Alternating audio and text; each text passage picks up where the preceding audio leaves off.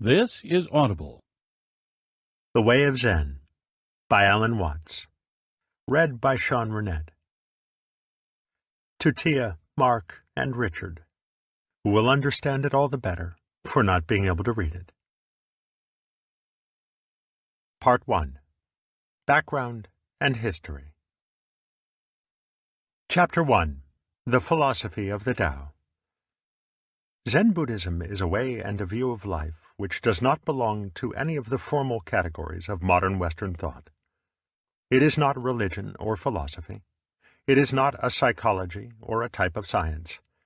It is an example of what is known in India and China as a way of liberation, and is similar in this respect to Taoism, Vedanta, and yoga. As will soon be obvious, a way of liberation can have no positive definition. It has to be suggested by saying what it is not, somewhat as a sculptor reveals an image by the act of removing pieces of stone from a block. Historically, Zen may be regarded as the fulfillment of long traditions of Indian and Chinese culture, though it is actually much more Chinese than Indian. And since the 12th century, it has rooted itself deeply and most creatively in the culture of Japan.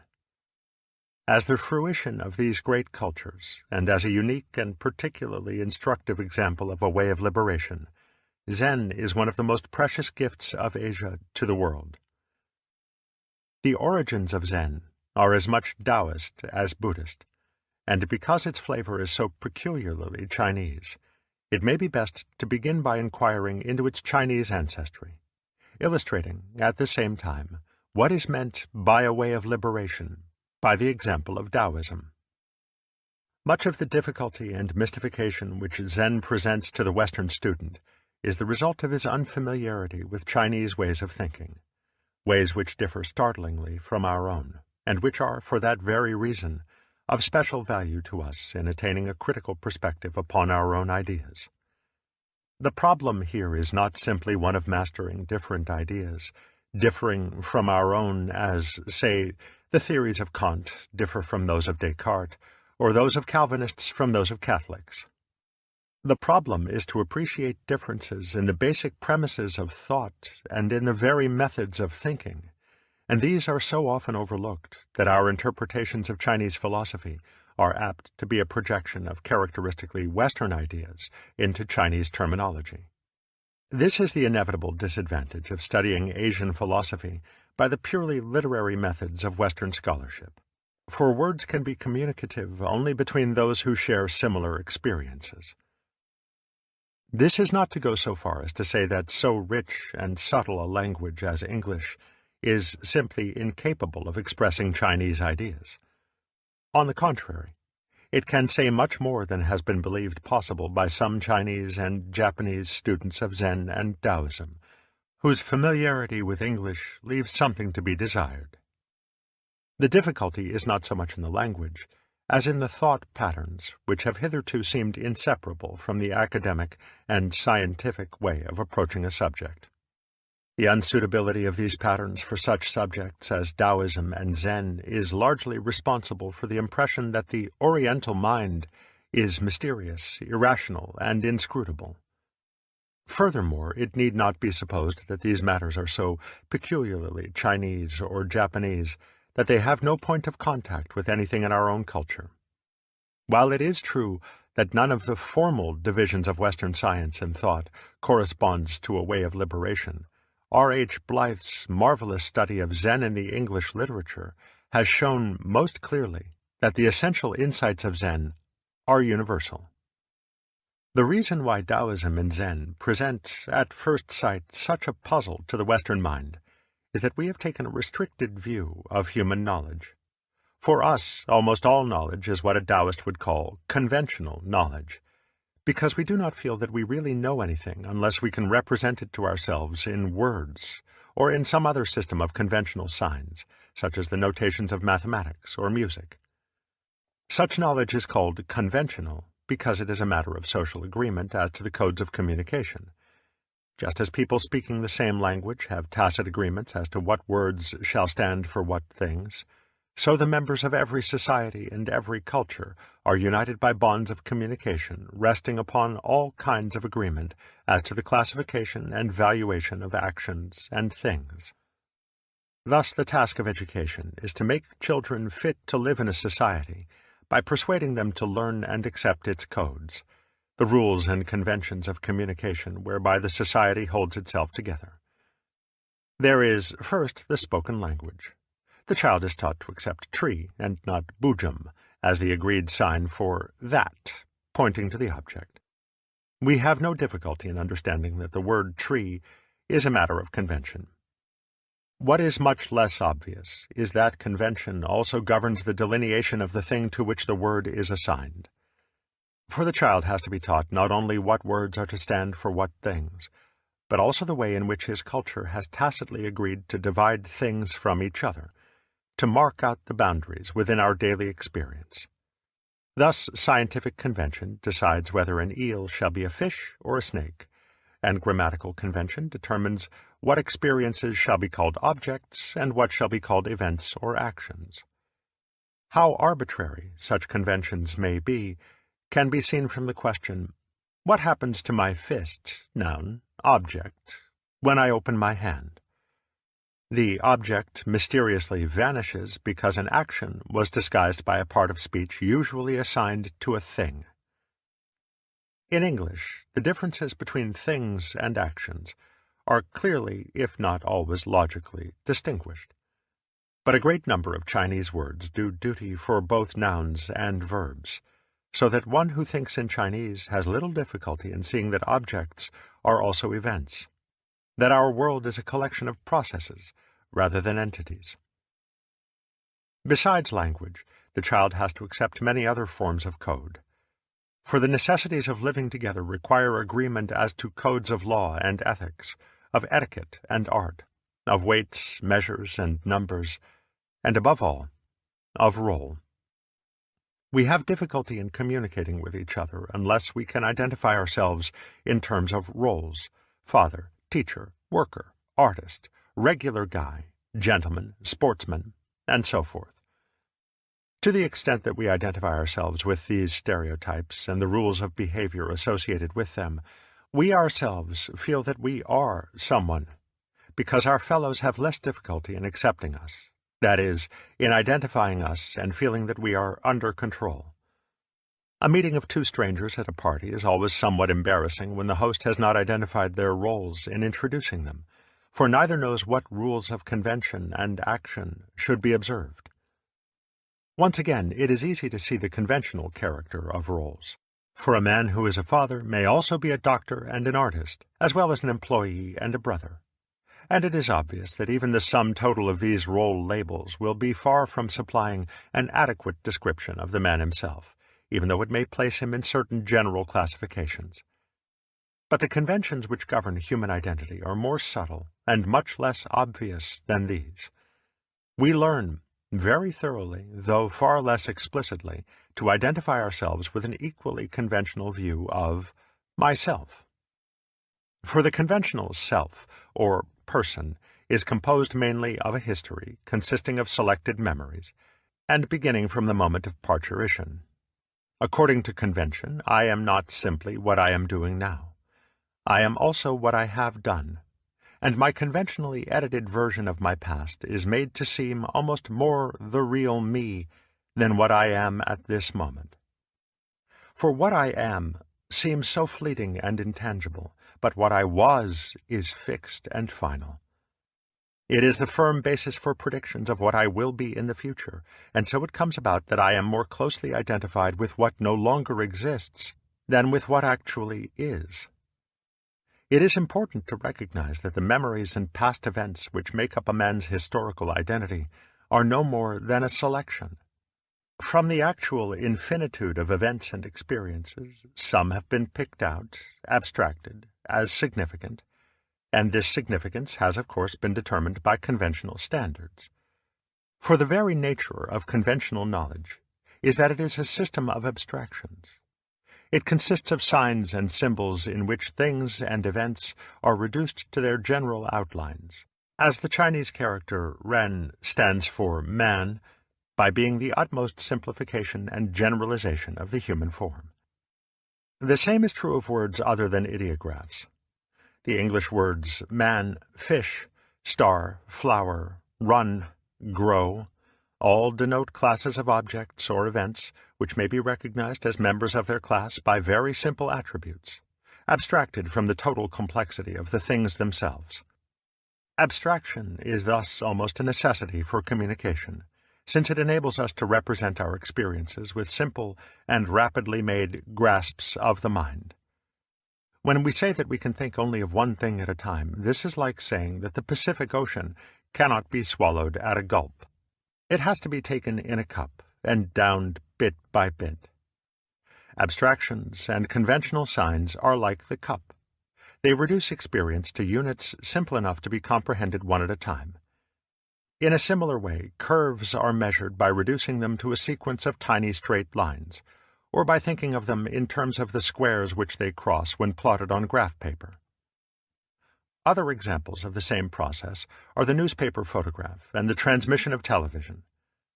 In the former, a natural scene is reproduced in terms of light and heavy dots arranged in a screen or grid-like pattern, so as to give the general impression of a black-and-white photograph when seen without a magnifying glass. Much as it may look like the original scene, it is only a reconstruction of the scene in terms of dots, somewhat as our conventional words and thoughts are reconstructions of experience in terms of abstract signs. Even more like the thought process, the television camera transmits a natural scene in terms of a linear series of impulses which may be passed along a wire. Thus, communication by conventional signs of this type gives us an abstract, one-at-a-time translation of a universe in which things are happening all together at once, a universe whose concrete reality always escapes perfect description in those abstract terms. The perfect description of a small particle of dust by these means would take everlasting time, since one would have to account for every point in its volume. The linear, one-at-a-time character of speech and thought is particularly noticeable in all languages using alphabets, representing experience in long strings of letters. It is not easy to say why we must communicate with others, speak, and with ourselves, think, by this one-at-a-time method. Life itself does not proceed in this cumbersome linear fashion, and our own organisms could hardly live for a moment if they had to control themselves by taking thought of every breath, every beat of the heart, and every neural impulse. But if we are to find some explanation for this characteristic of thought, the sense of sight offers a suggestive analogy. For we have two types of vision, central and peripheral, not unlike the spotlight and the floodlight. Central vision is used for accurate work, like reading, in which our eyes are focused on one small area after another, like spotlights. Peripheral vision is less conscious, less bright than the intense ray of the spotlight. We use it for seeing at night, and for taking subconscious notice of objects and movements, not in the direct line of central vision. Unlike the spotlight, it can take in very many things at a time. There is, then, an analogy, and perhaps more than a mere analogy, between central vision and conscious one-at-a-time thinking, and between peripheral vision and the rather mysterious process which enables us to regulate the incredible complexity of our bodies without thinking at all. It should be noted, further, that we call our bodies complex as a result of trying to understand them in terms of linear thought, of words and concepts. But the complexity is not so much in our bodies as in the task of trying to understand them by this means of thinking. It is like trying to make out the features of a large room with no other light than a single bright ray. It is as complicated as trying to drink water with a fork instead of a cup. In this respect, the Chinese written language has a slight advantage over our own, and is perhaps symptomatic of a different way of thinking. It is still linear, still a series of abstractions taken in one at a time, but its written signs are a little closer to life than spelled words because they are essentially pictures, and as a Chinese proverb puts it, one showing is worth 100 sayings. Compare, for example, the ease of showing someone how to tie a complex knot with the difficulty of telling him how to do it in words alone. Now, the general tendency of the Western mind is to feel that we do not really understand what we cannot represent, what we cannot communicate, by linear signs, by thinking. We are like the wallflower who cannot learn a dance unless someone draws him a diagram of the steps, who cannot get it by the feel. For some reason, we do not trust and do not fully use the peripheral vision of our minds. We learn music, for example, by restricting the whole range of tone and rhythm to a notation of fixed tonal and rhythmic intervals, a notation which is incapable of representing Oriental music. But the Oriental musician has a rough notation which he uses only as a reminder of a melody. He learns music not by reading notes, but by listening to the performance of a teacher, getting the feel of it, and copying him. And this enables him to acquire rhythmic and tonal sophistications, matched only by those Western jazz artists who use the same approach. We are not suggesting that Westerners simply do not use the peripheral mind. Being human, we use it all the time, and every artist, every workman, every athlete calls into play some special development of its powers. But it is not academically and philosophically respectable. We have hardly begun to realize its possibilities, and it seldom, if ever, occurs to us that one of its most important uses is for that knowledge of reality which we try to attain by the cumbersome calculations of theology, metaphysics, and logical interference. When we turn to ancient Chinese society, we find two philosophical traditions playing complementary parts: Confucianism and Taoism. Generally speaking, the former concerns itself with the linguistic, ethical, legal, and ritual conventions which provide the society with its system of communication. Confucianism, in other words, preoccupies itself with conventional knowledge, and under its auspices, children are brought up so that their originally wayward and whimsical natures are made to fit the Procrustean bed of the social order. The individual defines himself and his place in society in terms of the Confucian formulae. Taoism, on the other hand, is generally a pursuit of older men, and especially men who are retiring from active life in the community. Their retirement from society is a kind of outward symbol of an inward liberation from the bounds of conventional patterns of thought and conduct.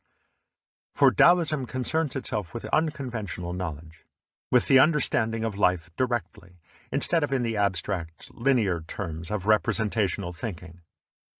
Confucianism presides, then, over the socially necessary task of forcing the original spontaneity of life into the rigid rules of convention, a task which involves not only conflict and pain, but also the loss of that peculiar naturalness and unself-consciousness for which little children are so much loved, and which is sometimes regained by saints and sages. The function of Taoism is to undo the inevitable damage of this discipline, and not only to restore, but also to develop the original spontaneity, which is termed zuran, or self-sowness. For the spontaneity of a child is still childish, like everything else about him. His education fosters his rigidity, but not his spontaneity.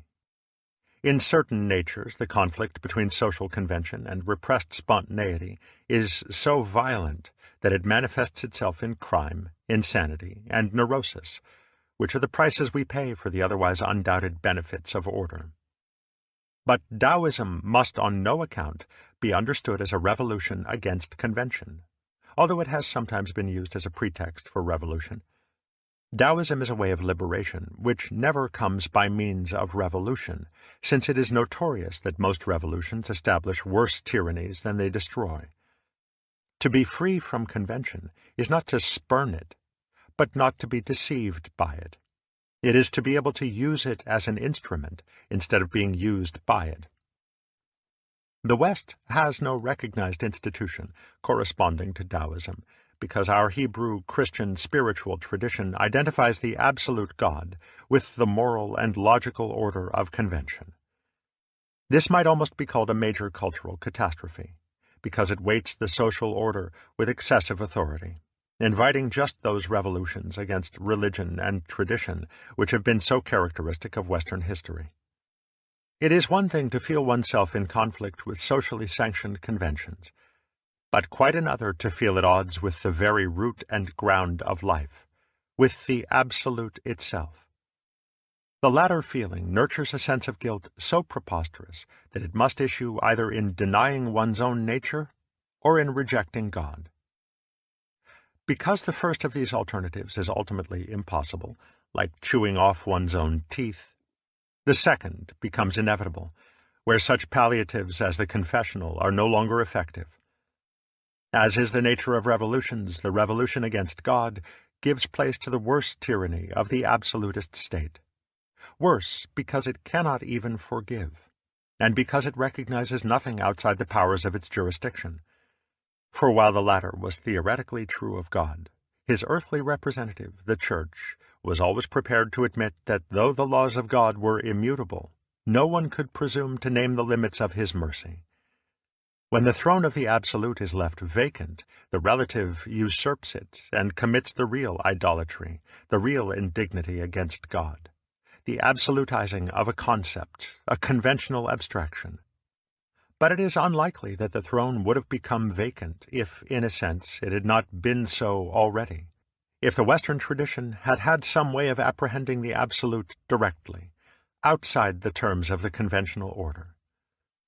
Of course, the very word absolute suggests to us something abstract and conceptual, such as pure being. Our very idea of spirit, as opposed to matter, seems to have more kinship with the abstract than the concrete. But with Taoism, as with other ways of liberation, the absolute must never be confused with the abstract.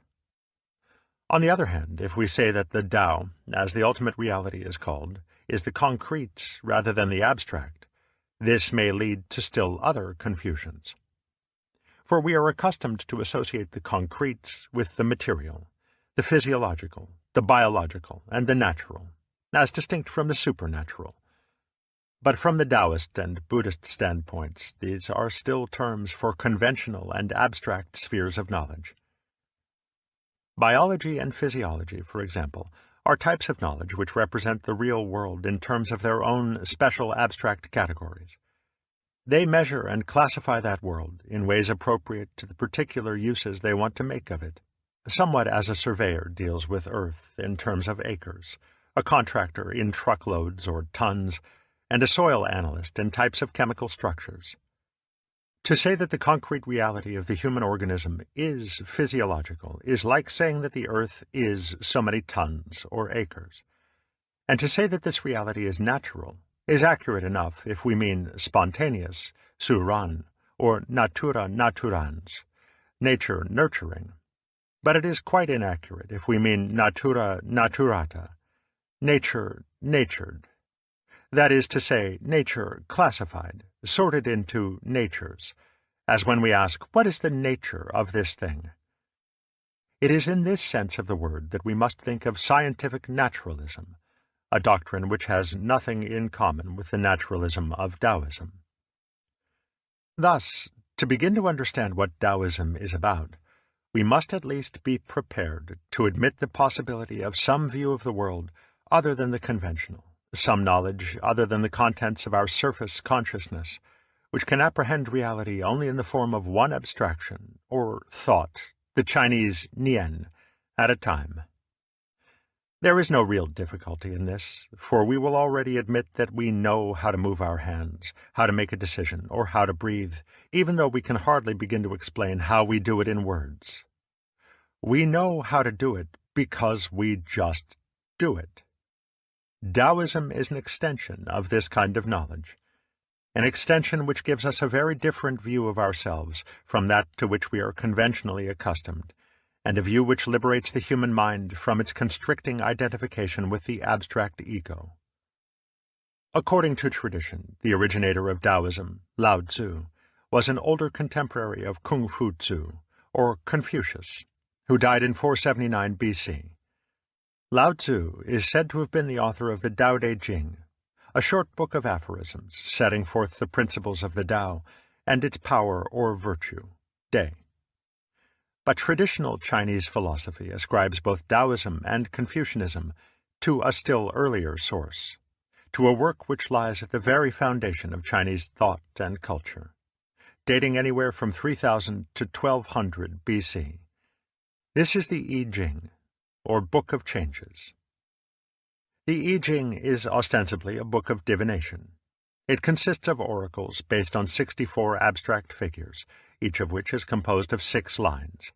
The lines are of 2 kinds, divided, negative, and undivided, positive, and the 6-line figures, or hexagrams, are believed to have been based on the various ways in which a tortoise shell will crack when heated.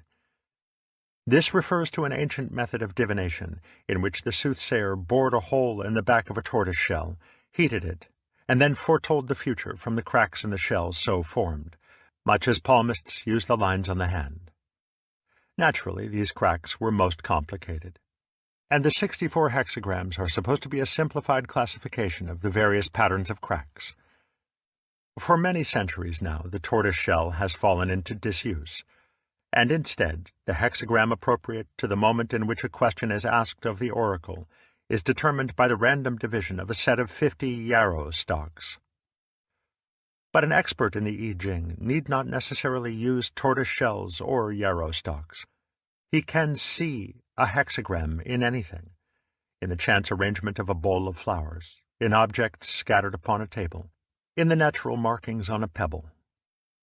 A modern psychologist will recognize in this something not unlike a Rorschach test, in which the psychological condition of a patient is diagnosed from the spontaneous images which he sees in a complex ink blot. Could the patient interpret his own projections upon the ink blot, he would have some useful information about himself for the guidance of his future conduct. In view of this, we cannot dismiss the divinatory art of the I Ching as mere superstition. Indeed, an exponent of the I Ching might give us quite a tough argument about the relative merits of our ways for making important decisions. We feel that we decide rationally because we base our decisions on collecting relevant data about the matter in hand. We do not depend upon such irrelevant trifles as the chance tossing of a coin, or the patterns of tea leaves, or cracks in a shell. Yet he might ask whether we really know what information is relevant, since our plans are constantly upset by utterly unforeseen incidents. He might ask how we know when we have collected enough information upon which to decide. If we were rigorously scientific in collecting information for our decisions, it would take us so long to collect the data that the time for action would have passed long before the work had been completed. So how do we know when we have enough? Does the information itself tell us that it is enough? On the contrary, we go through the motions of gathering the necessary information in a rational way, and then, just because of a hunch, or because we are tired of thinking, or because the time has come to decide, we act. He would ask whether this is not depending just as much upon irrelevant trifles as if we had been casting the yarrow stalks. In other words, the rigorously scientific method of predicting the future can be applied only in special cases, where prompt action is not urgent, where the factors involved are largely mechanical, or in circumstances so restricted as to be trivial. By far the larger part of our important decisions depend upon hunch, in other words, upon the peripheral vision of the mind. Thus, the reliability of our decisions rests ultimately upon our ability to feel the situation, upon the degree to which this peripheral vision has been developed. Every exponent of the I Ching knows this. He knows that the book itself does not contain an exact science, but rather a useful tool, which will work for him if he has a good intuition, or if, as he would say, he is in the Tao. Thus, one does not consult the oracle without proper preparation, without going quietly and meticulously through the prescribed rituals in order to bring the mind into that calm state where the intuition is felt to act more effectively. It would seem, then, that if the origins of Taoism are to be found in the I Ching, they are not so much in the text of the book itself, as in the way in which it was used, and in the assumptions underlying it. For experience in making decisions by intuition might well show that this peripheral aspect of the mind works best when we do not try to interfere with it, when we trust it to work by itself, zuran, spontaneously, self-so. Thus the basic principles of Taoism begin to unfold themselves. There is, first of all, the Tao, the indefinable, concrete process of the world, the way of life. The Chinese word means originally a way or road, and sometimes to speak, so that the first line of the Tao Te Ching contains a pun on the two meanings. The Tao which can be spoken is not eternal Tao. But in trying at least to suggest what he means, Lao Tzu says, "There was something vague before heaven and earth arose. How calm, how void! It stands alone, unchanging. It acts everywhere, untiring. It may be considered the mother of everything under heaven. I do not know its name, but call it by the word Tao." And again, "The Tao is something blurred and indistinct. How indistinct, how blurred! Yet within it are images. How blurred, how indistinct! Yet within it are things. How dim, how confused! Yet within it is mental power. Because this power is most true, within it there is confidence." Mental power is Jing, a word which combines the ideas of essential, subtle, psychic, or spiritual, and skillful. For the point seems to be that as one's own head looks like nothing to the eyes, yet is the source of intelligence, so the vague, void-seeming, and indefinable Tao is the intelligence which shapes the world with a skill beyond our understanding. The important difference between the Tao and the usual idea of God is that whereas God produces the world by making, Wei, the Tao produces it by not making, Wu Wei, which is approximately what we mean by growing. For things made are separate parts put together, like machines, or things fashioned from without inwards, like sculptures, whereas things grown divide themselves into parts, from within outwards. Because the natural universe works mainly according to the principles of growth, it would seem quite odd to the Chinese mind to ask it how it was made. If the universe were made, there would of course be someone who knows how it is made, who could explain how it was put together bit by bit, as a technician can explain in one-at-a-time words how to assemble a machine. But a universe which grows utterly excludes the possibility of knowing how it grows in the clumsy terms of thought and language, so that no Taoist would dream of asking whether the Tao knows how it produces the universe. For it operates according to spontaneity, not according to plan. Lao Tzu says, "The Tao's principle is spontaneity." But spontaneity is not by any means a blind, disorderly urge, a mere power of caprice. A philosophy restricted to the alternatives of conventional language has no way of conceiving an intelligence which does not work according to plan, according to a one-at-a-time order of thought. Yet the concrete evidence of such an intelligence is right to hand in our own thoughtlessly organized bodies. For the Tao does not know how it produces the universe, just as we do not know how we construct our brains. In the words of Lao Tzu's great successor, Zhuangzi, "Things are produced around us, but no one knows the whence. They issue forth, but no one sees the portal. Men, one and all, value that part of knowledge which is known. They do not know how to avail themselves of the unknown in order to reach knowledge. Is not this misguided?" The conventional relationship of the knower to the known is often that of the controller to the controlled, and thus of lord to servant. Thus, whereas God is the master of the universe, since he knows about it all, he knows, the relationship of the Tao to what it produces is quite otherwise. The great Tao flows everywhere, to the left and to the right. All things depend upon it to exist, and it does not abandon them. To its accomplishments it lays no claim. It loves and nourishes all things, but does not lord it over them. In the usual Western conception, God is also self-knowing, transparent through and through to his own understanding, the image of what man would like to be, the conscious ruler and controller, the absolute dictator of his own mind and body. But in contrast with this, the Tao is through and through mysterious and dark, Xuan. As a Zen Buddhist said of it in later times, "There is one thing. Above it supports heaven. Below it upholds earth.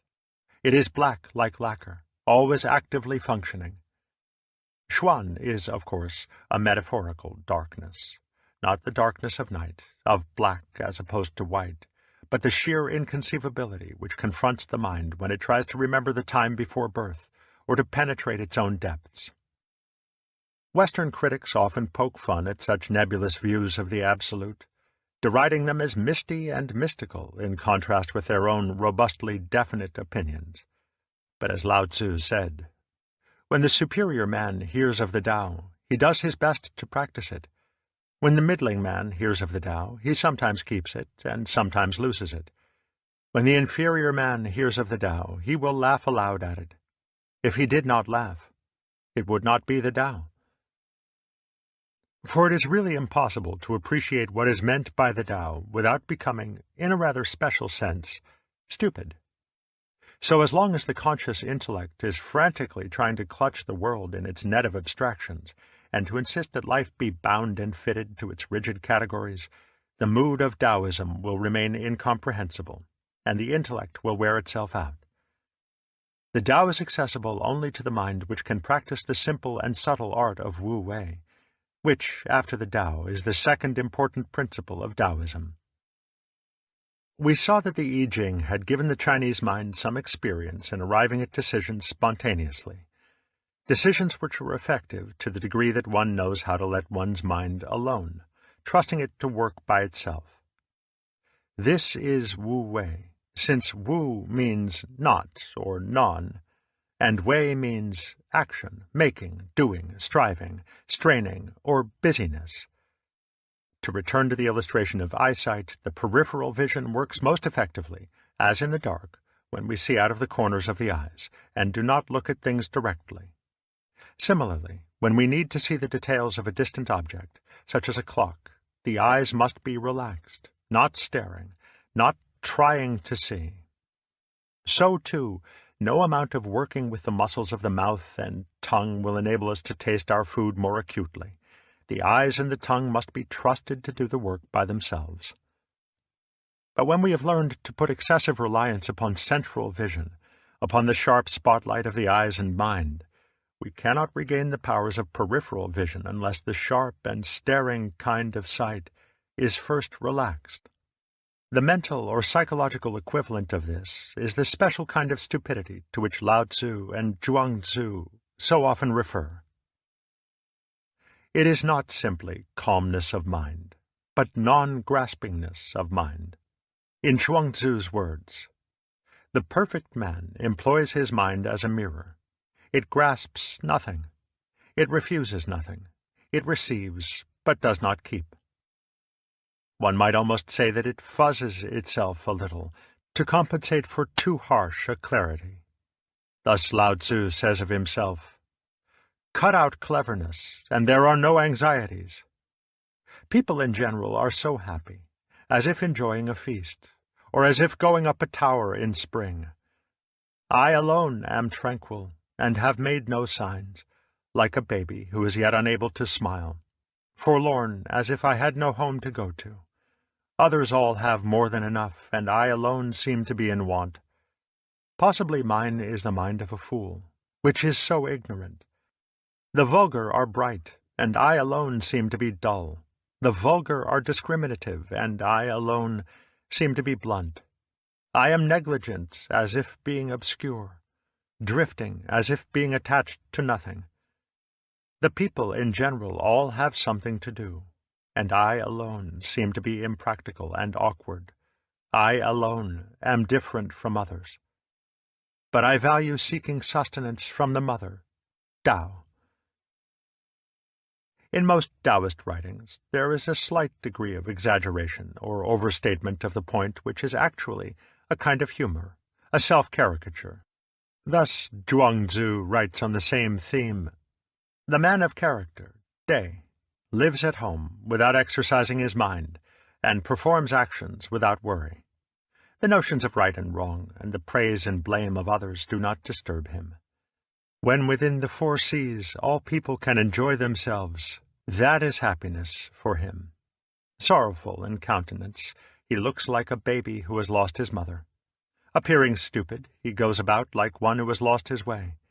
He has plenty of money to spend, but does not know where it comes from. He drinks and eats just enough, and does not know where the food comes from. Lao Tzu is still more forceful in his apparent condemnation of conventional cleverness. Cut out sagacity, discard knowingness, and the people will benefit an hundredfold. Cut out humanity, discard righteousness, and the people will regain love of their fellows. Cut out cleverness, discard the utilitarian, and there will be no thieves and robbers. Become unaffected, cherish sincerity, belittle the personal, reduce desires. The idea is not to reduce the human mind to a moronic vacuity, but to bring into play its innate and spontaneous intelligence by using it without forcing it. It is fundamental to both Taoist and Confucian thought that the natural man is to be trusted, and from their standpoint it appears that the Western mistrust of human nature, whether theological or technological, is a kind of schizophrenia. It would be impossible, in their view, to believe oneself innately evil without discrediting the very belief, since all the notions of a perverted mind would be perverted notions. However religiously emancipated, the technological mind shows that it has inherited the same division against itself when it tries to subject the whole human order to the control of conscious reason. It forgets that reason cannot be trusted if the brain cannot be trusted, since the power of reason depends upon organs that were grown by unconscious intelligence. The art of letting the mind alone is vividly described by another Taoist writer, Lieh Tzu, circa 398 BC, celebrated for his mysterious power of being able to ride upon the wind. This, no doubt, refers to the peculiar sensation of walking on air, which arises when the mind is first liberated. It is said that when Professor D.T. Suzuki was once asked how it feels to have attained Satori, the Zen experience of awakening, he answered, "Just like ordinary everyday experience, except about 2 inches off the ground." Thus, when asked to explain the art of riding on the wind, Lieh Tzu gave the following account of his training under his master Lao Sheng. After I had served him, for the space of 3 years, my mind did not venture to reflect on right and wrong. My lips did not venture to speak of profit and loss. Then, for the first time, my master bestowed one glance upon me, and that was all. At the end of 5 years, a change had taken place. My mind was reflecting on right and wrong, and my lips were speaking of profit and loss. Then, for the first time, my master relaxed his countenance and smiled. At the end of 7 years, there was another change. I let my mind reflect on what it would, but it no longer occupied itself with right and wrong. I let my lips utter whatsoever they pleased, but they no longer spoke of profit and loss. Then at last my master led me in to sit on the mat beside him. At the end of 9 years, my mind gave free rein to its reflections, my mouth free passage to its speech. Of right and wrong, profit and loss, I had no knowledge, either as touching myself or others. Internal and external were blended into unity. After that, there was no distinction between eye and ear, ear and nose, nose and mouth. All were the same. My mind was frozen, my body in dissolution, my flesh and bones all melted together. I was wholly unconscious of what my body was resting on, or what was under my feet. I was borne this way and that on the wind, like dry chaff or leaves falling from a tree. In fact, I knew not whether the wind was riding on me, or I on the wind. The state of consciousness described sounds not unlike being pleasantly drunk, though without the morning-after effects of alcohol.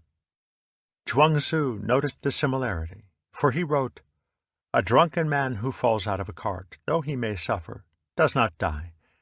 His bones are the same as other people's, but he meets the accident in a different way. His spirit is in a condition of security. He is not conscious of riding in the cart, neither is he conscious of falling out of it. Ideas of life, death, fear, etc.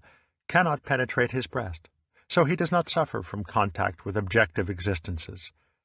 And if such security is to be got from wine, how much more is it to be got from spontaneity?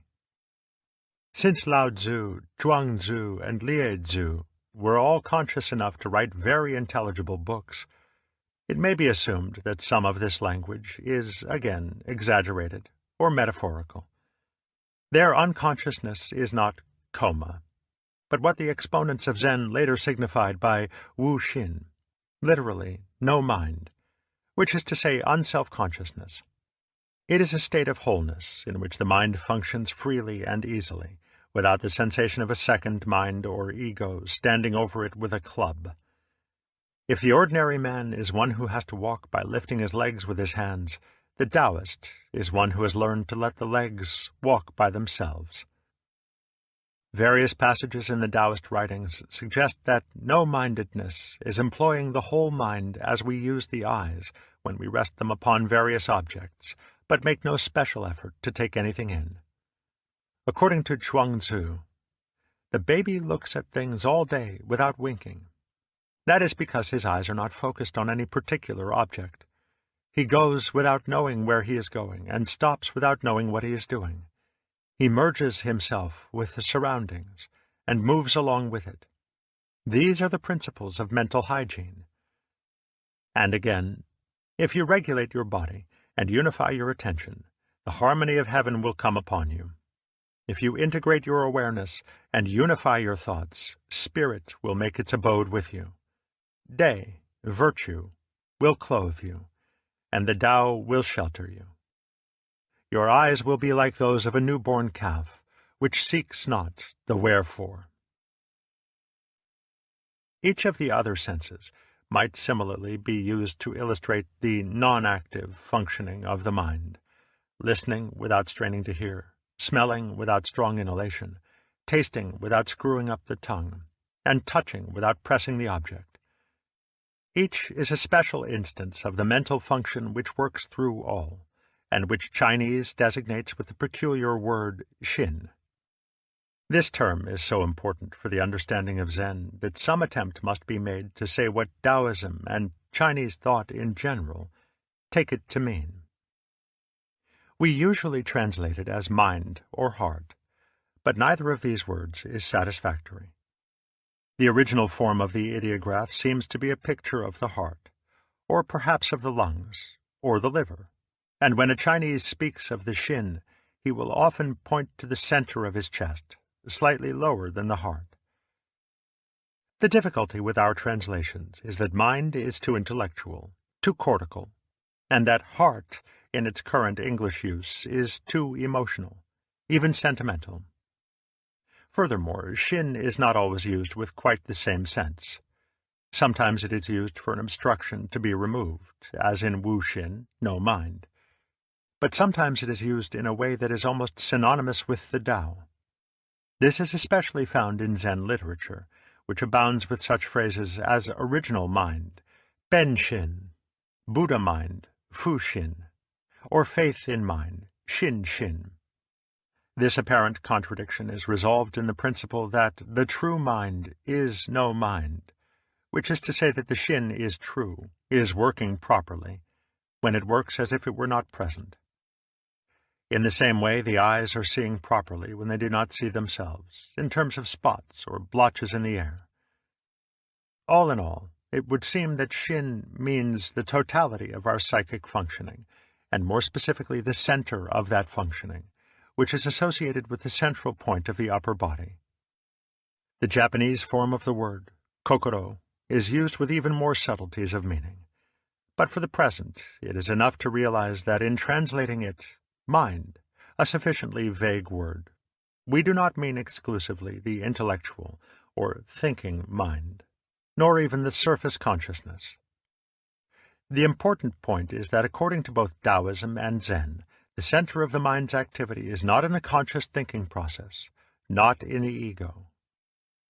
When a man has learned to let his mind alone, so that it functions in the integrated and spontaneous way that is natural to it, he begins to show the special kind of virtue or power called day. This is not virtue in the current sense of moral rectitude, but in the older sense of effectiveness, as one speaks of the healing virtues of a plant. Day is furthermore unaffected or spontaneous virtue, which cannot be cultivated or imitated by any deliberate method. Lao Tzu says, "Superior day is not day, and thus has day. Inferior day does not let go of day, and thus is not day. Superior day is non-active, wu-wei, and aimless. Inferior day is active and has an aim." The literal translation has a strength and depth which is lost in such paraphrases as superior virtue is not conscious of itself as virtue, and thus really is virtue. Inferior virtue cannot dispense with virtuosity, and thus is not virtue. When the Confucians prescribed a virtue which depended upon the artificial observance of rules and precepts, the Taoists pointed out that such virtue was conventional and not genuine. Zhuangzi made up the following imaginary dialogue between Confucius and Lao Tzu. "Tell me," said Lao Tzu, "in what consists charity and duty to one's neighbor?" "They consist," answered Confucius, "in a capacity for rejoicing in all things, in universal love, without the element of self. These are the characteristics of charity and duty to one's neighbor." "What stuff!" cried Lao Tzu. "Does not universal love contradict itself? Is not your elimination of self a positive manifestation of self? Sir, if you would cause the empire not to lose its source of nourishment, there is the universe. Its regularity is unceasing. There are the sun and moon. Their brightness is unceasing. There are the stars. Their groupings never change. There are the birds and beasts. They flock together without varying. There are trees and shrubs. They grow upwards without exception. Be like these. Follow Tao, and you will be perfect. Why then these vain struggles after charity and duty to one's neighbor, as though beating a drum in search of a fugitive? Alas, sir, you have brought much confusion into the mind of man." The Taoist critique of conventional virtue applied not only in the moral sphere, but also in the arts, crafts, and trades. According to Zhuangzi, Chui the artisan could draw circles with his hand better than with compasses. His fingers seemed to accommodate themselves so naturally to the thing he was working at that it was unnecessary to fix his attention. His mental faculties thus remained one, that is, integrated, and suffered no hindrance. To be unconscious of one's feet implies that the shoes are easy. To be unconscious of a waist implies that the girdle is easy. The intelligence of being unconscious of positive and negative implies that the heart, Shin, is at ease. And he who, beginning with ease, is never not at ease, is unconscious of the ease of ease. Just as the artisan who had mastered day could do without the artificiality of the compass, so the painter, the musician, and the cook would have no need for the conventional classifications of their respective arts. Thus Lao Tzu said, "The 5 colors will blind a man's sight. The 5 sounds will deaden a man's hearing. The 5 tastes will spoil a man's palate. Chasing and hunting will drive a man wild. Things hard to get will do harm to a man's conduct. Therefore the sage makes provision for the stomach, and not for the eye." This must by no means be taken as an ascetic's hatred of sense experience, for the point is precisely that the eye's sensitivity to color is impaired by the fixed idea that there are just 5 true colors. There is an infinite continuity of shading, and breaking it down into divisions with names distracts the attention from its subtlety. This is why the sage makes provision for the stomach, and not for the eye, which is to say that he judges by the concrete content of the experience, and not by its conformity with purely theoretical standards. In sum, then, day is the unthinkable ingenuity and creative power of man's spontaneous and natural functioning. a power which is blocked when one tries to master it in terms of formal methods and techniques. It is like the centipede's skill in using 100 legs at once. The centipede was happy, quite, until a toad, in fun, said, "Pray, which leg goes after which?" This worked his mind to such a pitch, he lay distracted in a ditch, considering how to run. A profound regard for day underlies the entire higher culture of the Far East, so much so that it has been made the basic principle of every kind of art and craft. While it is true that these arts employ what are, to us, highly difficult technical disciplines, it is always recognized that they are instrumental and secondary, and that superior work has the quality of an accident. This is not a masterful mimicry of the accidental, an assumed spontaneity in which the careful planning does not show. It lies at a much deeper and more genuine level. For what the culture of Taoism and Zen proposes is that one might become the kind of person who, without intending it, is the source of marvelous accidents. Taoism is, then, the original Chinese way of liberation, which combined with Indian Mahayana Buddhism to produce Zen. It is a liberation from convention and of the creative power of day. Every attempt to describe and formulate it in words and one-at-a-time thought symbols must, of necessity, distort it. The foregoing chapter has perforce made it seem one of the vitalist or naturalistic philosophical alternatives. For Western philosophers are constantly bedeviled by the discovery that they cannot think outside certain well-worn ruts, that however hard they may try, their new philosophies turn out to be restatements of ancient positions, monist or pluralist, realist or nominalist, vitalist or mechanist. This is because they are the only alternatives which the conventions of thought can present, and they cannot discuss anything else without presenting it in their own terms. When we try to represent a third dimension upon a two-dimensional surface, it will of necessity seem to belong more or less to the two alternatives of length and breadth. In the words of Zhuangzi, were language adequate, it would take but a day fully to set forth Tao. Not being adequate, it takes that time to explain material existences. Tao is something beyond material existences. It cannot be conveyed either by words or by silence. Chapter 2. The Origins of Buddhism. Chinese civilization was at least 2,000 years old when it first encountered Buddhism. Thus the new philosophy entered into a solidly established culture in which it could hardly become acceptable without major adaptations to the Chinese mentality, even though there were some resemblance between Taoism and Buddhism, so strong that they have aroused speculation as to whether contacts between the two were much earlier than has been supposed. China absorbed Buddhism as it has absorbed so many other external influences, not only philosophies and ideas, but also alien populations and invaders. Undoubtedly, this is due in some measure to the extraordinary stability and maturity which the Chinese have derived from Confucianism. Reasonable, unfanatical, humanistic, Confucianism is one of the most workable patterns of social convention that the world has known. Coupled with the let well enough alone attitude of Taoism, it nurtured a mellow and rather easy-going type of mentality, which, when it absorbed Buddhism, did much to make it more practical. That is to say, it made Buddhism a possible way of life for human beings, for people with families, with everyday work to do, and with normal instincts and passions. It was a basic Confucian principle that it is man who makes truth great, not truth which makes man great.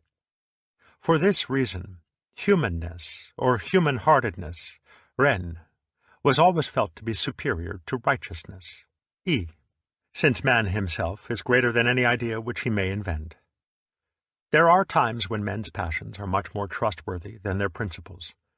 Since opposed principles or ideologies are irreconcilable, wars fought over principle will be wars of mutual annihilation.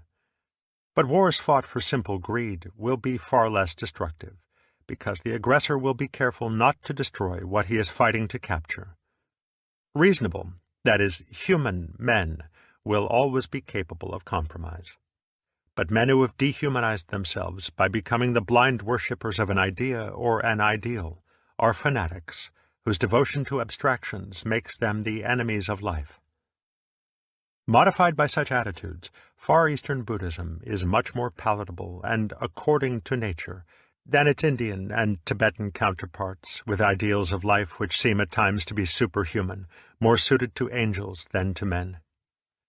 Even so, all forms of Buddhism subscribe to the middle way between the extremes of angel, deva, and demon, preta, ascetic and sensualist, and claim that supreme awakening, or Buddhahood, can be attained only from the human state. There are some serious difficulties in the way of giving an historically accurate account of Indian Buddhism, as of the whole philosophical tradition from which it arose.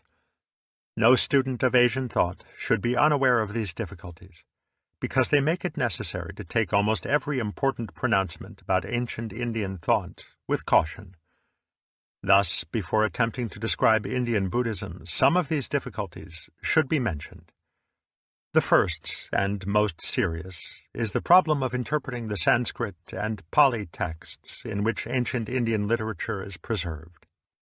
This is especially true of Sanskrit, the sacred language of India, and more particularly the form of Sanskrit used in the Vedic period. Both Western and Indian scholars are uncertain as to its exact interpretation, and all modern dictionaries rely heavily on a single source, the lexicon compiled by Bötlink and Roth in the latter part of the last century, and now admitted to contain a great deal of guesswork. This seriously affects our understanding of the primary sources of Hinduism, the Vedas and Upanishads. The discovery of proper European equivalents for philosophical terms has been hindered by the fact that early lexicographers were all too ready to find correspondence with Western theological terms, since one of the primary objects of their studies was to assist the missionaries. The second is that it is extremely hard to know what was the original form of Buddhism. There are two sets of Buddhist scriptures, the Pali Canon of the Theravada or Southern School of Buddhism, which flourishes in Ceylon, Burma, and Thailand, and the Sanskrit, Tibetan, Chinese canon of the Mahayana or Northern School. There is a general consensus of scholars that the Pali Canon is, on the whole, the earlier of the two, and that the principal sutras, as the sacred texts are called, of the Mahayana canon were all compiled after 100 BC. However, the literary form of the Pali Canon does not suggest that it represents the actual words of Gautama the Buddha. If the Upanishads are characteristic of the style of discourse of an Indian teacher between 800 and 300 BC, they bear little resemblance to the tediously repetitious and scholastic style of most Buddhist scriptures. There can be little doubt that the greater part of both Buddhist canons is the work of the Pandits of the Sangha, the Buddhist monastic order, for it shows every sign of being the reverential elaboration of an original doctrine. As with Russian icons, the original painting has been almost lost to sight in the overlay of jewels and gold. The third is that the Hindu-Buddhist tradition has never had the historical sense of the Hebrew-Christian tradition, so that there are few, if any, marks to indicate the date of a given text. Scriptures were handed down by oral tradition for an interminable period of time before being committed to writing, and it is quite possible that historical references could have been changed to suit the times as the oral form was handed down. Furthermore, a Buddhist monk writing in AD 200 would have no compunction in attributing his own words to the Buddha if he felt sincerely that they were an expression not of personal opinion, but of the supra-personal state of awakening to which he had attained. He would attribute the words to the Buddha as speaking in a spiritual rather than material body. The danger of scholarship is always that, in extreme specialization, it may be unable to see the forest for the trees. But the problem of gaining some idea of the thought of India at the time of the Buddha, 6 centuries before Christ, is not to be solved by careful piecework alone, necessary as this may be. There is, however, enough reliable information to suggest the grand and beautifully ordered form of Upanishadic Hinduism if we do not read it with our noses against the page.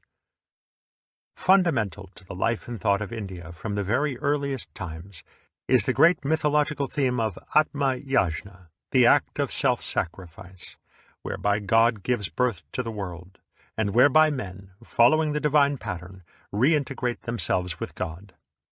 The act by which the world is created is the same act by which it is consummated, the giving up of one's life, as if the whole process of the universe were the type of game in which it is necessary to pass on the ball as soon as it is received. Thus, the basic myth of Hinduism is that the world is God playing hide-and-seek with himself.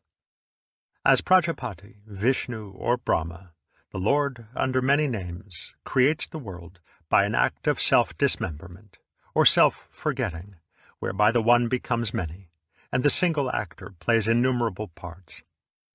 In the end, he comes again to himself, only to begin the play once more, the one dying into the many, and the many dying into the one. 1,000 heads hath Purusha, 1,000 eyes, 1,000 feet. On every side pervading earth, he fills a space 10 fingers wide. This Purusha is all that yet hath been, and all that is to be, the Lord of immortality, that waxes greater still by food. So mighty is his greatness, yea, greater than this is Purusha.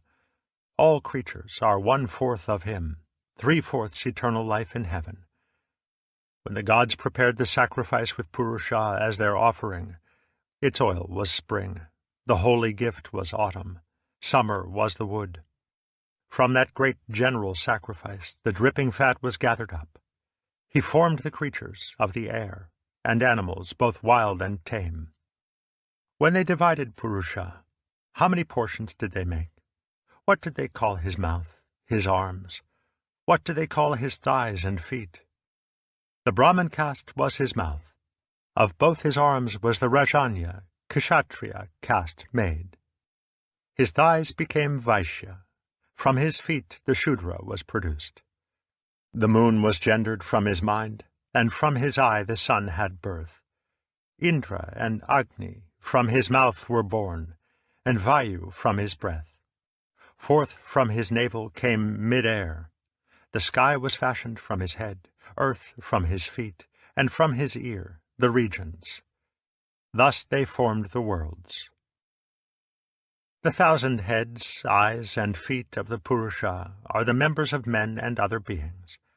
For the point is that that which knows in and through every individual is God himself, the Atman, or self of the world. Every life is a part or role in which the mind of God is absorbed, somewhat as an actor absorbs himself in being Hamlet, and forgets that in real life he is Mr. Smith. By the act of self-abandonment, God becomes all beings, yet at the same time does not cease to be God. All creatures are 1/4 of him, 3/4 eternal life in heaven. For God is divided in play, in make-believe, but remains undivided in reality, so that when the play comes to an end, the individualized consciousness awakes to find itself divine. In the beginning this world was Atman, the self, alone in the form of Purusha. Looking about, he saw nothing other than himself. He said first, I am. Thence came the word, I. Thus, even now, when one is spoken to, he first answers simply, it is I, and then tells whatever name he has. On all sides that has hands and feet, on all sides eyes, heads, and faces, on all sides in the world it hears. All things it embraces. It is important to remember that this picture of the world as the play, Leela, of God, is mythological in form. If, at this stage, we were to translate it directly into philosophical statement, it would be a crude type of pantheism, with which Hindu philosophy is generally and erroneously confused. Thus the idea of each man, each thing, as a part which the Purusha plays in the state of self-forgetting, must not be confused with a logical or scientific statement of fact. The form of statement is poetic, not logical.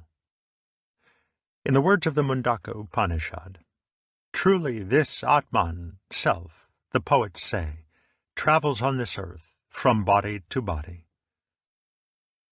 Hindu philosophy has not made the mistake of imagining that one can make an informative, factual, and positive statement about the ultimate reality. As the same Upanishad says, where knowledge is without duality, without action, cause or effect, unspeakable, incomparable, beyond description, what is that? It is impossible to say. Every positive statement about ultimate things must be made in the suggestive form of myth, of poetry. For in this realm, the direct and indicative form of speech can say only neti neti, no, no, since what can be described and categorized must always belong to the conventional realm. Hindu mythology elaborates the theme of the divine play on a fabulous scale, embracing not only colossal concepts of time and space, but also the widest extremes of pleasure and pain, virtue and depravity. The inmost self of saint and sage is no less the veiled Godhead than the inmost self of the debauchee, the coward, the lunatic, and the very demons. The opposites, dvandva, of light and darkness, good and evil, pleasure and pain, are the essential elements of the game. For although the Godhead is identified with truth, sat, consciousness, chit, and bliss, ananda, the dark side of life has its integral part in the game, just as every drama must have its villain, to disrupt the status quo, and as the cards must be shuffled, thrown into chaos, in order that there may be a significant development of the play. For Hindu thought, there is no problem of evil. The conventional, relative world is necessarily a world of opposites. Light is inconceivable apart from darkness. Order is meaningless without disorder. And likewise, up without down, sound without silence, pleasure without pain.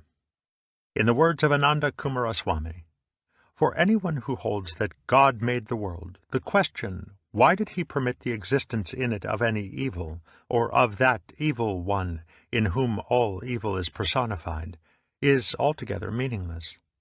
One might as well inquire why he did not make a world without dimensions, or one without temporal succession. According to the myth, the divine play goes on through endless cycles of time, through periods of manifestation and withdrawal of the worlds measured in units of kalpas, the kalpa being a span of 4,320,000,000 years. From the human standpoint, such a conception presents a terrifying monotony, since it goes on aimlessly, forever and ever. But from the divine standpoint, it has all the fascination of the repetitious games of children, which go on, because time has been forgotten, and has reduced itself to a single, wondrous instant. The foregoing myth is not the expression of a formal philosophy, but of an experience or state of consciousness which is called moksha, or liberation. On the whole, it is safer to say that Indian philosophy is primarily this experience. It is only quite secondarily a system of ideas which attempt to translate the experience into conventional language. At root, then, the philosophy becomes intelligible only by sharing the experience, which consists of the same type of non-conventional knowledge found in Taoism. It is also termed Atma-jnana, self-knowledge, or Atma-bodha, self-awakening, since it may be considered as the discovery of who or what I am when I am no longer identified with any role or conventional definition of the person. Indian philosophy does not describe the content of this discovery, except in mythological terms, using the phrase, I am Brahman, Aham Brahman, or that art thou, Tat Tvam Asi, to suggest that self-knowledge is a realization of one's original identity with God. But this does not imply what claiming to be God means in a Hebrew-Christian context, where mythical language is ordinarily confused with factual language, so that there is no clear distinction between God as described in the terms of conventional thought and God as he is in reality. A Hindu does not say, "I am Brahman," with the implication that he is, personally, in charge of the whole universe, and informed as to every detail of its operation. On the one hand, he is not speaking of identity with God at the level of his superficial personality. On the other, his God, Brahman, is not in charge of the universe in a personal way. He does not know and act in the manner of a person, since he does not know the universe in terms of conventional facts, nor act upon it by means of deliberation, effort, and will. It may be of significance that the word Brahman is from the root bre, to grow, since his creative activity, like that of the Tao, is with the spontaneity proper to growth, as distinct from the deliberation proper to making. Furthermore, though Brahman is said to know himself, this knowing is not a matter of information, a knowledge such as one has of objects distinct from a subject. In the words of Shankara, "For he is the knower, and the knower can know other things, but cannot make himself the object of his own knowledge, in the same way that fire can burn other things, but cannot burn itself." To the Western mind, the puzzle of Indian philosophy is that it has so much to say about what the moksha experience is not, and little or nothing to say about what it is. This is naturally bewildering, for if the experience is really without content, or if it is so lacking in relation to the things which we consider important, how is one to explain the immense esteem which it holds in the Indian scheme of life? Even at the conventional level, it is surely easy to see that knowing what is not so is often quite as important as knowing what is. Even when medicine can suggest no effective remedy for the common cold, there is some advantage in knowing the uselessness of certain popular nostrums. Furthermore, the function of negative knowledge is not unlike the uses of space, the empty page upon which words can be written, the empty jar into which liquid can be poured, the empty window through which light can be admitted, and the empty pipe through which water can flow. Obviously, the value of emptiness lies in the movements it permits, or in the substance which it mediates and contains. But the emptiness must come first. This is why Indian philosophy concentrates on negation, on liberating the mind from the concepts of truth. It proposes no idea, no description of what is to fill the mind's void, because the idea would exclude the fact, somewhat as a picture of the sun on the window pane would shut out the true sun's light. Whereas the Hebrews would not permit an image of God in wood or stone, the Hindus will not permit an image of thought, unless it be so obviously mythological as not to be mistaken for the reality. Therefore, the practical discipline, sadhana, of the way of liberation is a progressive disentanglement of one's self, Atman, from every identification. It is to realize that I am not this body, these sensations, these feelings, these thoughts, this consciousness. The basic reality of my life is not any conceivable object. Ultimately, it is not even to be identified with any idea, as of God or Atman. In the words of the Mandukya Upanishad, it is that which is conscious neither of the subjective nor of the objective, nor of both, which is neither simple consciousness, nor undifferentiated sentience, nor mere darkness. It is unseen, without relations, incomprehensible, uninferable, and indescribable, the essence of self-consciousness, the ending of Maya. The Atman is to our total consciousness what the head is to the sense of sight, neither light nor darkness, neither full nor empty, only an inconceivable beyond. In the moment when every last identification of the self with some object or concept has ceased, in the state called nirvikalpa, or without conception, there flashes forth from its unknown depths the state of consciousness which is called divine. The knowledge of Brahman. Translated into conventional and, let it be repeated, mythopoetic language, the knowledge of Brahman is represented as the discovery that this world, which seemed to be many, is in truth one, that all is Brahman, and that all duality is falsely imagined. Taken as statements of fact, such utterances are logically meaningless and convey no information.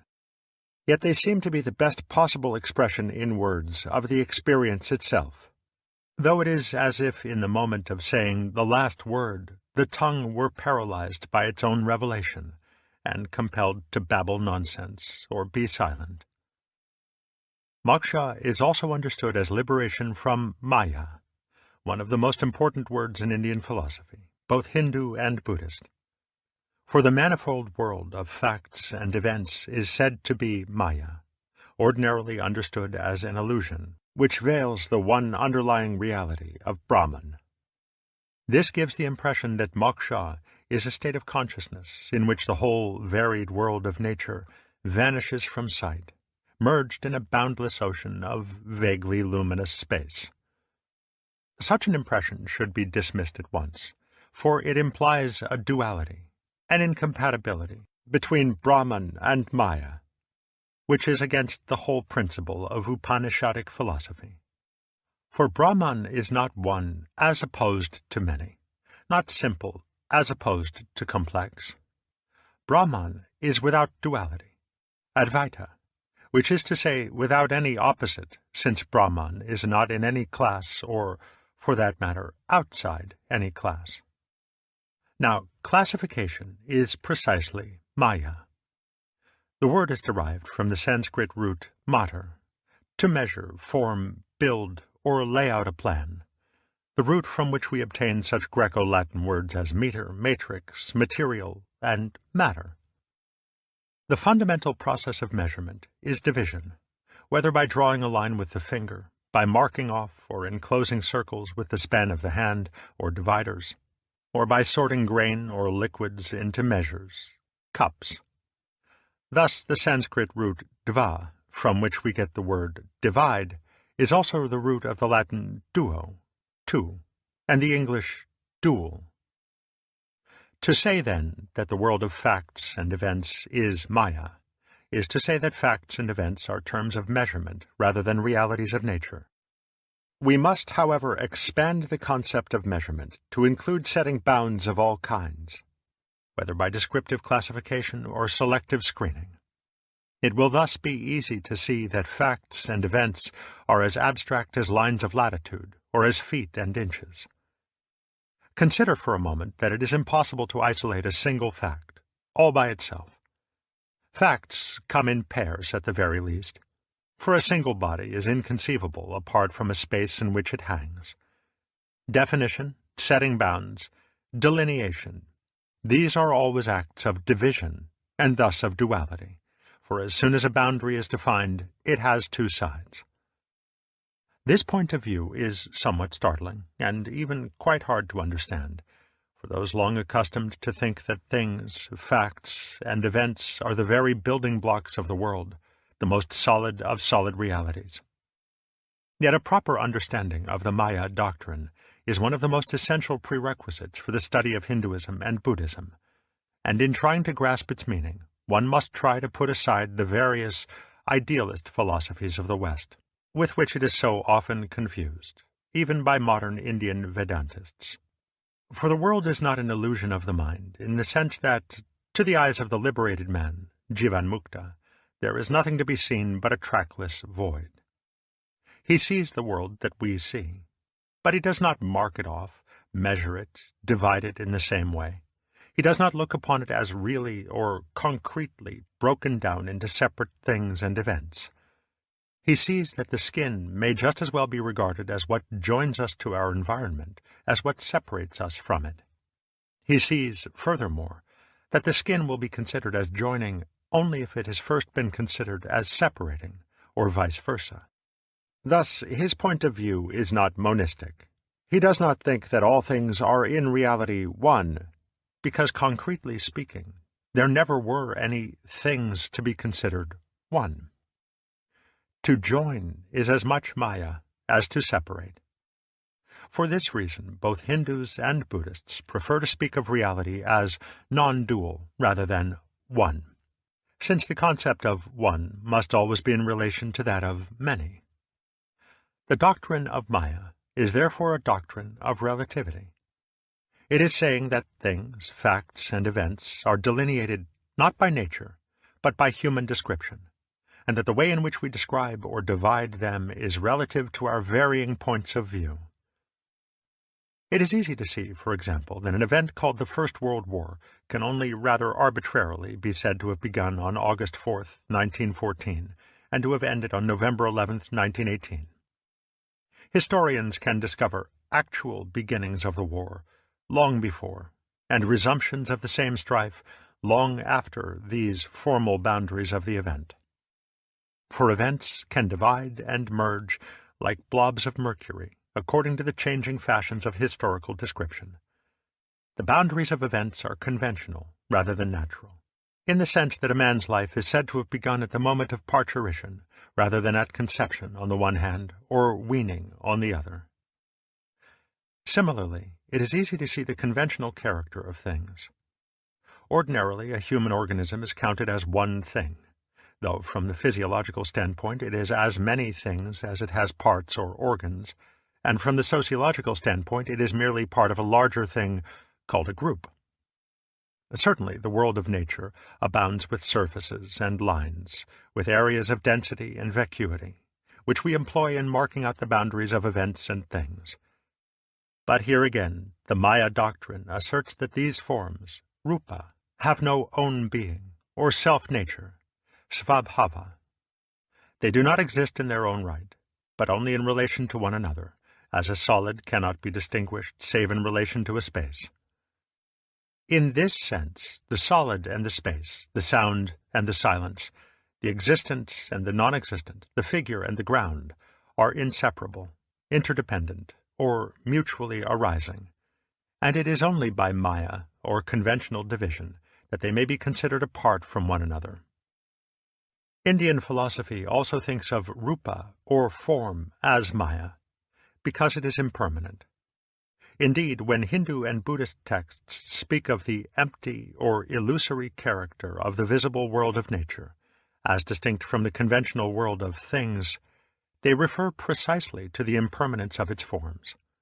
Form is flux, and thus Maya, in the slightly extended sense that it cannot be firmly marked down or grasped.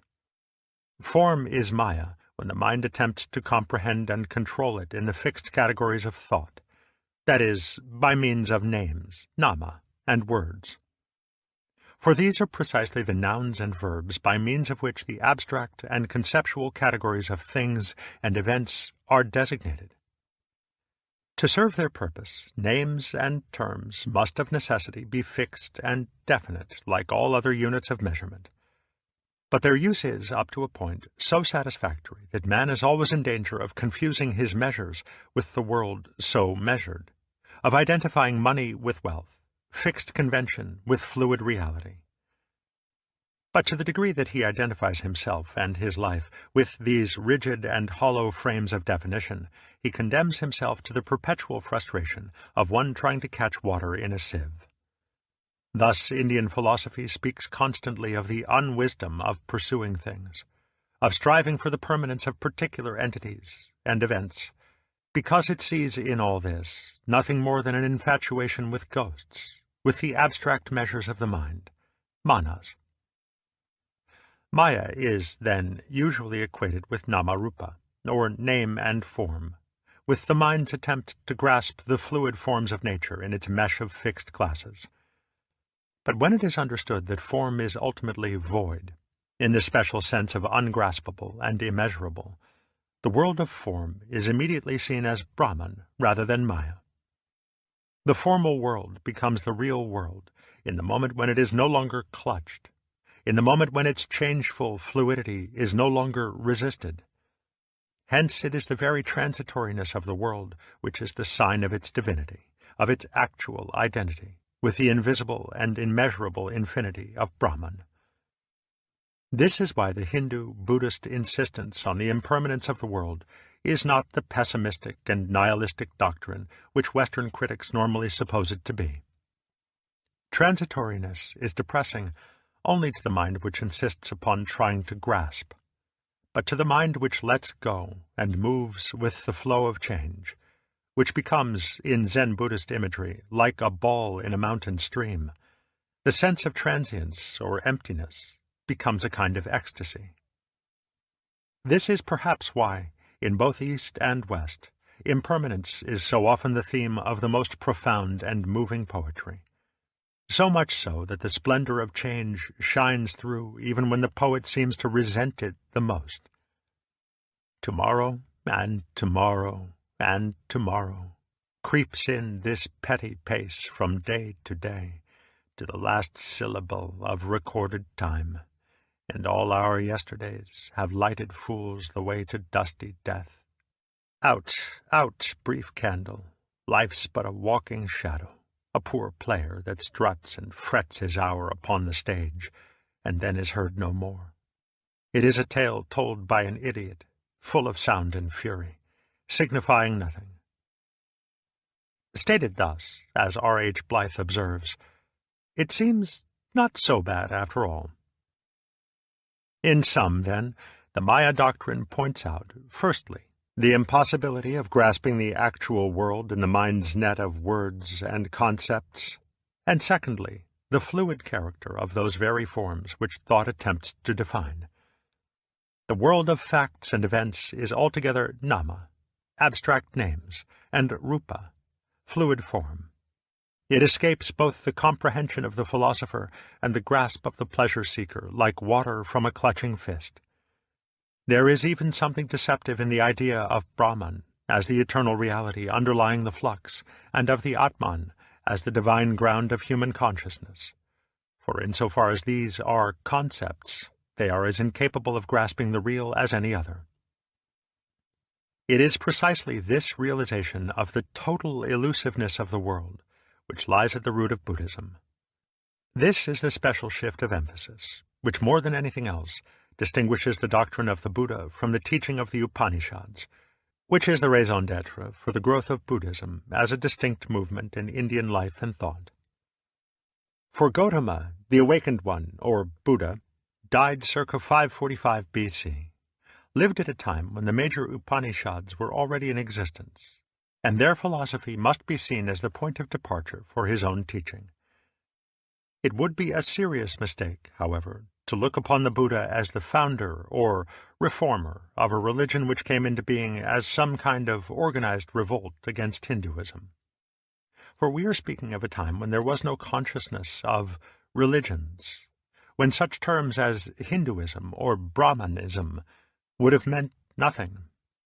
There was simply a tradition, embodied in the orally transmitted doctrine of the Vedas and Upanishads, a tradition that was not specifically religious in that it involved a whole way of life, and concerned everything from the methods of agriculture to the knowledge of the ultimate reality. The Buddha was acting in full accord with this tradition when he became a rishi, or forest sage, who had abandoned the life of the householder and divested himself of caste in order to follow a way of liberation. As with every other rishi, the method of his way of liberation had certain characteristic features, and his doctrine contained criticisms of men's failure to practice the tradition which they professed. Furthermore, he was being entirely traditional in his abandonment of caste, and in accepting a following of casteless and homeless students.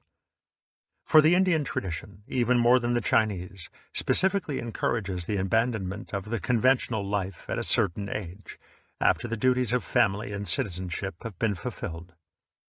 Relinquishment of caste is the outward and visible sign of the realization that one's true state is unclassified, that one's role or person is simply conventional, and that one's true nature is no thing and no body.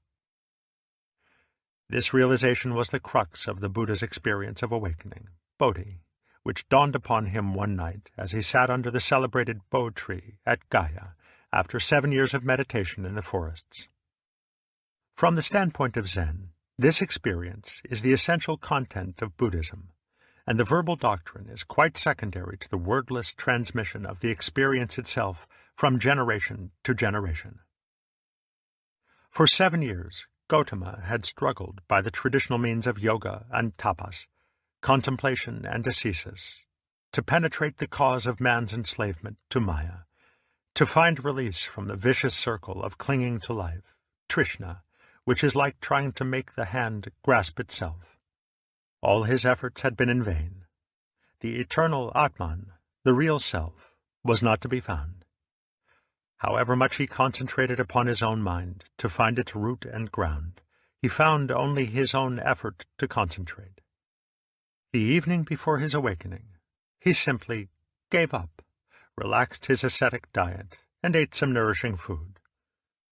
Thereupon he felt at once that a profound change was coming over him.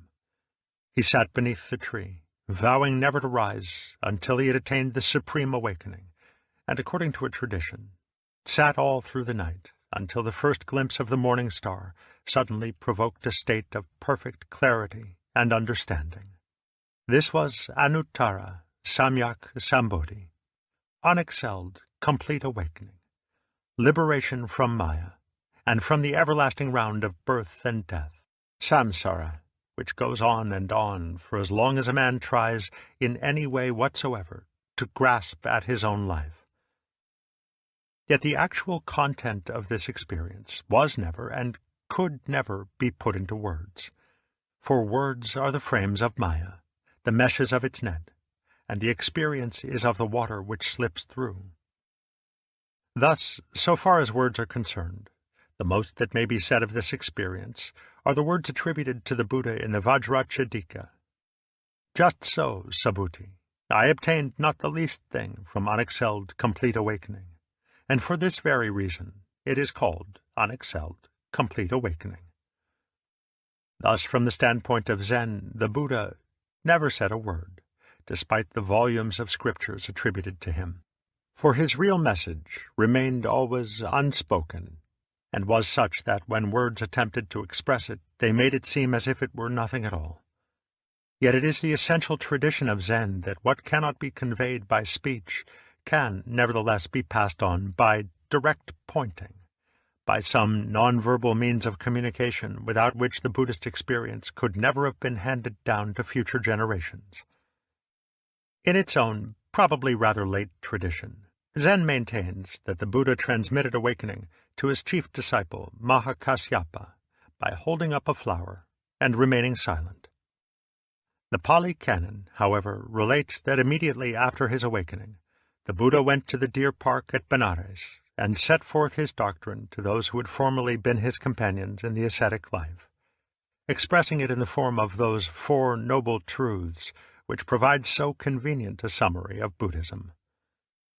These 4 truths are patterned on the traditional Vedic form of a physician's diagnosis and prescription, the identification of the disease and of its cause, the pronouncement as to whether it may be cured, and the prescription for the remedy. The first truth is concerned with the problematic word dukkha, loosely translatable as suffering, and which designates the great disease of the world for which the Buddha's method, dharma, is the cure. Birth is dukkha, decay is dukkha, sickness is dukkha, death is dukkha. So also are sorrow and grief. To be bound with things which we dislike, and to be parted from things which we like, these also are dukkha. Not to get what one desires, this also is dukkha. In a word, this body, this 5-fold aggregation based on clutching, Trishna, this is dukkha. This, however, cannot be compressed into the sweeping assertion that life is suffering. The point is rather that life, as we usually live it, is suffering, or, more exactly, is bedeviled by the peculiar frustration which comes from attempting the impossible. Perhaps, then, frustration is the best equivalent for dukkha, even though the word is the simple antonym of sukha, which means pleasant or sweet. In another formulation of the Buddha's teaching, dukkha is one of the 3 characteristics of being, or becoming, bhava, whereof the other 2 are anitya, impermanence, and anatman, absence of any self. These 2 terms are of basic importance. The anitya doctrine is again not quite the simple assertion that the world is impermanent, but rather that the more one grasps at the world, the more it changes. Reality in itself is neither permanent nor impermanent. It cannot be categorized.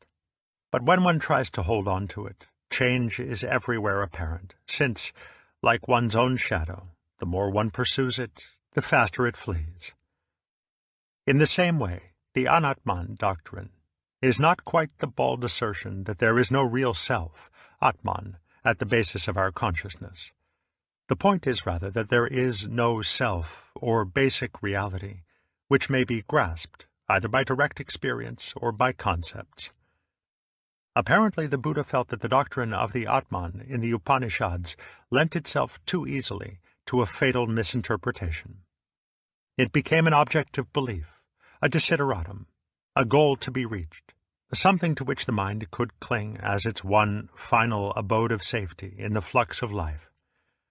The Buddha's view was that a self so grasped was no longer the true self, but only one more of the innumerable forms of Maya. Thus, Anatman might be expressed in the form, the true self is non-self, since any attempt to conceive the self, believe in the self, or seek for the self, immediately thrusts it away. The Upanishads distinguish between Atman, the true supra-individual self, and the Jivatman, or individual soul, and the Buddha's Anatman doctrine agrees with them in denying the reality of the latter. It is fundamental to every school of Buddhism that there is no ego, no enduring entity which is the constant subject of our changing experiences. For the ego exists in an abstract sense alone, being an abstraction from memory, somewhat like the illusory circle of fire made by a whirling torch. We can, for example, imagine the path of a bird through the sky as a distinct line which it has taken, but this line is as abstract as a line of latitude. In concrete reality, the bird left no line, and similarly, the past from which our ego is abstracted has entirely disappeared. Thus, any attempt to cling to the ego, or to make it an effective source of action, is doomed to frustration. The second noble truth relates to the cause of frustration, which is said to be trishna, clinging or grasping, based on avidya, which is ignorance or unconsciousness. Now, avidya is the formal opposite of awakening. It is the state of mind when hypnotized or spellbound by Maya, so that it mistakes the abstract world of things and events for the concrete world of reality. At a still deeper level, it is lack of self-knowledge, lack of the realization that all grasping turns out to be the futile effort to grasp oneself, or rather, to make life catch hold of itself. For to one who has self-knowledge, there is no duality between himself and the external world. Avidya is ignoring the fact that subject and object are relational, like the two sides of a coin, so that when one pursues, the other retreats. This is why the egocentric attempt to dominate the world, to bring as much of the world as possible under the control of the ego, has only to proceed for a little while before it raises the difficulty of the ego's controlling itself. This is really a simple problem of what we now call cybernetics, the science of control. Mechanically and logically, it is easy to see that any system approaching perfect self-control is also approaching perfect self-frustration. Such a system is a vicious circle, and has the same logical structure as a statement which states something about itself. For example, I am lying, when it is implied that the statement is itself a lie. The statement circulates fatuously forever, since it is always true to the extent that it is false, and false to the extent that it is true. Expressed more concretely, I cannot throw a ball so long as I am holding on to it, so as to maintain perfect control of its movement. Thus the desire for perfect control of the environment and of oneself is based on a profound mistrust of the controller. Avidya is the failure to see the basic self-contradiction of this position. From it, therefore, arises a futile grasping or controlling of life, which is pure self-frustration. And the pattern of life which follows is the vicious circle, which in Hinduism and Buddhism is called samsara, the round of birth and death. The active principle of the round is known as karma, or conditioned action. Action, that is, arising from a motive and seeking a result. The type of action which always requires the necessity for further action. Man is involved in karma when he interferes with the world in such a way that he is compelled to go on interfering, when the solution of a problem creates still more problems to be solved, when the control of one thing creates the need to control several others. Karma is thus the fate of everyone who tries to be God. He lays a trap for the world in which he himself gets caught. Many Buddhists understand the round of birth and death quite literally as a process of reincarnation, wherein the karma, which shapes the individual, does so again and again in life after life, until, through insight and awakening, it is laid to rest. But in Zen, and in other schools of the Mahayana, it is often taken in a more figurative way, as that the process of rebirth is from moment to moment, so that one is being reborn so long as one identifies himself with a continuing ego, which reincarnates itself afresh at each moment of time. Thus, the validity and interest of the doctrine does not require acceptance of a special theory of survival. Its importance is rather that it exemplifies the whole problem of action in vicious circles and its resolution. And in this respect, Buddhist philosophy should have a special interest for students of communication theory, cybernetics, logical philosophy, and similar matters. The third noble truth is concerned with the ending of self-frustration, of grasping, and of the whole viciously circular pattern of karma, which generates the round. The ending is called nirvana, a word of such dubious etymology that a simple translation is exceedingly difficult. It has been variously connected with Sanskrit roots, which would make it mean the blowing out of a flame, or simply blowing out, ex or despiration, or with the cessation of waves, turnings, or circlings, vritti, of the mind. The two latter interpretations seem, on the whole, to make the most sense. If nirvana is despiration, it is the act of one who has seen the futility of trying to hold his breath, or life, prana, indefinitely, since to hold the breath is to lose it. Thus, nirvana is the equivalent of moksha, release or liberation. Seen from one side, it appears to be despair, the recognition that life utterly defeats our efforts to control it, that all human striving is no more than a vanishing hand clutching at clouds. Seen from the other side, this despair bursts into joy and creative power, on the principle that to lose one's life is to find it, to find freedom of action, unimpeded by self-frustration and the anxiety inherent in trying to save and control the self. If nirvana is related to the cessation, of turnings, vritti, the term is synonymous with the aim of yoga, defined in the Yoga Sutra as chitta vritti nirodha, the cessation of turnings of the mind. These turnings are the thoughts whereby the mind endeavors to grasp the world and itself. Yoga is the practice of trying to stop these thoughts by thinking about them until the utter futility of the process is felt so vividly that it simply drops away, and the mind discovers its natural and unconfused state. It is obvious, however, that both etymologies give us the same essential meaning. Nirvana is the way of life which ensues when clutching at life has come to an end. Insofar as all definition is clutching, nirvana is necessarily indefinable. It is the natural, unself-grasped state of the mind. And here, of course, the mind has no specific meaning, for what is not grasped is not known in the conventional sense of knowledge.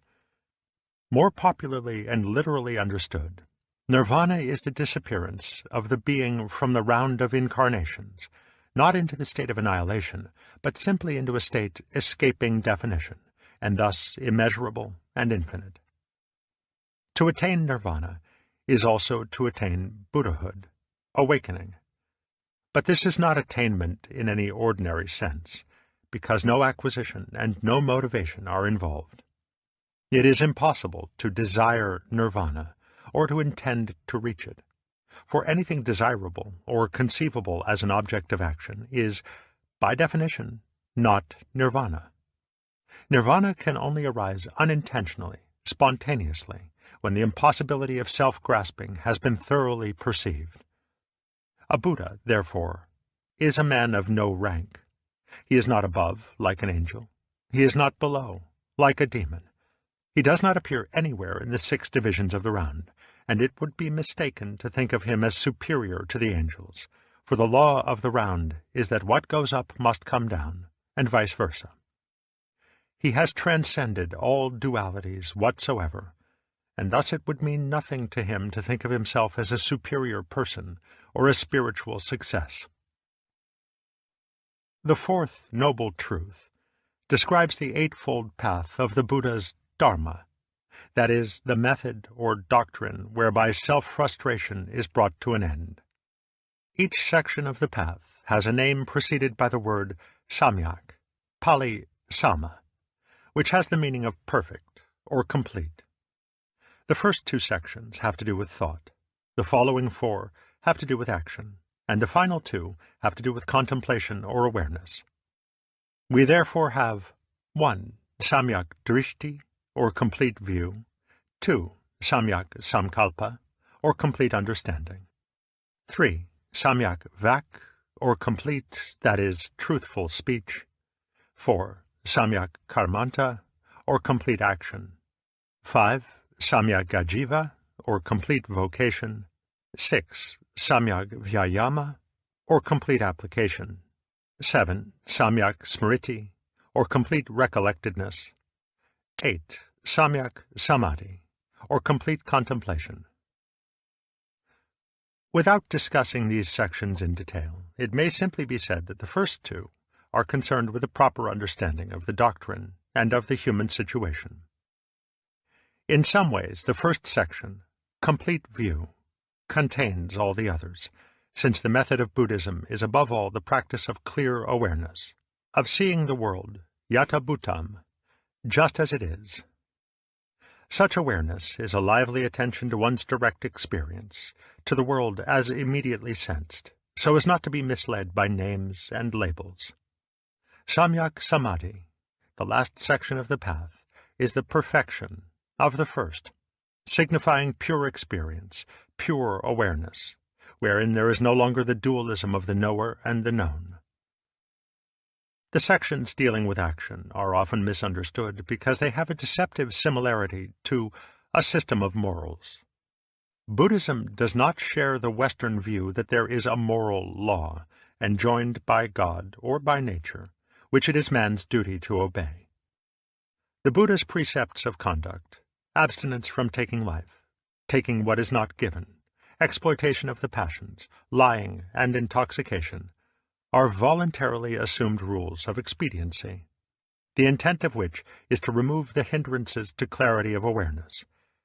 Failure to observe the precepts produces bad karma, not because karma is a law or moral retribution, but because all motivated and purposeful actions, whether conventionally good or bad, are karma, insofar as they are directed to the grasping of life.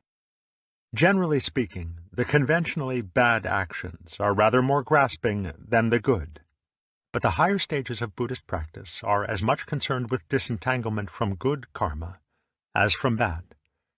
Thus, complete action is ultimately free, uncontrived, or spontaneous action, in exactly the same sense as the Taoist Wu Wei. Smriti, recollectedness, and samadhi, contemplation, constitute the section dealing with the life of meditation, the inner mental practice of the Buddha's way. Complete recollectedness is a constant awareness or watching of one's sensations, feelings, and thoughts, without purpose or comment. It is a total clarity and presence of mind, actively passive, wherein events come and go like reflections in a mirror. Nothing is reflected except what is. In walking, standing, sitting, or lying down, he understands that he is so doing, so that, however his body is engaged, he understands it just as it is. In setting out or returning, in looking before or around, in bending or stretching his arm, he acts with clear awareness. Through such awareness, it is seen that the separation of the thinker from the thought, the knower from the known, the subject from the object, is purely abstract.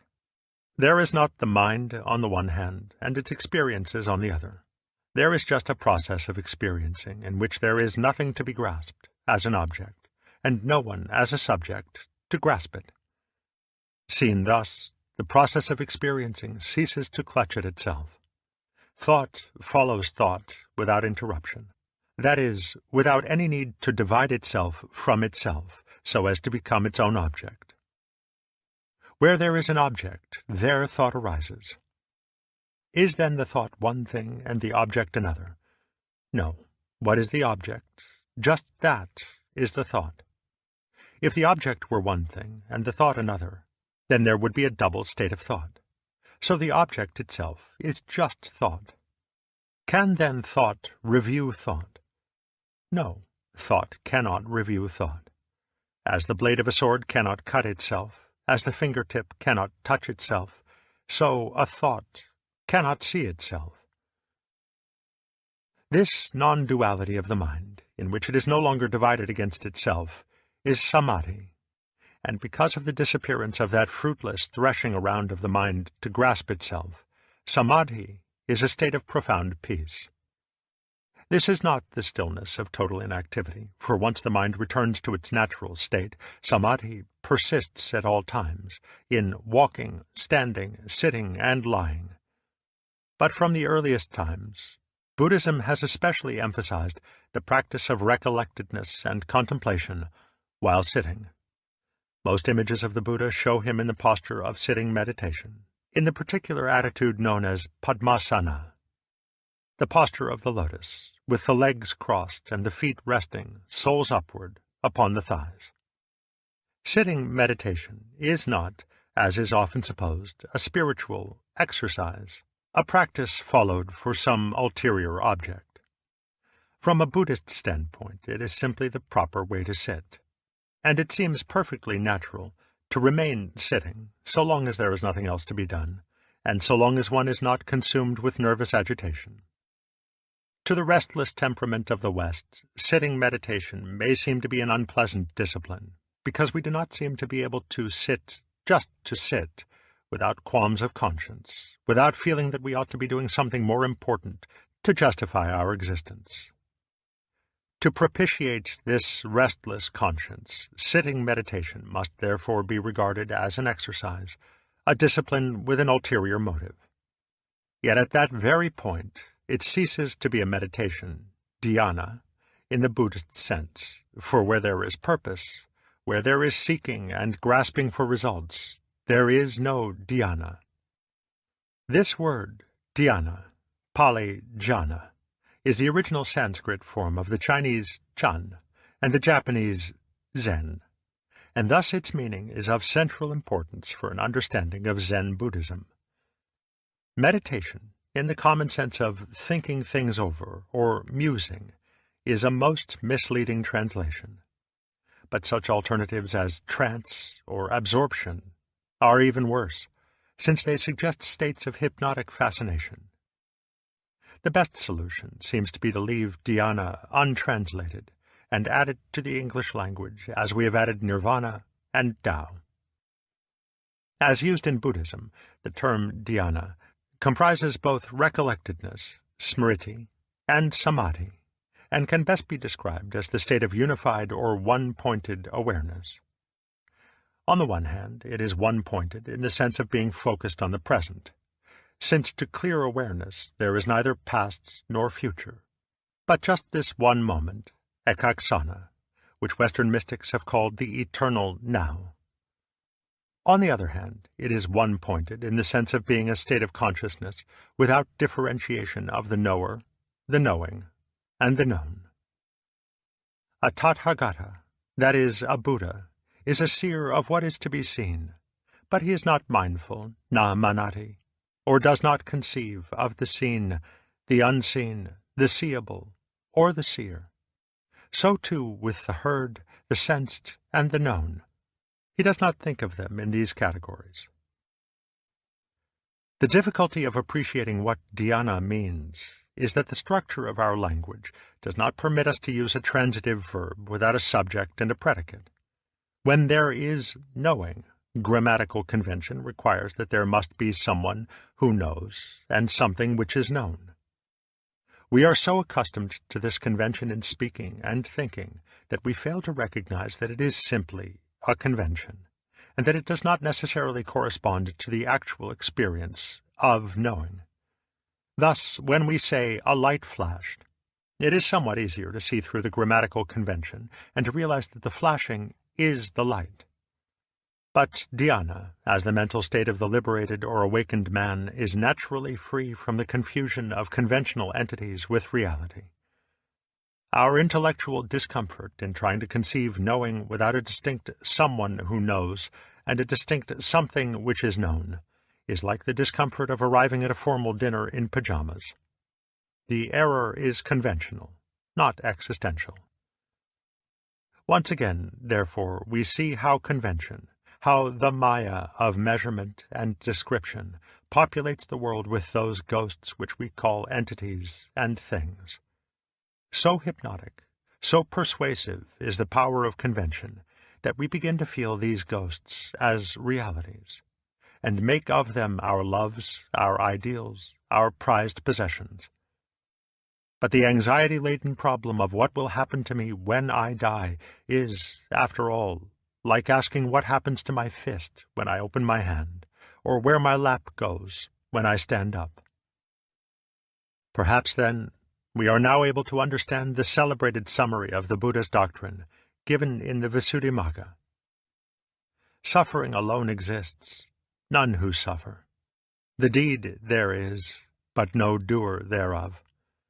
Nirvana is, but no one seeking it. The path there is, but none who travel it. Chapter 3. Mahayana Buddhism. Because the teaching of the Buddha was a way of liberation, it had no other object than the experience of nirvana. The Buddha did not attempt to set forth a consistent philosophical system, trying to satisfy that intellectual curiosity about ultimate things which expects answers in words. When pressed for such answers, when questioned about the nature of nirvana, the origin of the world, and the reality of the self, the Buddha maintained a noble silence, and went on to say that such questions were irrelevant and did not lead to the actual experience of liberation. It has often been said that the later development of Buddhism was due to the inability of the Indian mind to rest content with that silence, so that at last it had to indulge its overwhelming urge for abstract metaphysical speculations about the nature of reality. Such a view of the genesis of Mahayana Buddhism is, however, rather misleading.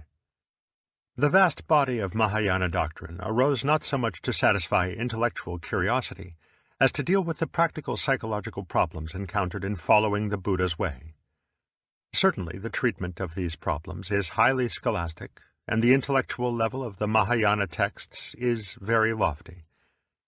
But the consistent aim is to bring about the experience of liberation, not to construct a philosophical system.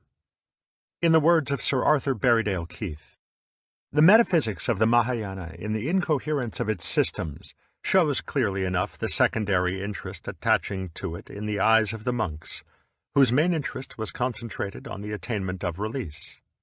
The Mahayana, no less than the Hinayana, is concerned vitally with this practical end, and its philosophy is of value merely insofar as it helps men to attain their aim. There are no doubt respects in which Mahayana Buddhism is a concession, both to intellectual curiosity and to a popular desire for shortcuts to the goal. But at root, it is the work of highly sensitive and perceptive minds, studying their own inner workings. To anyone who is highly self-aware, the Buddhism of the Pali Canon leaves many practical problems unanswered. Its psychological insight goes little further than the construction of analytical catalogues of mental functions, and though its precepts are clear, it is not always helpful in explaining their practical difficulties. Perhaps it is too sweeping a generalization, but one receives the impression that whereas the Pali Canon would unlock the door to nirvana by sheer effort, the Mahayana would jiggle the key until it turns smoothly. Thus, the great concern of the Mahayana is the provision of skillful means, upaya, for making nirvana accessible to every type of mentality. How and when the Mahayana doctrines arose is a matter of historical guesswork. The great Mahayana Sutras are ostensibly the teaching of the Buddha and his immediate disciples, but their style is so different and their doctrine so much more subtle than that of the Pali Canon that scholars almost unanimously assign them to later dates. There is no evidence of their existence in the time of the great Buddhist emperor Asoka, grandson of Chandragupta Maurya, who was converted to Buddhism in 262 BC. Asoka's rock inscriptions reflect no more than the social teachings of the Pali Canon, its insistence on ahimsa, or nonviolence to both men and animals, and its general precepts for the life of the laity. The principal Mahayana texts were being translated into Chinese by Kumarajiva shortly after AD 400. But our knowledge of Indian history during the intervening 600 years from Asoka's death is so fragmentary, and the internal evidences of the sutras themselves so vague, that we can do little more than assign them to the 400 years between 100 BC and AD 300. Even specific individuals associated with their development, Asvaghosha, Nagarjuna, Asanga, and Vasubandhu, can be dated only very approximately. The traditional Mahayanist account of its own origin is that its teachings were delivered by the Buddha to his intimate disciples, but their public revelation withheld until the world was ready for them. The principle of delayed revelation is a well-known expedient for permitting the growth of a tradition, for exploring the implications contained in the original seed. Apparent contradictions between earlier and later doctrines are explained by assigning them to different levels of truth, ranging from the most relative to the most absolute, and of which the probably quite late Avatamsaka school distinguishes no less than 5. However, the problem of the historical origins of the Mahayana is of no very direct importance for an understanding of Zen, which, as a Chinese rather than Indian form of Buddhism, came into being when Indian Mahayana was fully grown. We can pass on, therefore, to the central Mahayana doctrines from which Zen arose. The Mahayana distinguishes itself from the Buddhism of the Pali Canon by terming the latter the little, hina, vehicle, yana, of liberation, and itself the great Maha vehicle, great because it comprises such a wealth of upaya, or methods for the realization of nirvana.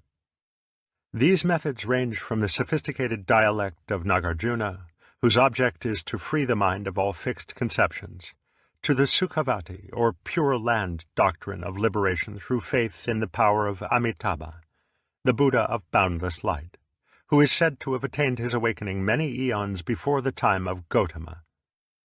They include even the Tantric Buddhism of medieval India, wherein liberation may be realized through the repetition of sacred words and formulae called dharani, and through special types of yoga involving sexual intercourse with a Shakti, or spiritual wife.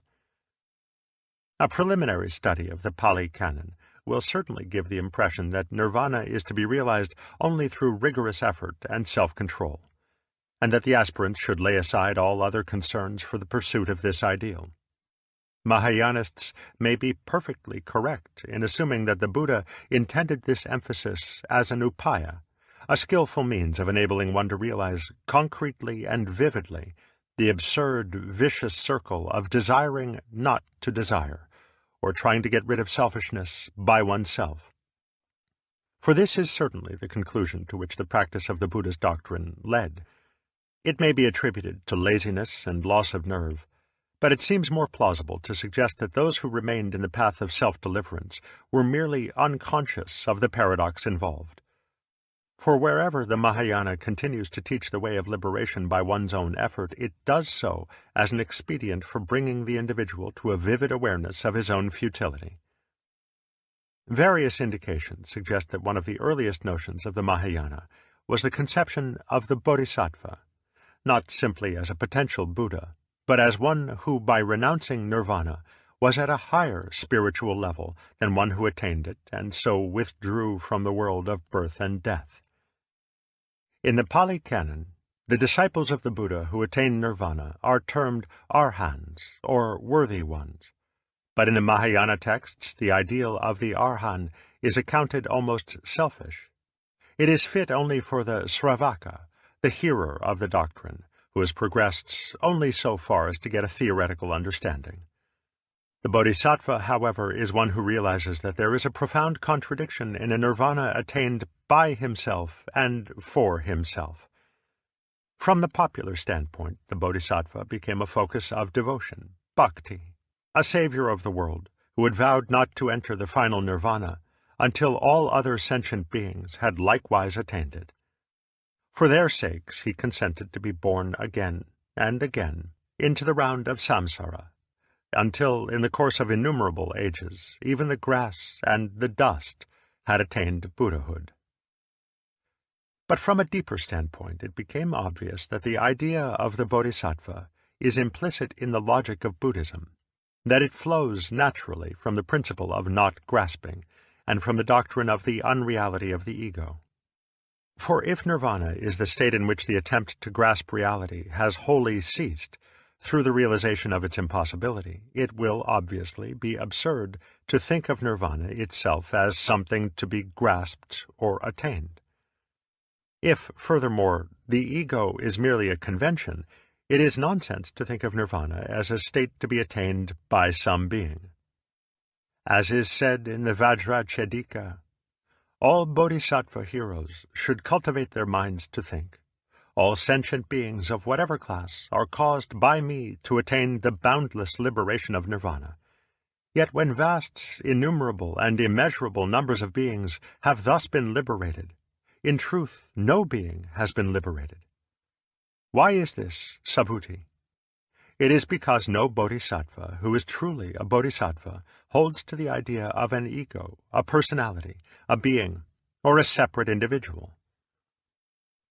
The corollary of this position is that if there is no nirvana which can be attained, and if, in reality, there are no individual entities, it will follow that our bondage in the round is merely apparent, and that in fact we are already in nirvana, so that to seek nirvana is the folly of looking for what one has never lost. Naturally, then, the bodhisattva makes no motion to depart from the round of samsara, as if nirvana were somewhere else, for to do so would imply that nirvana is something that needs to be attained, and that samsara is an actual reality. In the words of the Lankavatara Sutra, those who, afraid of the sufferings arising from the discrimination of birth and death, samsara, seek for nirvana, do not know that birth and death and nirvana are not to be separated from one another, and seeing that all things subject to discrimination have no reality, they imagine that nirvana consists in the future annihilation of the senses and their fields. To strive, then, to blot out the conventional world of things and events is to admit that it exists in reality. Hence the Mahayanist principle that what has never arisen does not have to be annihilated. These are not the idle speculations and sophistries of a system of subjective idealism or nihilism. They are answers to a practical problem, which may be expressed thus. If my grasping of life involves me in a vicious circle, how am I to learn not to grasp? How can I try to let go when trying is precisely not letting go? Stated in another way, to try not to grasp is the same thing as to grasp, since its motivation is the same, my urgent desire to save myself from a difficulty.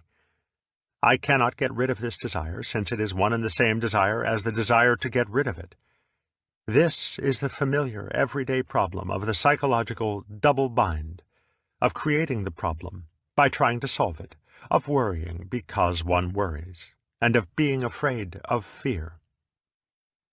Mahayana philosophy proposes a drastic but effective answer, which is the theme of a class of literature called Prajna Paramita, or Wisdom for Crossing to the Other Shore, a literature closely associated with the work of Nagarjuna, circa AD 200, who ranks with Shankara as one of the greatest minds of India. Stated baldly, the answer is that all grasping, even for nirvana, is futile, for there is nothing to be grasped.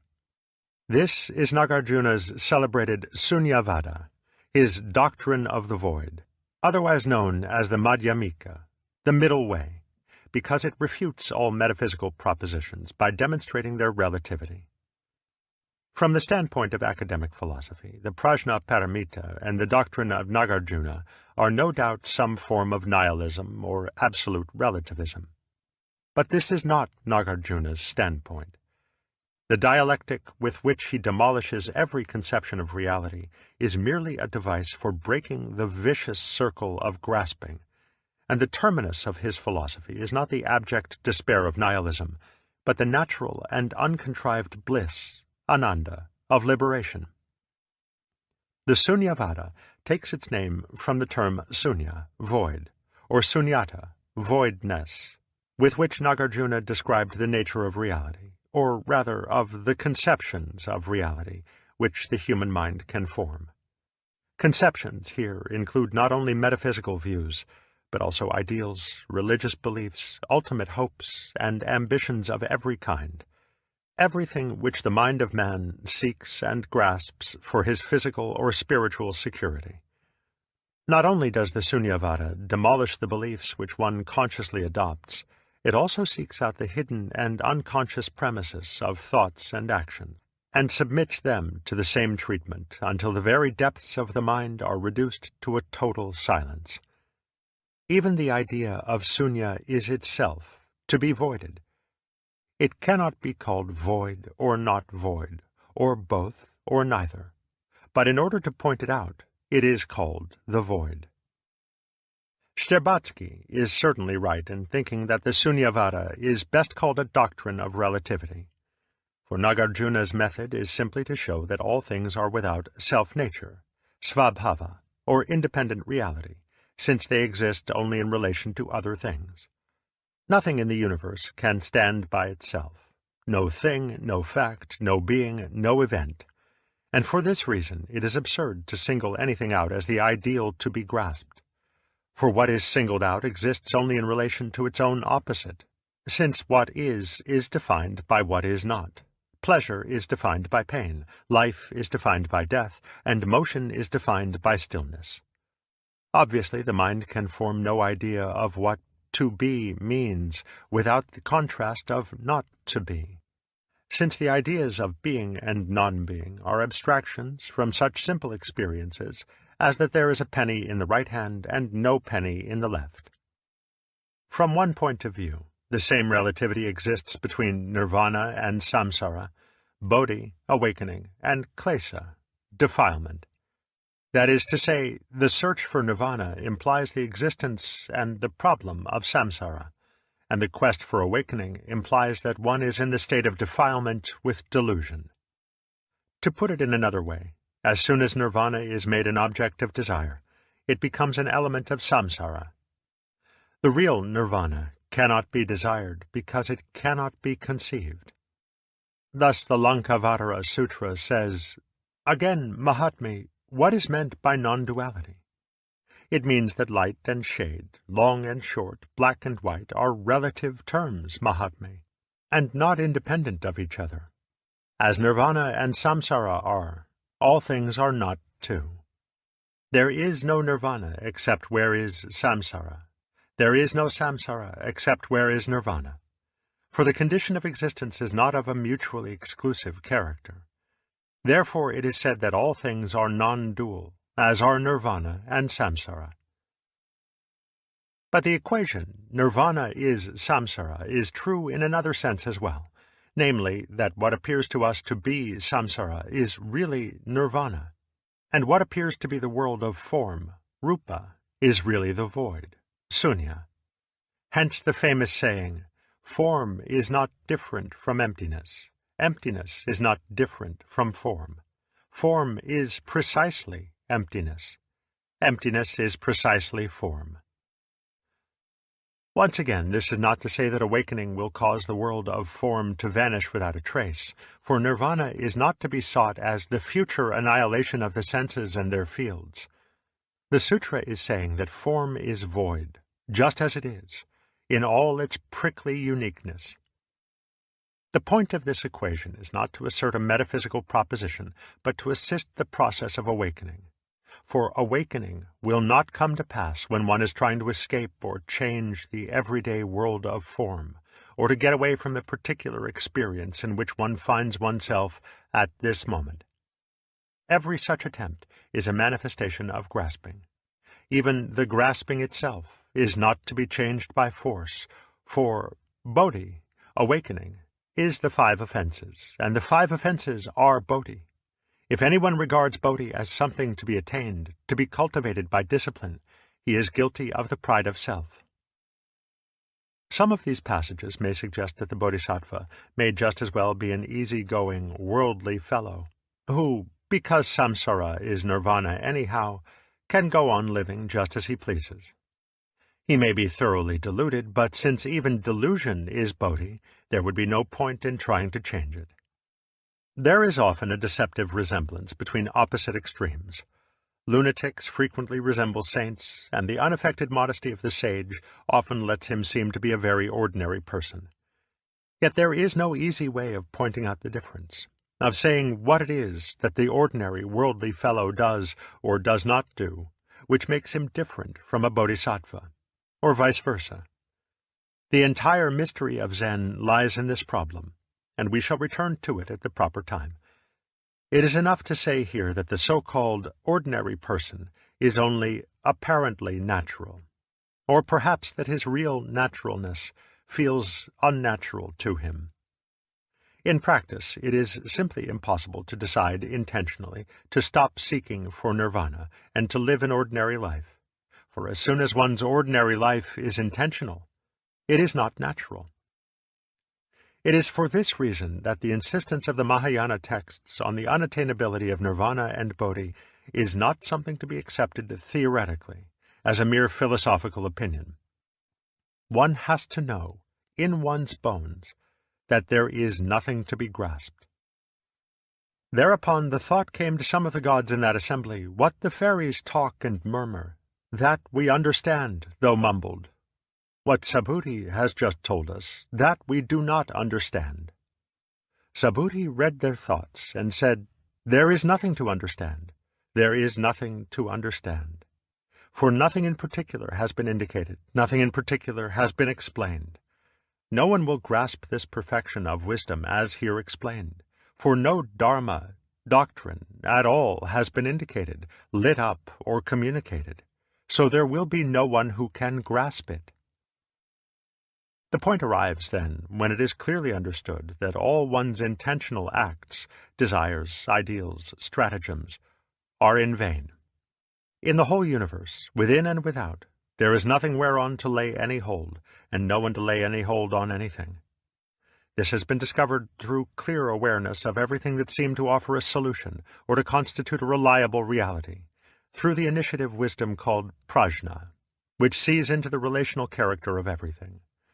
With the eye of prajna, the human situation is seen for what it is, a quenching of thirst with salt water, a pursuit of goals which simply require the pursuit of other goals, a clutching of objects which the swift course of time renders as insubstantial as mist. The very one who pursues, who sees and knows and desires the inner subject, has his existence only in relation to the ephemeral objects of his pursuit. He sees that his grasp upon the world is his stranglehold about his own neck, the hold which is depriving him of the very life he so longs to attain. And there is no way out, no way of letting go, which he can take by effort, by a decision of the will. But who is it that wants to get out? There comes a moment when this consciousness of the inescapable trap in which we are at once the trapper and the trapped reaches a breaking point. One might almost say that it matures or ripens, and suddenly there is what the Lankavatara Sutra calls a turning about in the deepest seat of consciousness.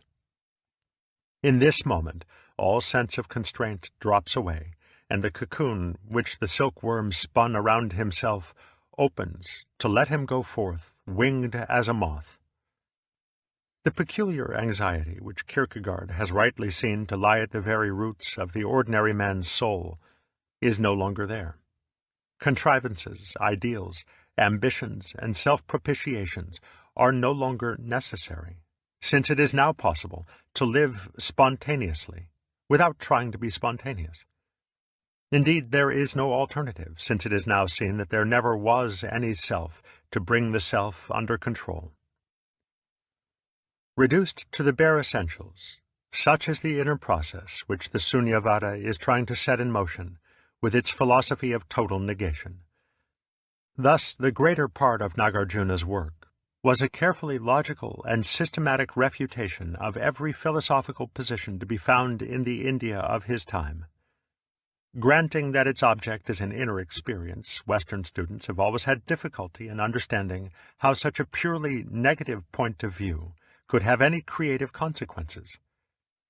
It must therefore be repeated that the negations apply not to reality itself, but to our ideas of reality. The positive and creative content of the Sunyavada is not in the philosophy itself, but in the new vision of reality which is revealed when its work is done, and Nagarjuna does not spoil this vision by trying to describe it. The Mahayana does, however, have another term for reality, which is perhaps rather more indicative than sunya, the void. This is the word tatata, which we may translate as suchness, thusness, or thatness. Similarly, the Buddhas are called tathagatas, those who go or come thus. The Sanskrit word tat, our that, is probably based on a child's first efforts at speech, when it points at something and says ta or da. Fathers flatter themselves by imagining that the child is calling them by name, dada or daddy. But perhaps the child is just expressing its recognition of the world, saying that. When we say just that or thus, we are pointing to the realm of nonverbal experience, to reality as we perceive it directly. For we are trying to indicate what we see or feel, rather than what we think or say. Tatata therefore indicates the world just as it is, unscreened and undivided by the symbols and definitions of thought. It points to the concrete and actual, as distinct from the abstract and conceptual. A Buddha is a Tathagata, a thus-goer, because he is awakened to this primary, non-conceptual world, which no words can convey, and does not confuse it with such ideas as being or non-being, good or bad, past or future, here or there, moving or still, permanent or impermanent. As the Bodhisattva Manjusri speaks of the Tathagata in the Saptasatika, suchness, tatata, neither becomes nor ceases to become. Thus do I see the Tathagata. Suchness does not stand at any point or place. Thus do I see the Tathagata. Suchness is neither past, future, nor present. Thus do I see the Tathagata. Suchness does not arise from the dual or the non-dual. Thus do I see the Tathagata. Suchness is neither impure nor pure. Thus do I see the Tathagata. Suchness neither arises nor comes to an end. Thus do I see the Tathagata. Because Tathata is the true state of a Buddha, and of all things whatsoever, it is also referred to as our true or original nature, and thus our Buddha nature. One of the cardinal doctrines of the Mahayana is that all beings are endowed with Buddha nature, and so have the possibility of becoming Buddhas. Because of the identity of Buddha nature and Tatata, the term Buddha is frequently used of reality itself, and not just of the awakened man.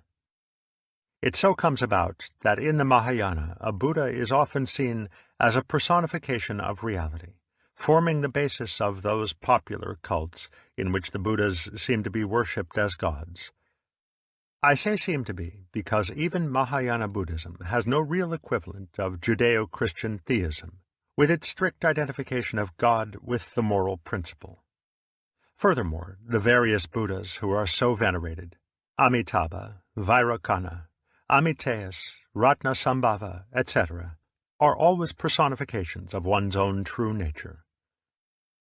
Here, too, lies the basis of the Buddhism of faith, of the Sukhavati or Pure Land school, in which it is held that all efforts to become a Buddha are merely the false pride of the ego. All that is necessary is to repeat the formula Namo Amitabhaya, literally, the name of Amitabha, or Hail Amitabha, in the faith that this alone is sufficient to bring about one's rebirth in the Pure Land over which Amitabha presides. In this Pure Land, all the obstacles which stand in the way of becoming a Buddha in this world are removed, so that rebirth in the Pure Land is virtually equivalent to becoming a Buddha. The repetition of the name is held to be effective because, in ages past, Amitabha vowed that he would not enter into supreme Buddhahood unless rebirth in the Pure Land were assured for all beings who invoked his name. Because he subsequently entered the state of Buddhahood, the vow is effectively fulfilled. Even Nagarjuna was in sympathy with this doctrine, for it is obviously a popular and more graphic way of saying that since one's own true nature is already the Buddha nature, one does not have to do anything to make it so. On the contrary, to seek to become Buddha is to deny that one is already Buddha, and this is the sole basis upon which Buddhahood can be realized. In short, to become a Buddha, it is only necessary to have the faith that one is a Buddha already. Shinran, the great Japanese exponent of the Pure Land, went even so far as to say that it was only necessary to repeat the name, for he saw that the attempt to make an act of faith was too artificial, and led one to doubt one's own faith. Pure Land Buddhism is clearly an outgrowth of the Bodhisattva doctrine that the proper work of the liberated man is the liberation of all other beings by upaya, or skillful means. By prajna, or intuitive wisdom, he sees into the nature of reality, and this, in turn, awakens karuna, or compassion for all who are still in the bonds of ignorance. At its deepest level, karuna means something rather more than compassion for the ignorance of others. For we saw that the Bodhisattva's return into the world of samsara was based on the principle that samsara is, in fact, nirvana, and that the void is precisely form. If prajna is to see that form is void, karuna is to see that void is form. It is therefore an affirmation of the everyday world in its natural suchness, and this is one of the features of the Mahayana most strongly emphasized in Zen. Indeed, it makes nonsense of the idea that Buddhism is always a philosophy of world denial, in which the uniqueness of forms has no importance. It was because of karuna that Mahayana Buddhism became the principal inspiration of Chinese art in the Sung and Yuan dynasties, an art which stressed natural forms rather than religious symbols. For by karuna, it is seen that the dissolution of forms into the void is in no way different from the particular characteristics of the forms themselves. The life of things is only conventionally separable from their death. In reality, the dying is the living. The perception that each single form, just as it is the void, and that, further, the uniqueness of each form arises from the fact that it exists in relation to every other form, is the basis of the Dharmadhatu, Dharma realm doctrine of the enormous Avatamsaka Sutra. This voluminous work is probably the final culmination of Indian Mahayana, and one of its central images is a vast network of gems or crystals, like a spider's web at dawn, in which each gem reflects all the others. This net of gems is the Dharmadhatu, the universe, the realm of innumerable dharmas, or thing events. Chinese commentators worked out a fourfold classification of the Dharmadhatu, which became of considerable importance for Zen late in the Tang dynasty. Their classification of the four Dharma realms was as follows. 1. Shi, the unique, individual thing events of which the universe is composed. 2. Li, the principle or ultimate reality underlying the multiplicity of things. 3. Li Shi Wuai, Between principle and thing, no obstruction, which is to say that there is no incompatibility between nirvana and samsara, void and form. The attainment of the one does not involve the annihilation of the other. 4. Shi Shi Wuai. Between thing and thing, no obstruction, which is to say that each thing-event involves every other, and that the highest insight is simply the perception of them in their natural suchness. At this level, every thing-event is seen to be self-determinative, self-generating, or spontaneous, for to be quite naturally what it is, to be tata, just thus, is to be free and without obstruction.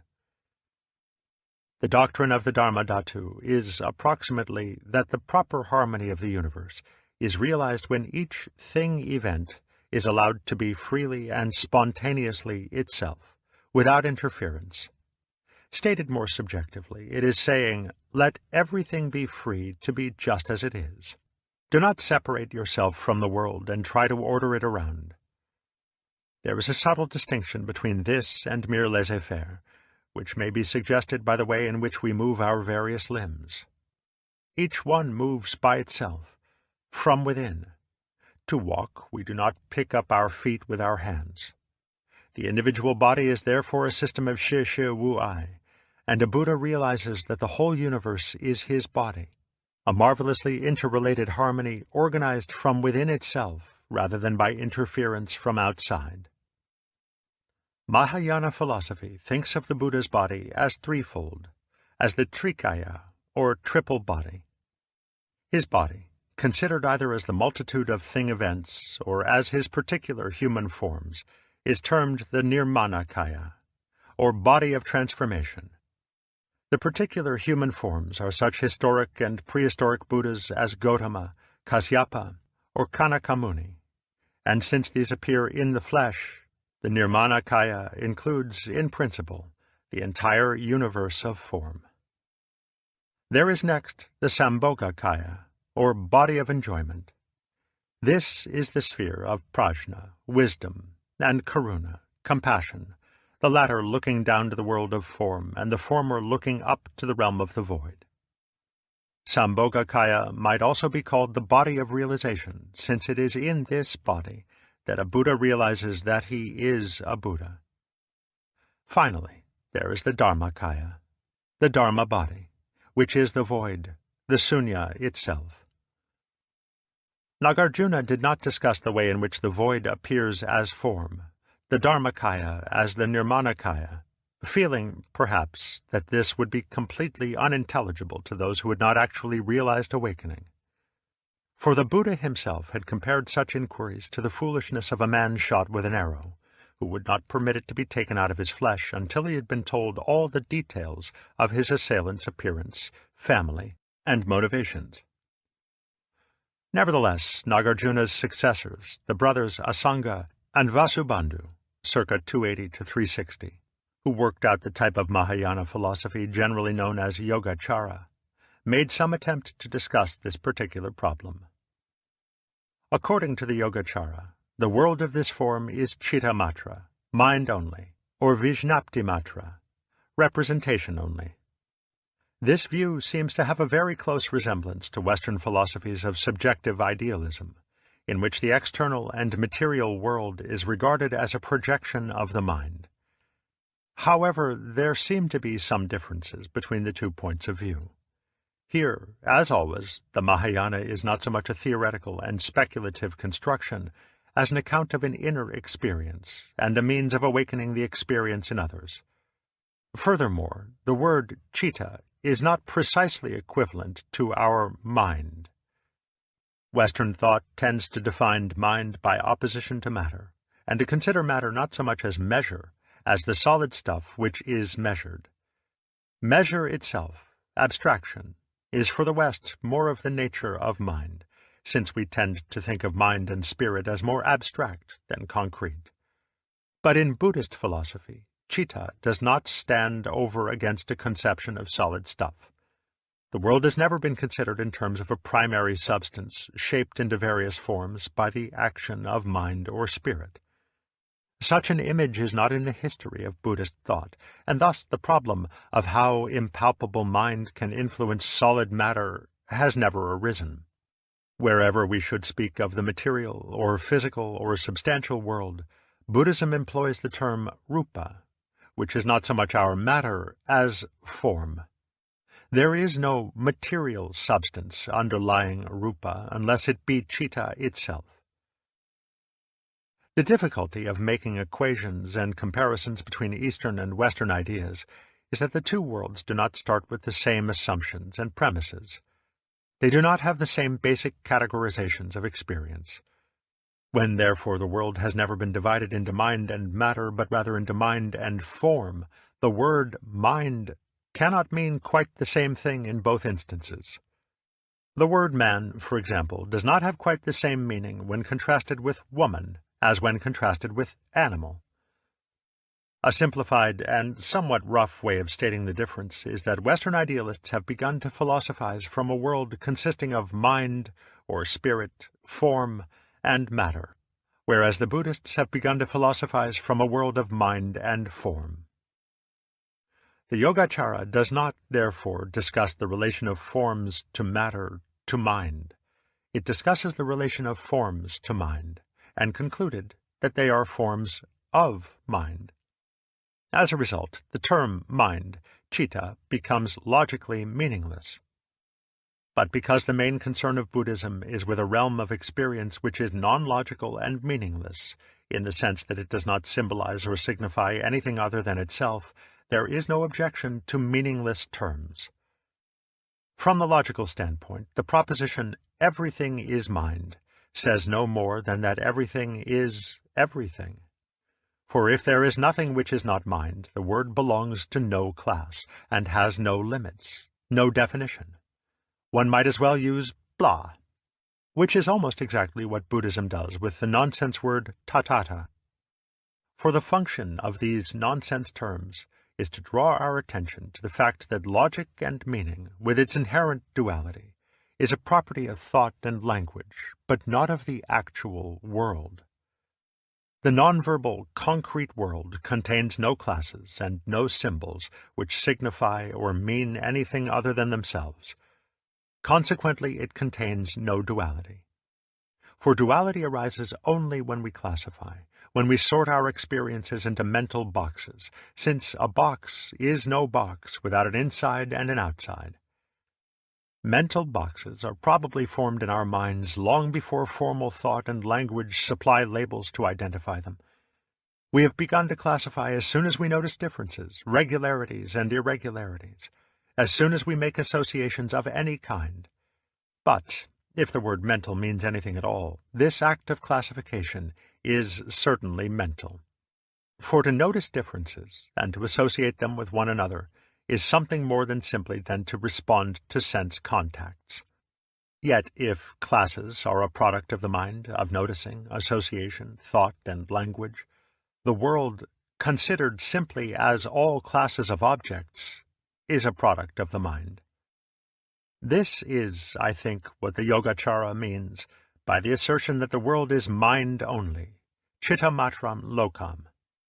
It means that external and internal, before and after, heavy and light, pleasant and painful, moving and still, are all ideas or mental classifications. Their relation to the concrete world is the same as that of words. Thus, the world that we know, when understood as the world as classified, is a product of the mind. And as the sound water is not actually water, the classified world is not the real world. The problem of what the mind is can now be seen to be the same as the problem of what the real world is. It cannot be answered, for every what is a class, and we cannot classify the classifier. Is it not, then, merely absurd to speak of the mind, the citta, at all, if there is no way of saying what it is?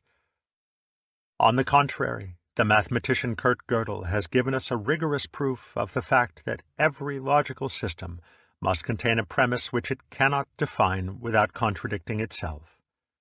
The Yogacara takes citta as its premise, and does not define it, since citta is here the equivalent of sunya and tathata. For the mind is beyond all philosophical views, is apart from discrimination. It is not attainable, nor is it ever born. I say there is nothing but mind. It is not an existence, nor is it a non-existence. It is indeed beyond both existence and non-existence. Out of mind spring innumerable things, conditioned by discrimination, that is, classification, and habit energy. These things people accept as an external world. What appears to be external does not exist in reality. It is indeed mind that is seen as multiplicity, the body, property, and abode. All these, I say, are nothing but mind. Within this undefined continuum of citta, the Yogacara describes 8 kinds of vijnana, or discriminating consciousness. There is a consciousness appropriate to each of the 5 senses. There is the 6th sense consciousness, mano-vijnana, unifying the other 5 so that what is touched or heard may be related to what is seen. There is manas, center of the mind's discriminative and classifying activity. And finally, there is the store consciousness, alaya vijnana, the supra-individual mind which contains the seeds of all possible forms.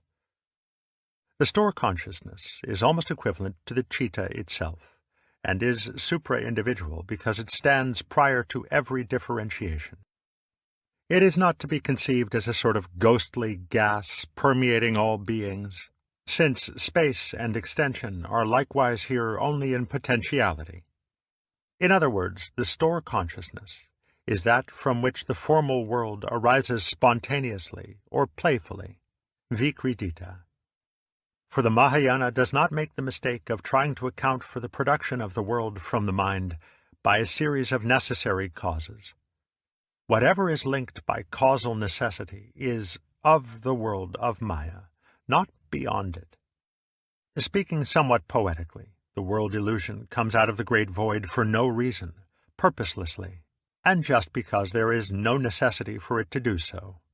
For the activity of the void is playful or vikridita because it is not motivated action, karma.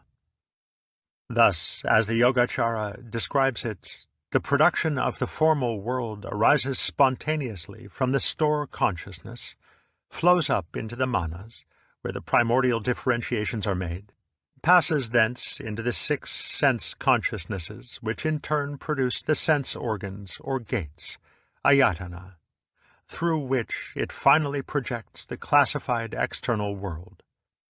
The Buddhist yoga, therefore, consists in reversing the process, instilling the discriminative activity of the mind, and letting the categories of Maya fall back into potentiality, so that the world may be seen in its unclassified suchness. Here, karuna awakens, and the bodhisattva lets the projection arise again, having become consciously identified with the playful and purposeless character of the void. Chapter 4. The Rise and Development of Zen. The qualities which distinguish Zen, or Chan, from other types of Buddhism are rather elusive when it comes to putting them in words. Yet Zen has a definite and unmistakable flavor. Although the name Zen is dhyana, or meditation, other schools of Buddhism emphasize meditation as much as, if not more than, Zen. And at times it seems as if the practice of formal meditation were not necessary to Zen at all. Nor is Zen peculiar in having nothing to say, in insisting that the truth cannot be put into words, for this is already the Madhyamika, as well as the teaching of Lao Tzu. Those who know do not speak. Those who speak do not know. Perhaps the special flavor of Zen is best described as a certain directness. In other schools of Buddhism, awakening, or bodhi, seems remote and almost superhuman, something to be reached only after many lives of patient effort. But in Zen, there is always the feeling that awakening is something quite natural, something startlingly obvious, which may occur at any moment. If it involves a difficulty, it is just that it is much too simple. Zen is also direct in its way of teaching, for it points directly and openly to the truth, and does not trifle with symbolism. Direct pointing, zhe, is the open demonstration of Zen by non-symbolic actions or words, which usually appear to the uninitiated as having to do with the most ordinary secular affairs, or to be completely crazy. In answer to a question about Buddhism, the master makes a casual remark about the weather, or performs some simple action, which seems to have nothing to do with philosophical or spiritual matters. However, it is difficult to find many instances of this method before the middle of the Tang dynasty, by which time Zen was already well established. But it is certainly consistent with the emphasis of the earlier masters on immediate awakening in the midst of everyday affairs. No one has been able to find any trace of a specific dhyana school in Indian Buddhism, though because of our lack of historical materials there is no evidence that it did not exist. If the characteristic note of Zen is immediate or instantaneous awakening, Dunwu, without passing through preparatory stages, there are certainly evidences of this principle in India. The Lankavatara Sutra states that there are both gradual and sudden yugapat ways of awakening, the former by purification of the tainted outflows or projections, ashrawa, of the mind, and the latter by paravritti, an instantaneous turning about within the depths of consciousness, whereby dualistic views are cast off. It is likened to a mirror immediately reflecting whatever forms and images appear before it. There is, too, a clear connection between the idea of immediate awakening and the teaching of the Vajrachedika, or Diamond Cutter Sutra, on the fact that to attain awakening is not to attain anything. In other words, if nirvana is actually here and now, so that to seek it is to lose it, a realization through progressive stages is hardly appropriate. One would have to see into it in the present moment, directly. Although its origins are probably later than those of Zen in China, there is also a tradition of this kind in Tantric Buddhism, and there is nothing to indicate that there was a reverse influence from Chinese Zen. Parallels to Zen sayings may be seen in a 10th century Tantric work by Saraha. If it, the truth, is already manifest, what's the use of meditation? And if it is hidden, one is just measuring darkness. Mantras and tantras, meditation and concentration, they are all a cause of self-deception. Do not defile in contemplation thought that is pure in its own nature, but abide in the bliss of yourself, and cease those torments. Whatever you see, that is it, in front, behind, in all the 10 directions. Even today let your master make an end of delusion. The nature of the sky is originally clear, but by gazing and gazing, the sight becomes obscured.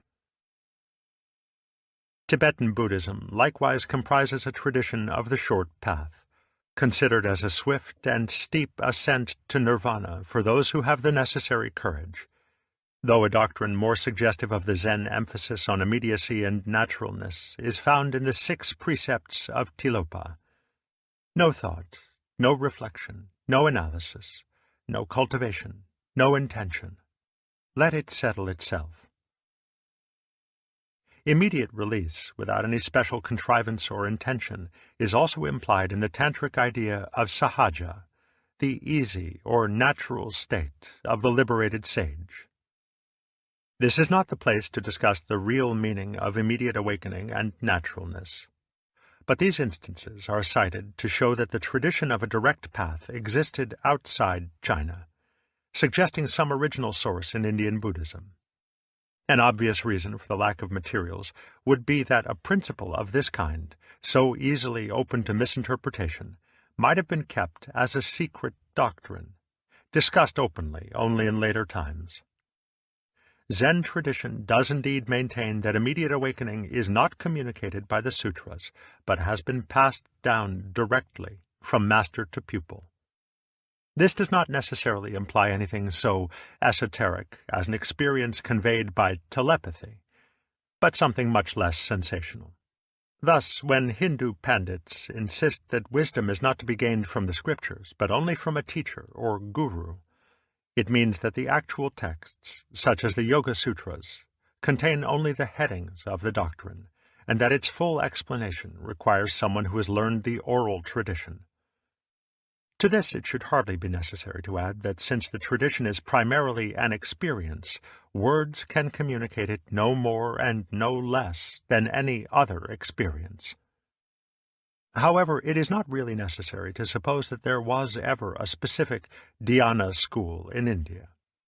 The creation of Zen would seem to be sufficiently explained by the exposure of Taoists and Confucians to the main principles of Mahayana Buddhism. Therefore, the appearance of trends very close to Zen can be seen almost as soon as the great Mahayana Sutras became available in China, that is to say, with the work of the great Indian scholar-monk Kumarajiva. Kumarajiva was translating the sutras in Guzheng and Chang'an between 384 and 413, at which time one of his outstanding students was the young monk Song Jiao, 384 to 414, who had started out in life as a copyist of the Confucian and Taoist texts. Song Jiao had been converted to Buddhism as a result of reading the Vimalakirti Sutra, a text which has exercised considerable influence upon Zen. Although Song Jiao became a monk, this sutra is the story of a layman, Vimalakirti, who excelled all the Buddha's disciplines in the depth of his understanding. He had surpassed all the other disciples and bodhisattvas by answering a question as to the nature of the non-dual reality with a thunderous silence, an example frequently followed by Zen masters. Vimalakirti, thunderingly silent, is, too, a favorite theme of Zen artists. But the main importance of this sutra for China and for Zen was the point that perfect awakening was consistent with the affairs of everyday life, and that, indeed, the highest attainment was to enter into awakening without exterminating the defilements, klesa. There was an appeal here to both the Confucian and the Taoist mentality. The Confucian stress on the importance of family life would not easily sympathize with a rigorously monastic type of Buddhism. Though the Chinese Buddhist masters were normally monks, they had large numbers of advanced lay students, and Zen, in particular, has always attached great importance to the expression of Buddhism in formally secular terms, in arts of every type, in manual labor, and in appreciation of the natural universe. Confucian and Taoist alike would be especially agreeable to the idea of an awakening which did not involve the extermination of human passions, as klesa may also be translated. We have already noted the peculiar trust in human nature which both these philosophies professed. However, not exterminating the passions does not mean letting them flourish untamed. It means letting go of them rather than fighting them, neither repressing passion nor indulging it. For the Taoist is never violent, since he achieves his ends by non-interference, wu-wei, which is a kind of psychological judo. Song Jiao's writings, as well as his commentary on the Vimalakirti Sutra, are full of Taoist quotations and phrases, for he seemed to be following the example of less important, though earlier, monks such as Wei Yuan, 334 to 416, and Dao An, 312 to 385, in using extension of the idea, Go Yi, for explaining Buddhism through Taoist parallels. So much did this suggest an equivalence between the two traditions that by the end of the 5th century, Lu Qiu could say, "From the Kunlun Mountains, eastward, the Taoist term Great Oneness is used. From Kashmir westward, the Buddhist term Sambodhi is used. Whether one looks longingly toward non-being, wu, or cultivates emptiness, sunyata, the principle involved is the same." Two of Song Jiao's doctrines would seem to have had some importance for the later development of Zen: his view of time and change, and his idea that prajna is not knowledge. The chapter on the immutability of things in his Book of Jiao is so original and so startlingly similar to the section on time in the first volume of Dogen's Shobogenzo, that the celebrated Japanese Zen philosopher can hardly have been unfamiliar with it. Past things are in the past, and do not go there from the present, and present things are in the present, and do not go there from the past. Rivers which compete with one another to inundate the land do not flow. The wandering air that blows about is not moving. The sun and moon, revolving in their orbits, do not turn around. In the same way, Dogen pointed out that firewood does not become ashes, and life does not become death, just as winter does not become the spring. Every moment of time is self-contained and quiescent. Songjiao also discussed the seeming paradox that prajna is a kind of ignorance. Because the ultimate reality has no qualities and is not a thing, it cannot become an object of knowledge. Therefore, prajna, direct insight, knows the truth by not knowing. Wisdom knows not, yet it illumines the deepest profundity. Spirit calculates not, yet it responds to the necessities of the given moment. Because it calculates not, spirit shines in lonely glory in what is beyond the world. Because it knows not, wisdom illumines the mystery, xuan, beyond mundane affairs. Yet though wisdom lies outside affairs, it never lacks them. Though spirit lies beyond the world, it stays ever within it.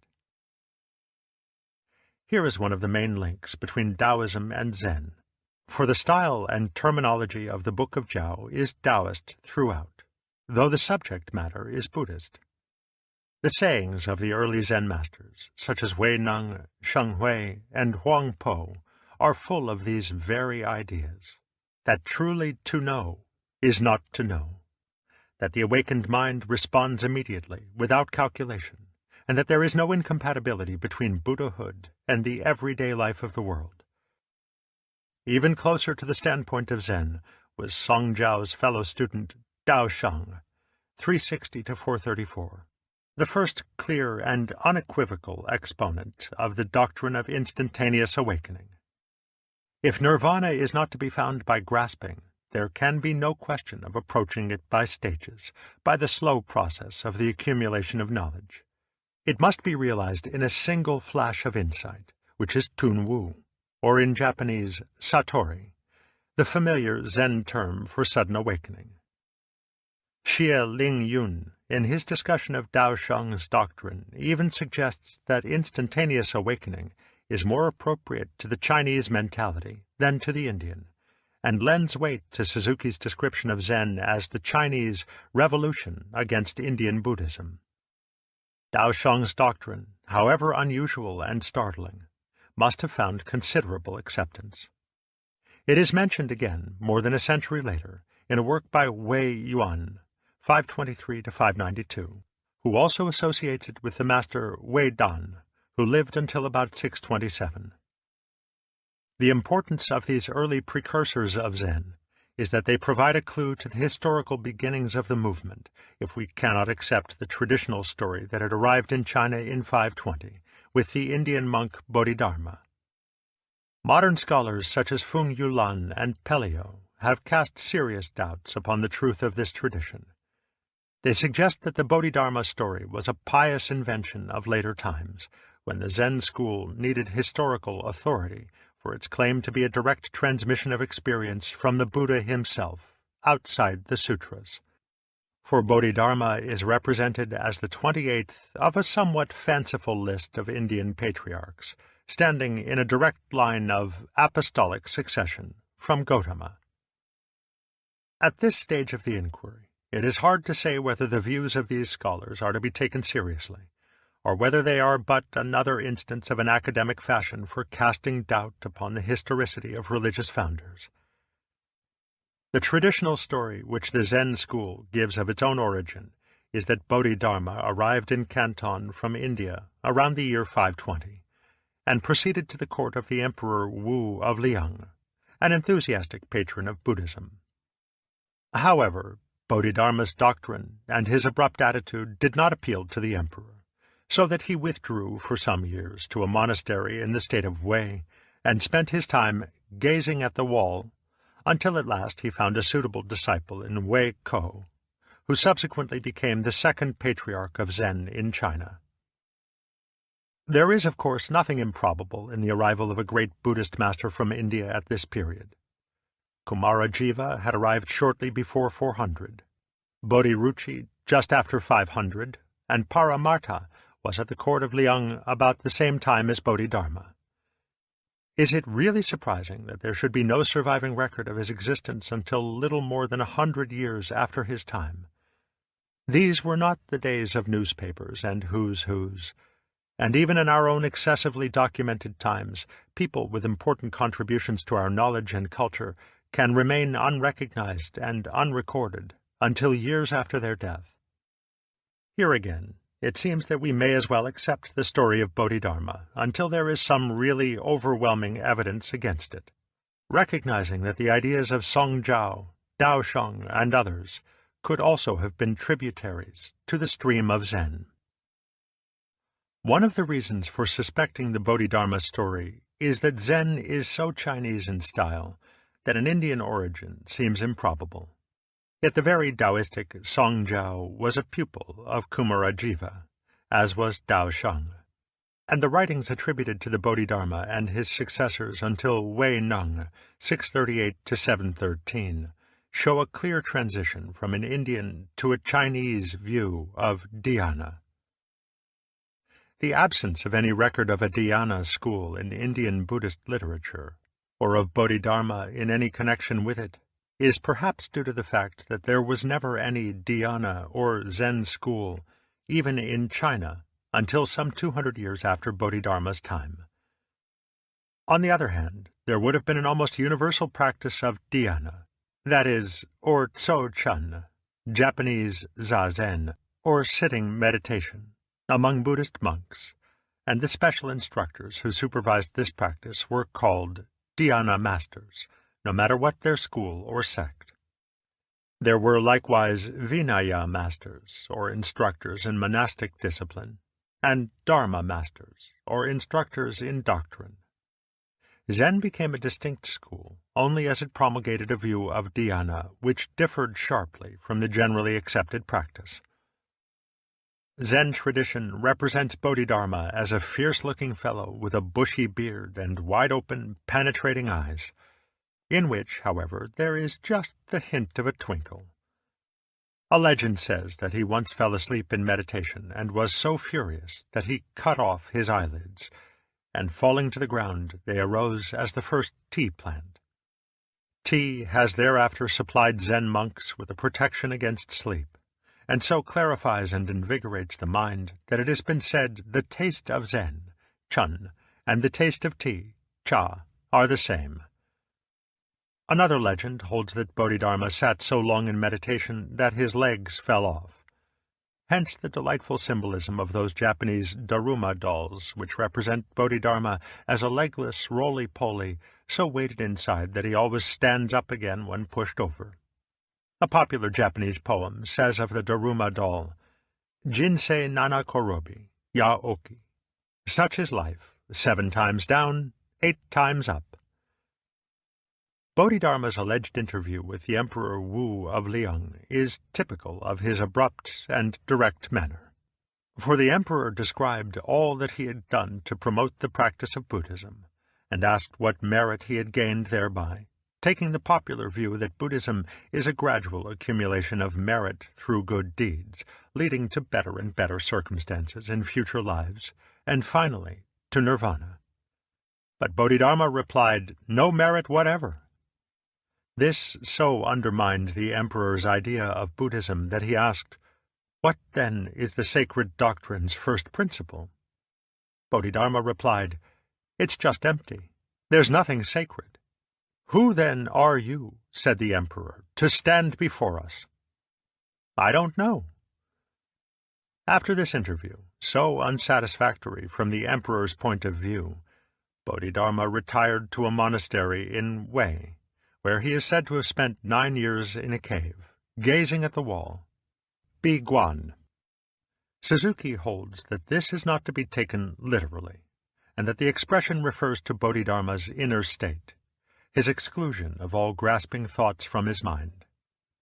Thus Bodhidharma remained, until he was approached by the monk Shengguang, afterwards Wei Ko, 486 to 493, maybe, who was to become Bodhidharma's successor as the second patriarch.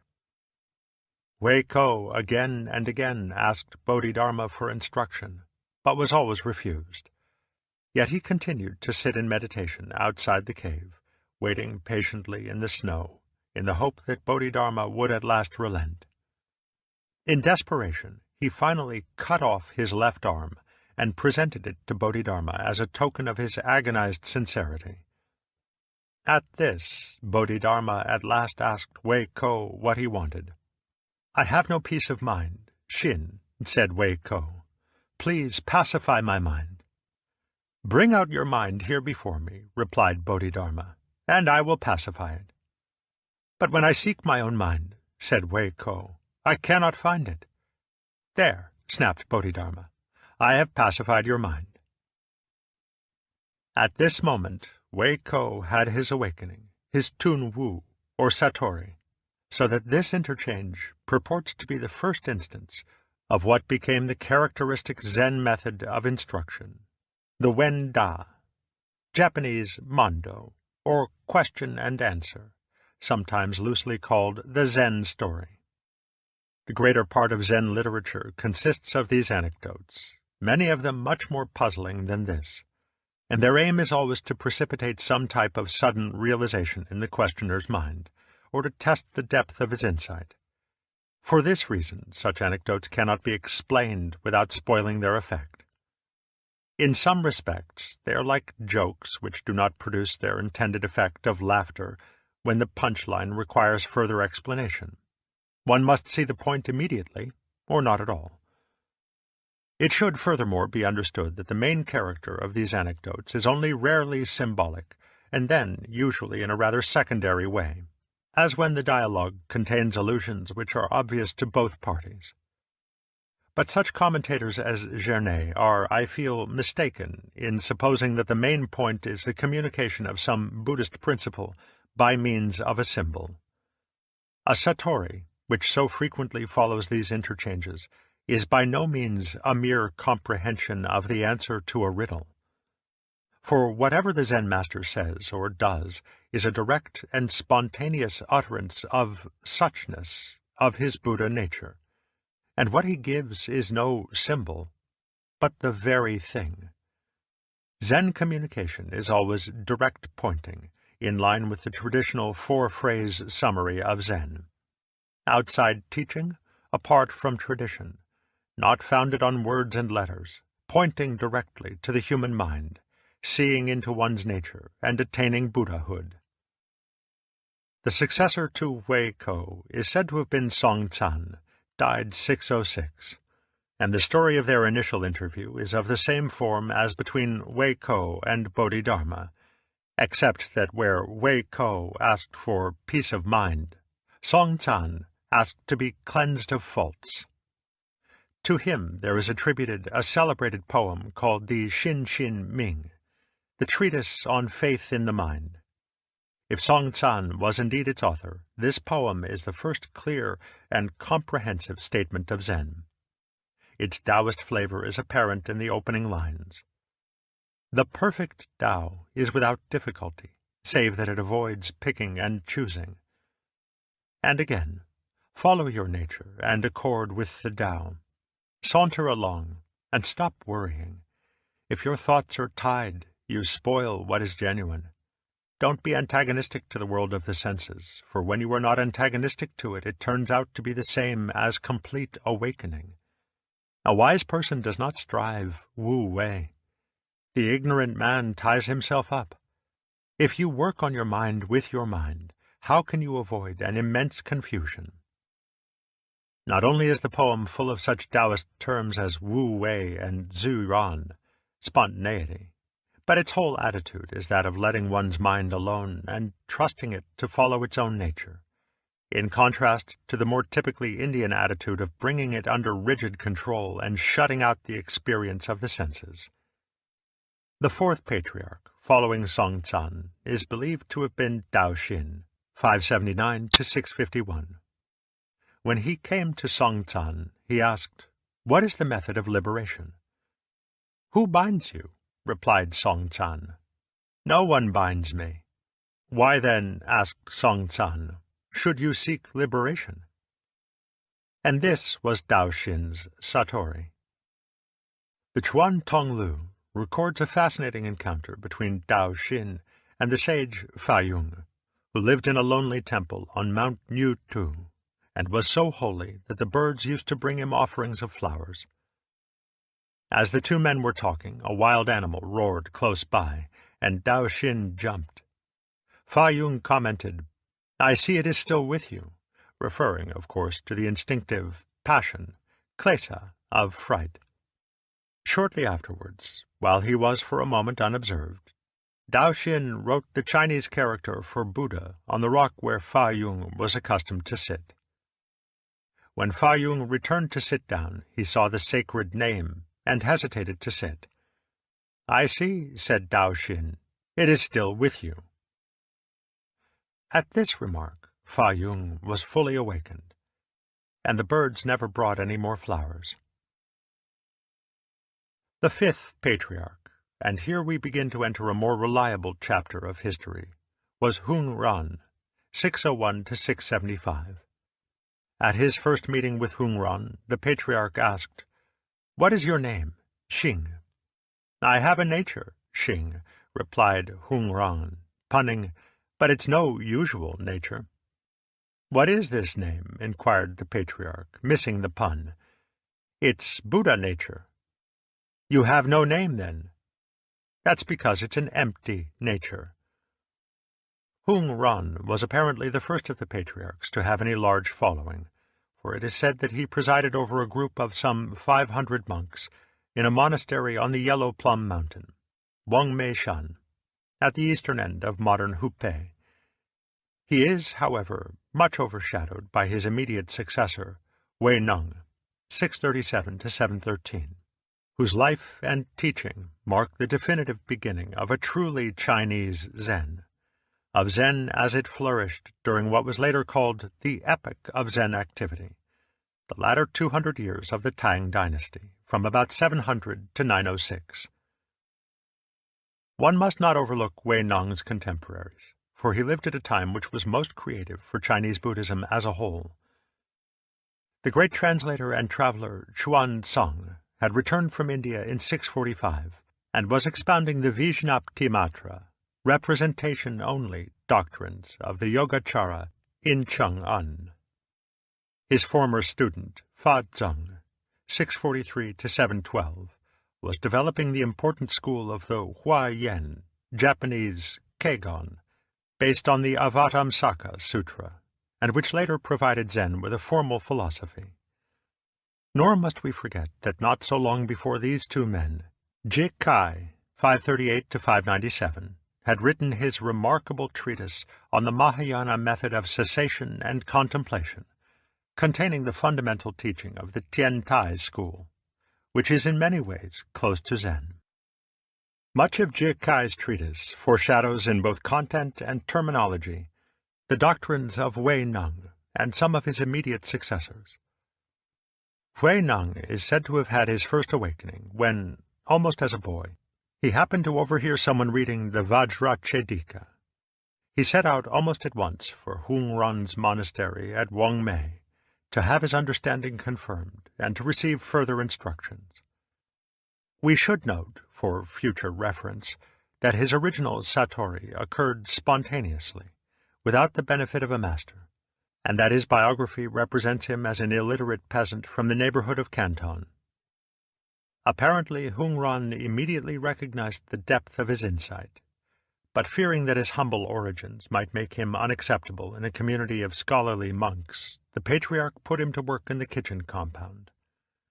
Some time later, the patriarch announced that he was looking for a successor to whom he might transmit his office, together with the robe and begging bowl, said to have been handed down from the Buddha, which were its insignia. This honor was to be conferred upon the person who submitted the best poem, expressing his understanding of Buddhism. The chief monk of the community was then a certain Shun Shu, and all the others naturally assumed that the office would go to him, and so made no attempt to compete. Shun Shu, however, was in doubt as to his own understanding, and decided to submit his poem anonymously, claiming authorship only if the patriarch approved of it. During the night, then, he posted the following lines in the corridor near the patriarch's quarters. "The body is the Bodhi tree, the mind like a bright mirror standing. Take care to wipe it all the time, and allow no dust to cling." The following morning, the patriarch read the poem and ordered incense to be burned before it, saying that all who put it into practice would be enabled to realize their true nature. But when Shun Shu came to him in private and claimed authorship, the patriarch declared that his understanding was still far from perfect. On the following day, another poem appeared beside the first. "There never was a Bodhi tree, nor bright mirror standing. Fundamentally, not one thing exists. So where is the dust to cling?" The patriarch knew that only Wei Neng could have written this, but to avoid jealousy, he rubbed out the poem with his shoe and summoned Wei Neng to his room secretly, by night. Here he conferred the patriarchate, the robe, and the bowl upon him, and told him to flee into the mountains until the hurt feelings of the other monks had subsided, and the time was ripe for him to begin his public teaching. A comparison of the two poems shows at once the distinctive flavor of Wei Neng's Zen. Shun Shu's poem reflects what was apparently the general and popular view of dhyana practice in Chinese Buddhism. It was obviously understood as the discipline of sitting meditation, Tso-chan, in which the mind was purified by an intense concentration which would cause all thoughts and attachments to cease. Taken rather literally, many Buddhist and Taoist texts would substantiate this view, that the highest state of consciousness is a consciousness empty of all contents, all ideas, feelings, and even sensations. Today in India, this is a very prevalent notion of samadhi. But our own experience with Christianity should make this type of literalism, even in high circles, rather familiar. Wei Neng's position was that a man with an empty consciousness was no better than a block of wood or a lump of stone. He insisted that the whole idea of purifying the mind was irrelevant and confusing, because our own nature is fundamentally clear and pure. In other words, there is no analogy between consciousness or mind and a mirror that can be wiped. The true mind is no mind, Wu Xin, which is to say that it is not to be regarded as an object of thought or action, as if it were a thing to be grasped and controlled. The attempt to work on one's own mind is a vicious circle. To try to purify it is to be contaminated with purity. Obviously, this is the Taoist philosophy of naturalness, according to which a person is not genuinely free, detached, or pure when his state is the result of an artificial discipline. He is just imitating purity, just faking clear awareness. Hence the unpleasant self-righteousness of those who are deliberately and methodically religious. Wei Neng's teaching is that instead of trying to purify or empty the mind, one must simply let go of the mind, because the mind is nothing to be grasped. Letting go of the mind is also equivalent to letting go of the series of thoughts and impressions, nian, which come and go in the mind, neither repressing them, holding them, nor interfering with them. Thoughts come and go of themselves, for through the use of wisdom there is no blockage. This is the samadhi of prajna and natural liberation. Such is the practice of no thought, wu nian. But if you do not think of anything at all, and immediately command thoughts to cease, this is to be tied in a knot by a method, and is called an obtuse view. Of the usual view of meditation practice, he said, "To concentrate on the mind and to contemplate it until it is still is a disease, and not dhyana. To restrain the body by sitting up for a long time. Of what benefit is this towards the Dharma?" And again, If you start concentrating the mind on stillness, you will merely produce an unreal stillness. What does the word meditation, so-chan, mean? In this school, it means no barriers, no obstacles. It is beyond all objective situations, whether good or bad. The word sitting, so, means not to stir up thoughts in the mind. In counteracting the false dhyana of mere empty-mindedness, Wei Neng compares the great void to space, and calls it great not just because it is empty, but because it contains the sun, moon, and stars.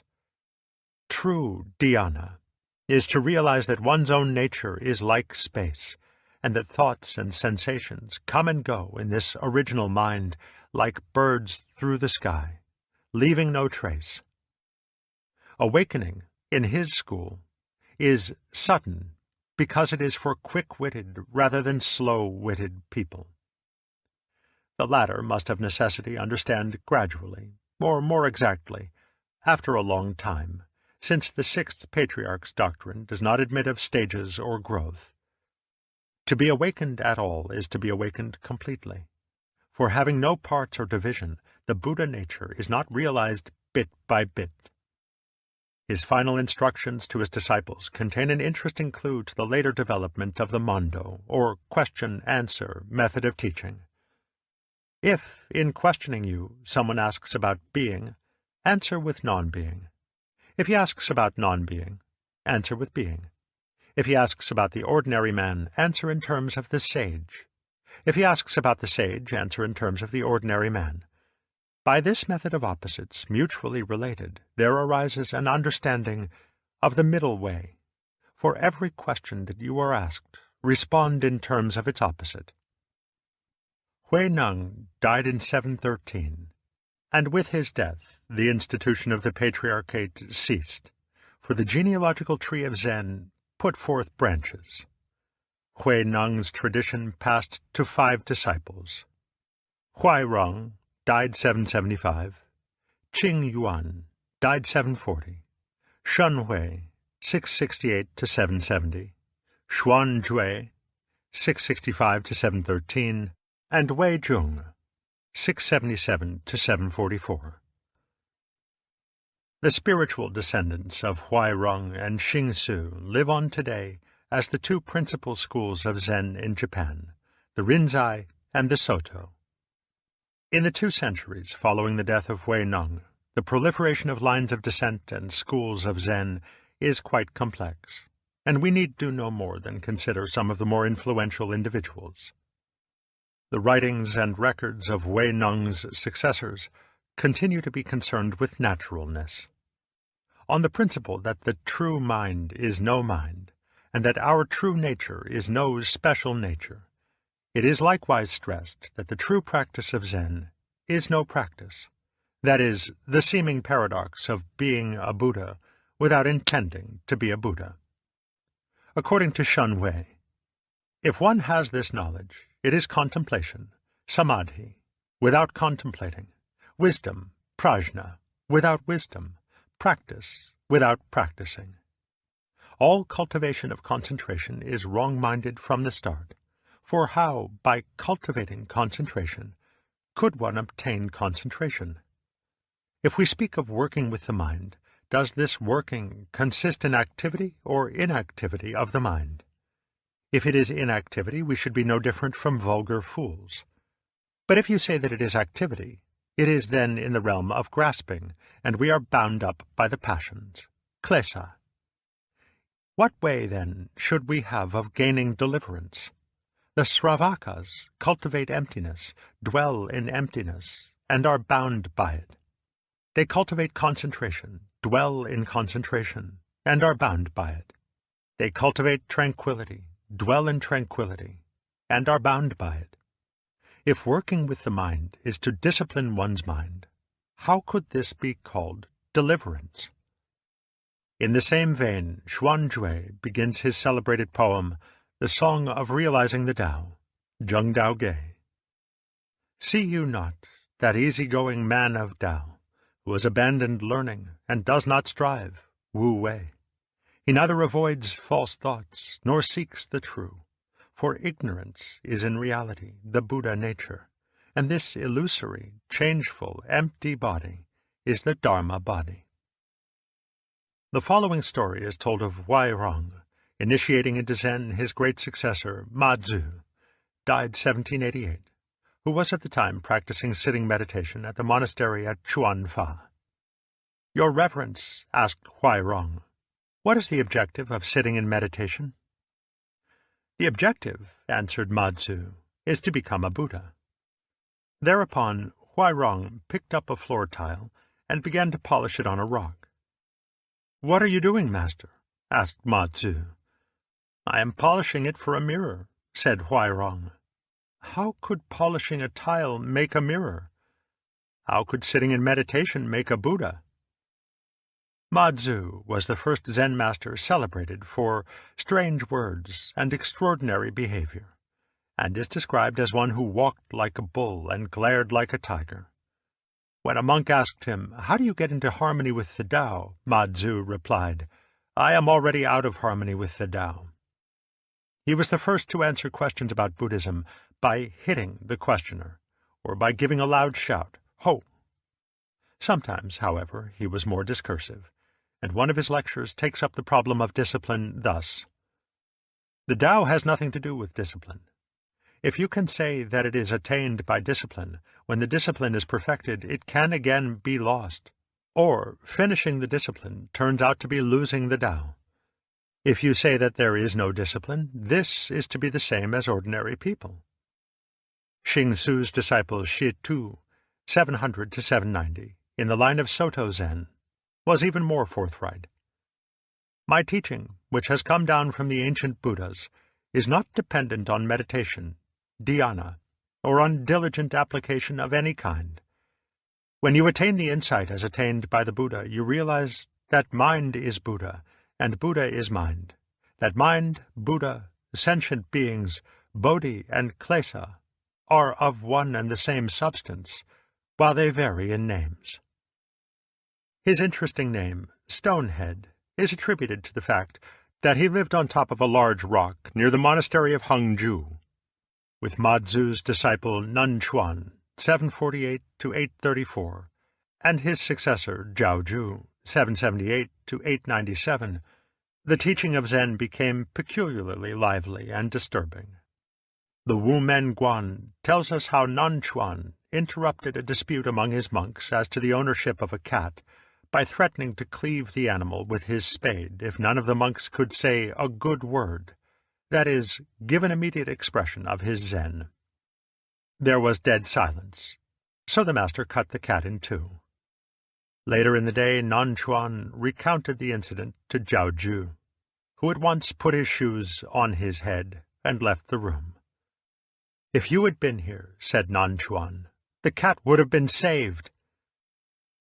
Zhaozhu is said to have had his awakening after the following incident with Nanchuan. Zhaozhu asked, "What is the Tao?" The master replied, "Your ordinary, that is, natural mind is the Tao. How can one return into accord with it? By intending to accord, you immediately deviate. But without intention, how can one know the Tao? The Tao," said the master, "belongs neither to knowing or not knowing. Knowing is false understanding. Not knowing is blind ignorance. If you really understand the Tao beyond doubt, it's like the empty sky. Why drag in right and wrong?" When Zhaozhu was asked whether a dog has Buddha nature, which is certainly the usual Mahayana doctrine, he gave the one word, "no," wu, Japanese, mu. When a monk asked him for instruction, he merely inquired whether he had eaten his gruel, and then added, "Go wash your bowl." When asked about the spirit which remains when the body is decomposed, he remarked, "This morning it's windy again." Ma Tzu had another notable disciple in Bozheng, 720 to 814, who is said to have organized the first purely Zen community of monks, and to have laid down its regulations on the principle that a day of no working is a day of no eating. Since his time, a strong emphasis on manual work and some degree of self-support has been characteristic of Zen communities. It might be remarked here that these are not exactly monasteries in the Western sense. They are rather training schools, from which one is free to depart at any time without censure. Some members remain monks for their whole lives. Others become secular priests in charge of small temples. Still others may return to lay life. To Bojung is attributed the famous definition of Zen: when hungry, eat; when tired, sleep. He is said to have had his satori when Madzu shouted at him and left him deaf for 3 days, and to have been in the habit of pointing out the Zen life to his disciples with the saying, "Don't cling, don't seek." For when asked about seeking for the Buddha nature, he answered, "It's much like riding an ox in search of an ox." Bojung's student Wang Bo, died 850, is also of considerable importance in this period. Not only was he the teacher of the great Lin Ji, but he was also the author of the Chuan Xin Fa Yao, or Treatise on the Essentials of the Doctrine of Mind. The content of this work is essentially the same body of doctrine as is found in Wei Neng, Shen Wei, and Ma Zhu, but it contains some passages of remarkable clarity, as well as some frank and careful answers to questions at the end. By their very seeking for it, the Buddha nature, they produce the contrary effect of losing it. For that is using the Buddha to seek for the Buddha, and using mind to grasp mind. Even though they do their utmost for a full kalpa, they will not be able to attain it. If those who study the Tao do not awake to this mind substance, they will create a mind over and above mind, seek the Buddha outside themselves, and remain attached to forms, practices, and performances, all of which is harmful and not the way to supreme knowledge.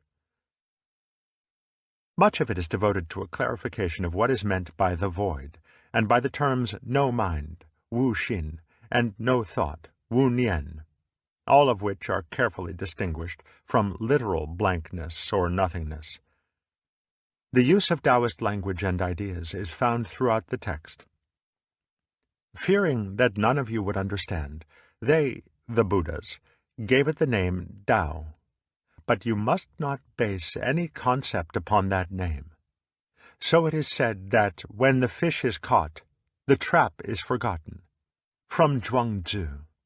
When body and mind achieve spontaneity, the Tao is reached, and universal mind can be understood. In former times men's minds were sharp. Upon hearing a single sentence, they abandoned study, and so came to be called the sages who, abandoning learning, rest in spontaneity. In these days, people only seek to stuff themselves with knowledge and deductions, placing great reliance on written explanations, and calling all this the practice. It appears, however, that Wang Bo's personal instruction of his disciples was not always so explanatory. Lin Ji, Japanese Rinzai, died 867, could never get a word out of him. Every time he attempted to ask a question, Wang Bo struck him, until in desperation he left the monastery and sought the advice of another master, Da Yu, who scolded him for being so ungrateful for Wang Bo's grandmotherly kindness. This awakened Lin Ji, who again presented himself before Wang Bo. This time, however, it was Lin Ji who did the striking, saying, "There is not so much in Wang Bo's Buddhism after all."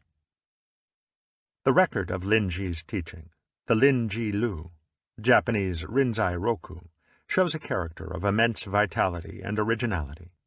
Lecturing his students in informal and often somewhat racy language, it is as if Lin Ji were using the whole strength of his personality to force the student into immediate awakening. Again and again he berates them for not having enough faith in themselves, for letting their minds gallop around in search of something which they have never lost, and which is right before you at this very moment. Awakening for Lin Ji seems primarily a matter of nerve, the courage to let go without further delay in the unwavering faith that one's natural, spontaneous functioning is the Buddha mind. His approach to conceptual Buddhism, to the student's obsession with stages to be reached and goals to be attained, is ruthlessly iconoclastic. Why do I talk here? only because you followers of the Tao go galloping around in search of the mind and are unable to stop it. On the other hand, the ancients acted in a leisurely way, appropriate to circumstances, as they arose. O you followers of the Tao, when you get my point of view, you will sit in judgment on top of the Buddha's heads. Those who have completed the 10 stages will seem like underlings, and those who have arrived at supreme awakening will seem as if they had kangs around their necks. The Arhans and Pratyeka Buddhas are like a dirty privy. Bodhi and Nirvana are like hitching posts for a donkey. On the importance of the natural or unaffected wu-shi life, he is especially emphatic. There is no place in Buddhism for using effort. Just be ordinary and nothing special. Relieve your bowels, pass water, put on your clothes, and eat your food. When you're tired, go and lie down. Ignorant people may laugh at me, but the wise will understand. As you go from place to place, if you regard each one as your own home, they will all be genuine, for when circumstances come, you must not try to change them. Thus your usual habits of feeling, which make karma for the 5 hells, will of themselves become the great ocean of liberation. And on creating karma through seeking liberation, outside the mind there is no dharma, and inside also there is nothing to be grasped. What is it that you seek? You say on all sides that the Tao is to be practiced and put to the proof. Don't be mistaken. If there is anyone who can practice it, this is entirely karma making for birth and death. You talk about being perfectly disciplined in your 6 senses and in the 10,000 ways of conduct. But as I see it, all this is creating karma. To seek the Buddha and to seek the Dharma is precisely making karma for the hells. In Mazu, Nanxuan, Jiaozhu, Huangbo, and Linji, we can see the flavor of Zen at its best. Taoist and Buddhist as it is in its original inspiration, it is also something more. It is so earthy, so matter-of-fact, and so direct.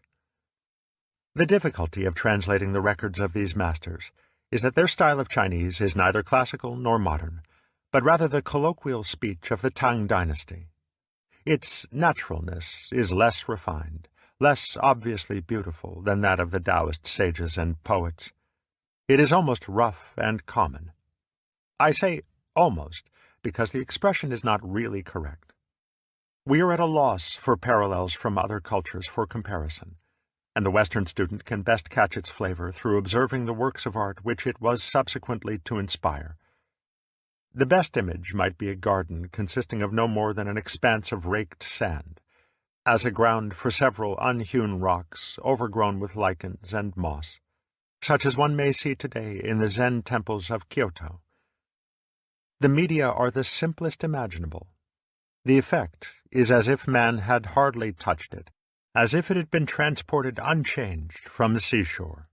But in practice, only the most sensitive and experienced artist can achieve it. This sounds, of course, as though Zen flavor were a studied and affected primitivism. Sometimes it is. But the genuine Zen flavor is when a man is almost miraculously natural without intending to be so. His Zen life is not to make himself, but to grow that way. Thus it should be obvious that the naturalness of these Tang masters is not to be taken just literally, as if Zen were merely to glory in being a completely ordinary, vulgar fellow who scatters ideals to the wind and behaves as he pleases, for this would in itself be an affectation. The naturalness of Zen flourishes only when one has lost affectedness and self-consciousness of every description. But a spirit of this kind comes and goes like the wind, and is the most impossible thing to institutionalize and preserve. Yet in the late Tang dynasty, the genius and vitality of Zen was such that it was coming to be the dominant form of Buddhism in China, though its relation to other schools was often very close. Zheng Mi, 779 to 841, was simultaneously a Zen master and the 5th patriarch of the Huayan school, representing the philosophy of the Avatamsaka Sutra. This extremely subtle and mature form of Mahayana philosophy was employed by Dung Shan, 807 to 869, in developing the doctrine of the five ranks, Wu Wei, concerning the fivefold relationship of the absolute, Cheng, and the relative, Pian, and was related by his student Cao Shan, 840 to 901, to the philosophy of the I Ching, the Book of Changes. Fa Yin, 885 to 958, and Fen Yang, 947 to 1024, were also influential masters who made a deep study of the Hua Yin, and to this day it constitutes, as it were, the intellectual aspect of Zen. On the other hand, such masters as De Jiao, 891 to 972, and Yen Shu, 904 to 975, maintained close relations with the Tian Tai and Pure Land schools. In 845, there was a brief but vigorous persecution of Buddhism by the Taoist Emperor Wu Zeng. Temples and monasteries were destroyed, their lands confiscated, and the monks compelled to return to lay life. Fortunately, his enthusiasm for Taoist alchemy soon involved him in experiments with the elixir of immortality, and from partaking of this concoction he shortly died. Zen had survived the persecution better than any other school, and now entered into a long era of imperial and popular flavor. Hundreds of monks thronged to its wealthy monastic institutions, and the fortunes of the school so prospered, and its numbers so increased, that the preservation of its spirit became a very serious problem. Popularity almost invariably leads to a deterioration of quality, and as Zen became less of an informal spiritual movement and more of a settled institution, it underwent a curious change of character. It became necessary to standardize its methods and to find means for the masters to handle students in large numbers. There were also the special problems which arise for monastic communities when their membership increases, their traditions harden, and their novices tend more and more to be mere boys without natural vocation, sent for training by their pious families. The effect of this last factor upon the development of institutional Zen can hardly be underestimated. For the Zen community became less an association of mature men with spiritual interests and more of an ecclesiastical boarding school for adolescent boys. Under such circumstances, the problem of discipline became paramount.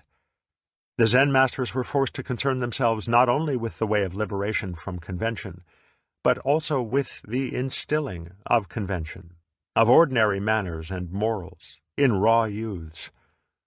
The mature Western student who discovers an interest in Zen as a philosophy or as a way of liberation must be careful to keep this in mind, for otherwise he may be unpleasantly startled by monastic Zen as it exists today in Japan. He will find that Zen is a discipline enforced with the big stick.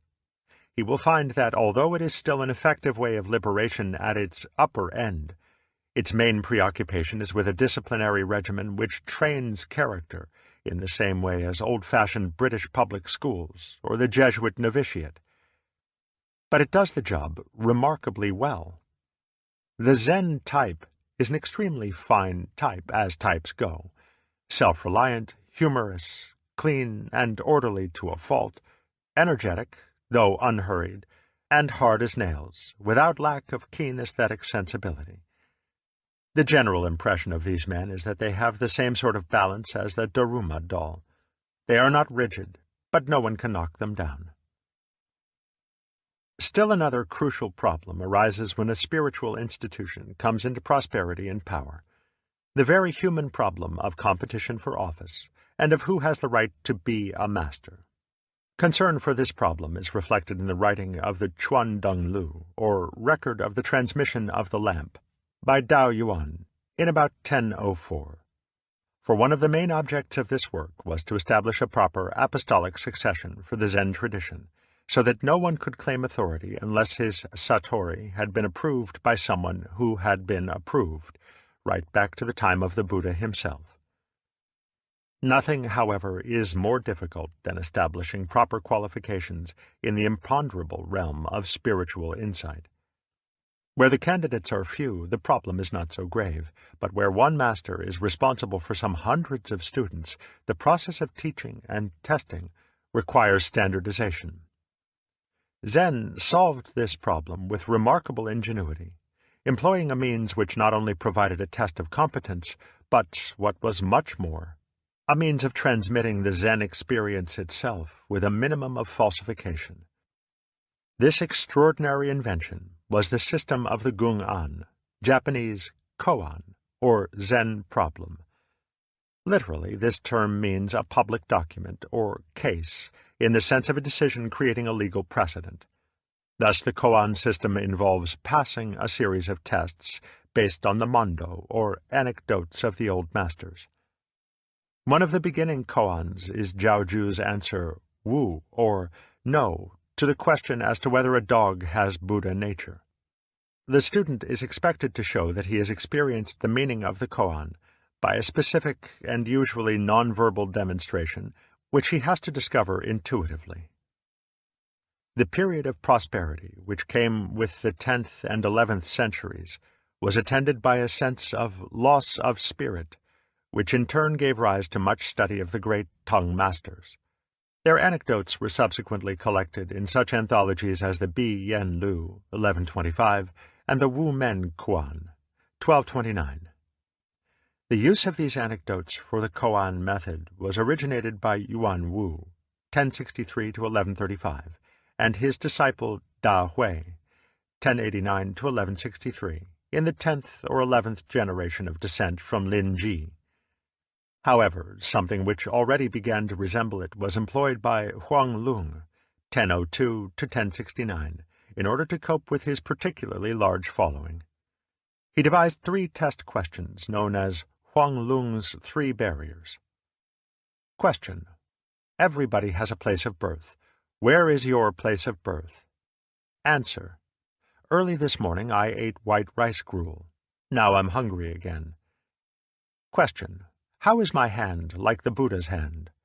Answer: Playing the lute under the moon.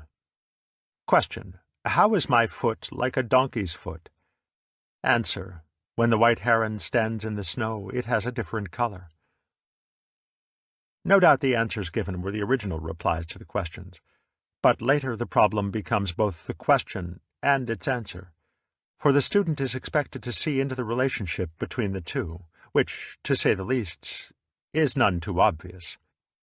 For the moment, it is enough to say that every koan has a point, which is some aspect of Zen experience, that its point is often concealed by being made very much more apparent than one would expect, and that koans are concerned not only with the primary awakening to the void, but also with its subsequent expression in life and thought. The koan system was developed in the Linji Rinzai school of Zen, but not without opposition. The Soto school felt that it was much too artificial. Whereas the koan advocates used this technique as a means for encouraging that overwhelming feeling of doubt, I Ching, which they felt to be essential as a prerequisite for Satori, the Soto school argued that it lent itself too easily to that very seeking for Satori, which thrusts it away, or, what is worse, induces an artificial Satori. Adherents of the Rinzai school sometimes say that the intensity of the Satori is proportionate to the intensity of the feeling of doubt, of blind seeking, which precedes it. But for Soto, this suggests that such a Satori has a dualistic character, and is thus no more than an artificial emotional reaction. Thus, the Soto view was that the proper dhyana lay in motiveless action, wu wei, in sitting just to sit, or walking just to walk. The two schools therefore came to be known respectively as Kanhua Zen, observing the anecdote Zen, and Mojiao Zen, silently illumined Zen.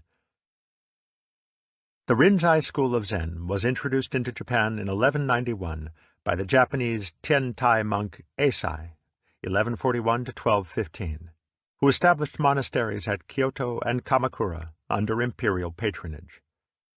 The Soto school was introduced in 1227 by the extraordinary genius Dogen, 1200 to 1253, who established the great monastery of Eiheiji, refusing, however, to accept imperial favors. It should be noted that Zen arrived in Japan shortly after the beginning of the Kamakura era. When the military dictator Yoritomo and his samurai followers had seized power from the hands of the then somewhat decadent nobility. This historical coincidence provided the military class, the samurai, with a type of Buddhism which appealed to them strongly because of its practical and earthy qualities, and because of the directness and simplicity of its approach.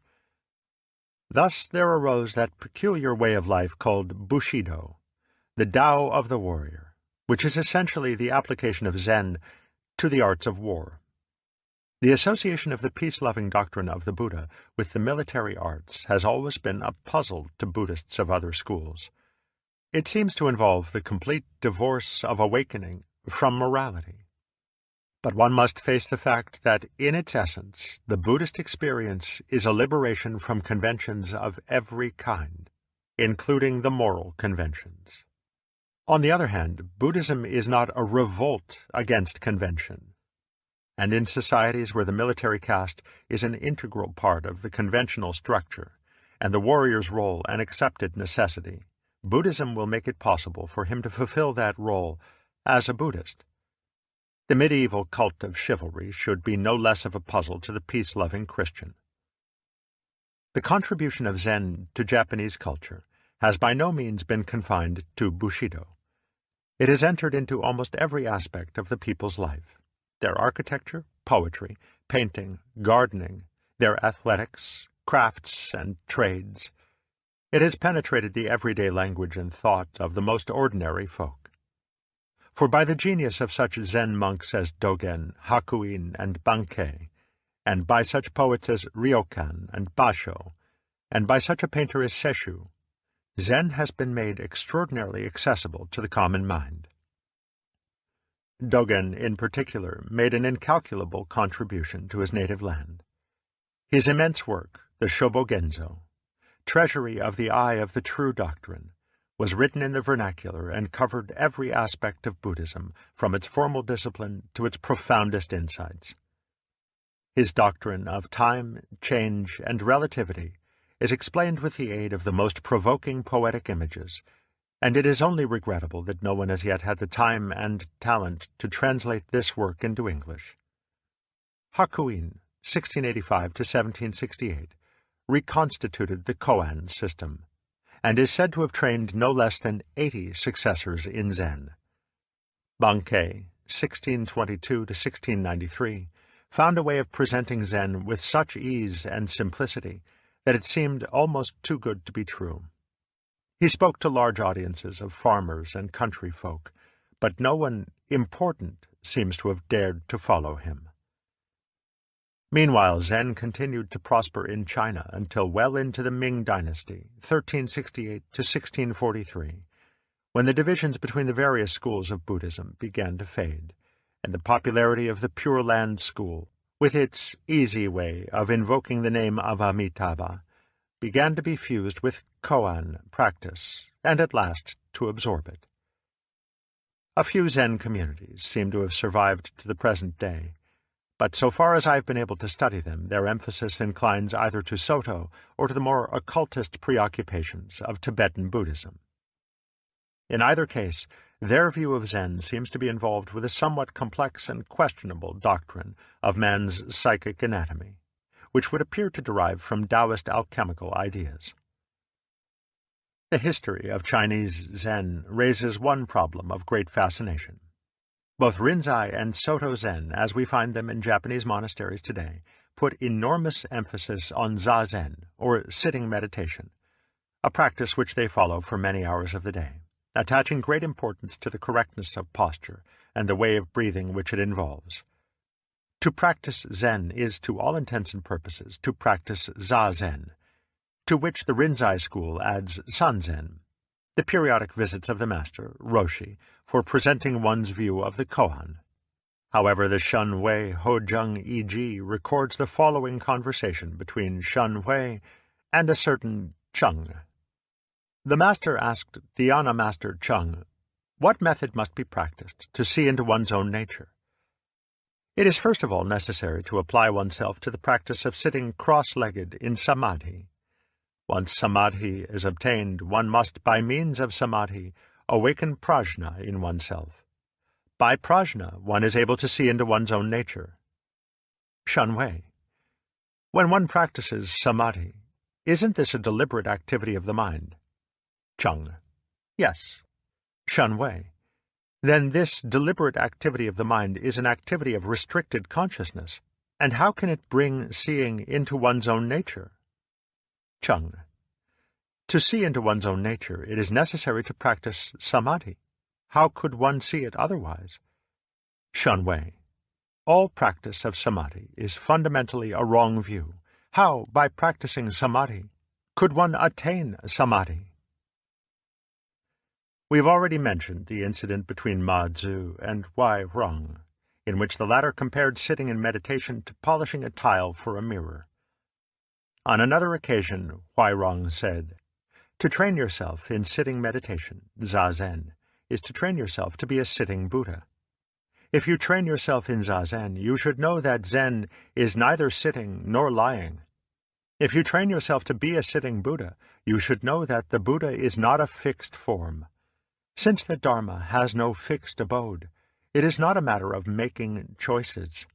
If you make yourself a sitting Buddha, this is precisely killing the Buddha.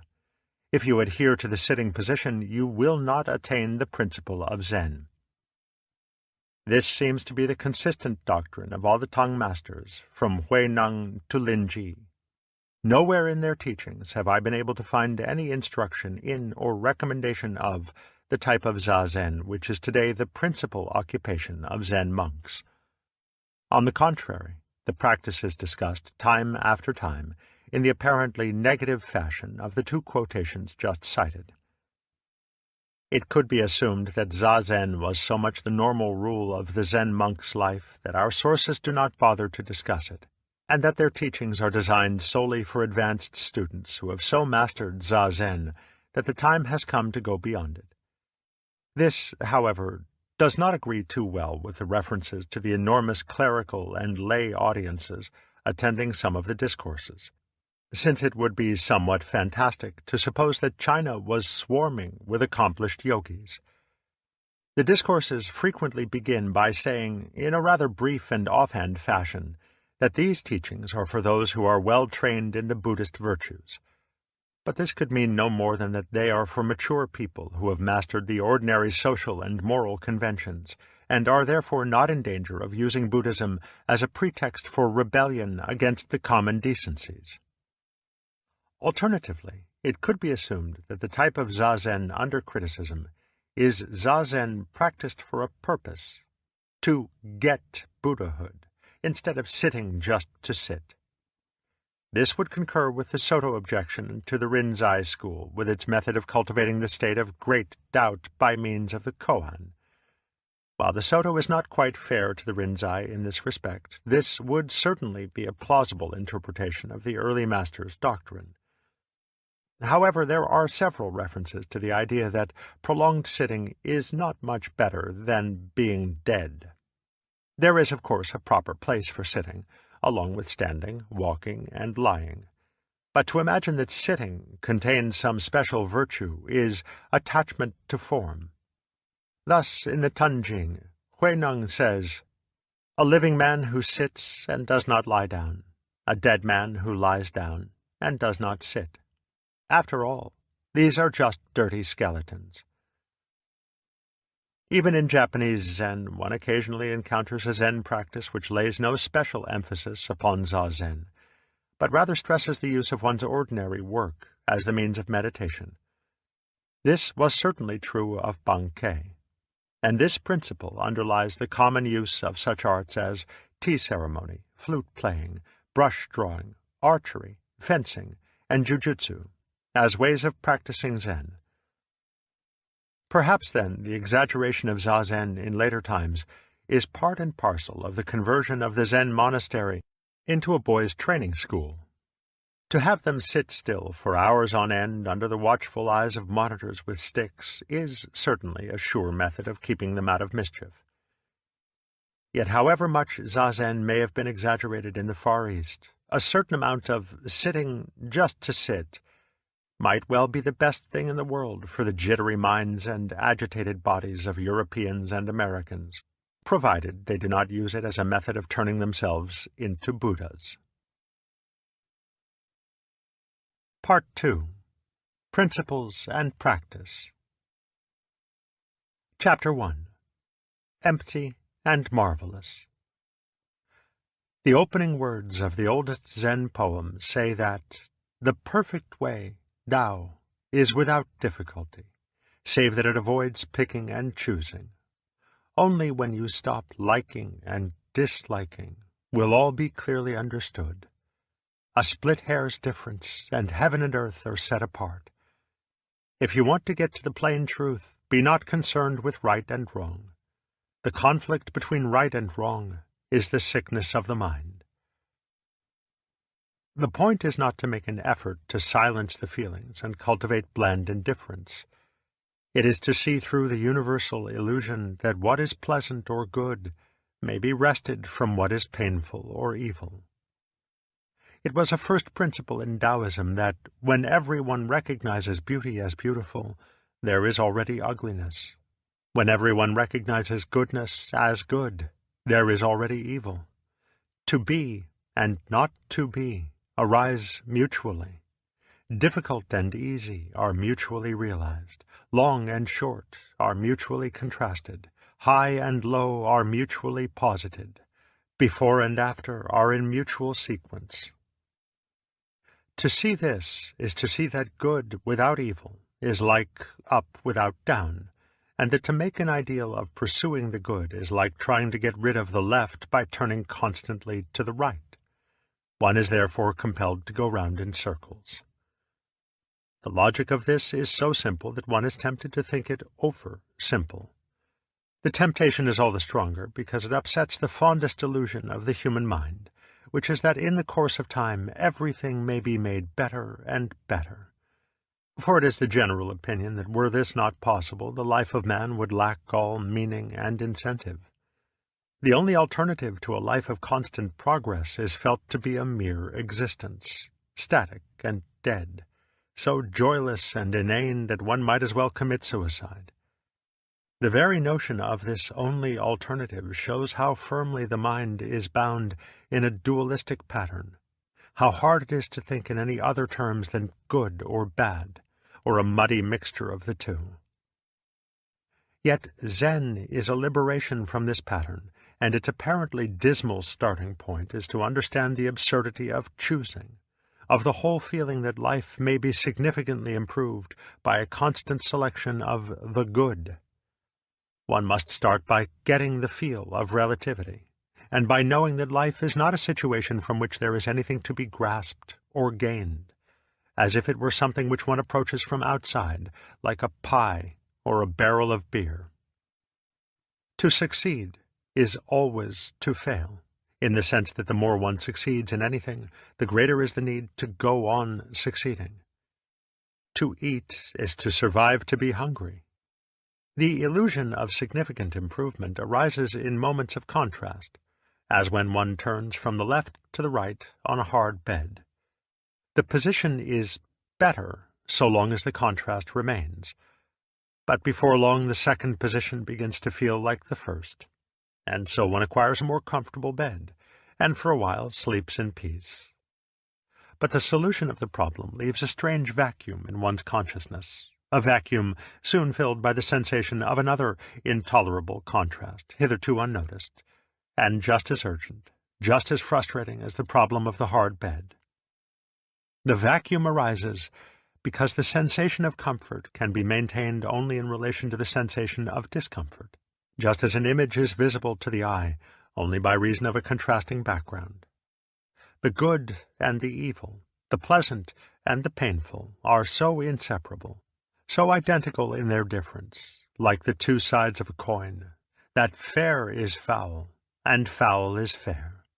Or, in the words of a poem in the Zenrin Kushu, to receive trouble is to receive good fortune. To receive agreement is to receive opposition. Another puts it more vividly. At dusk the cock announces dawn. At midnight the bright sun. Zen does not, for this reason, take the attitude that it is so futile to eat when hungry that one may as well starve, nor is it so inhuman as to say that when we itch we should not scratch. Disillusionment with the pursuit of the good does not involve the evil of stagnation as its necessary alternative, for the human situation is like that of fleas on a hot griddle. None of the alternatives offer a solution, for the flea who falls must jump, and the flea who jumps must fall. Choosing is absurd, because there is no choice. To the dualistic mode of thought, it will therefore seem that the standpoint of Zen is that of fatalism, as opposed to free choice. When Mu Ju was asked, "We dress and eat every day, and how do we escape from having to put on clothes and eat food?" he answered, "We dress, we eat." "I don't understand," said the monk. "If you don't understand, put on your clothes and eat your food." On being asked how to escape from the heat, another master directed the questioner to the place where it is neither hot nor cold. When asked to explain himself, he replied, "In summer we sweat, in winter we shiver." Or as a poem puts it, "When cold, we gather round the hearth before the blazing fire.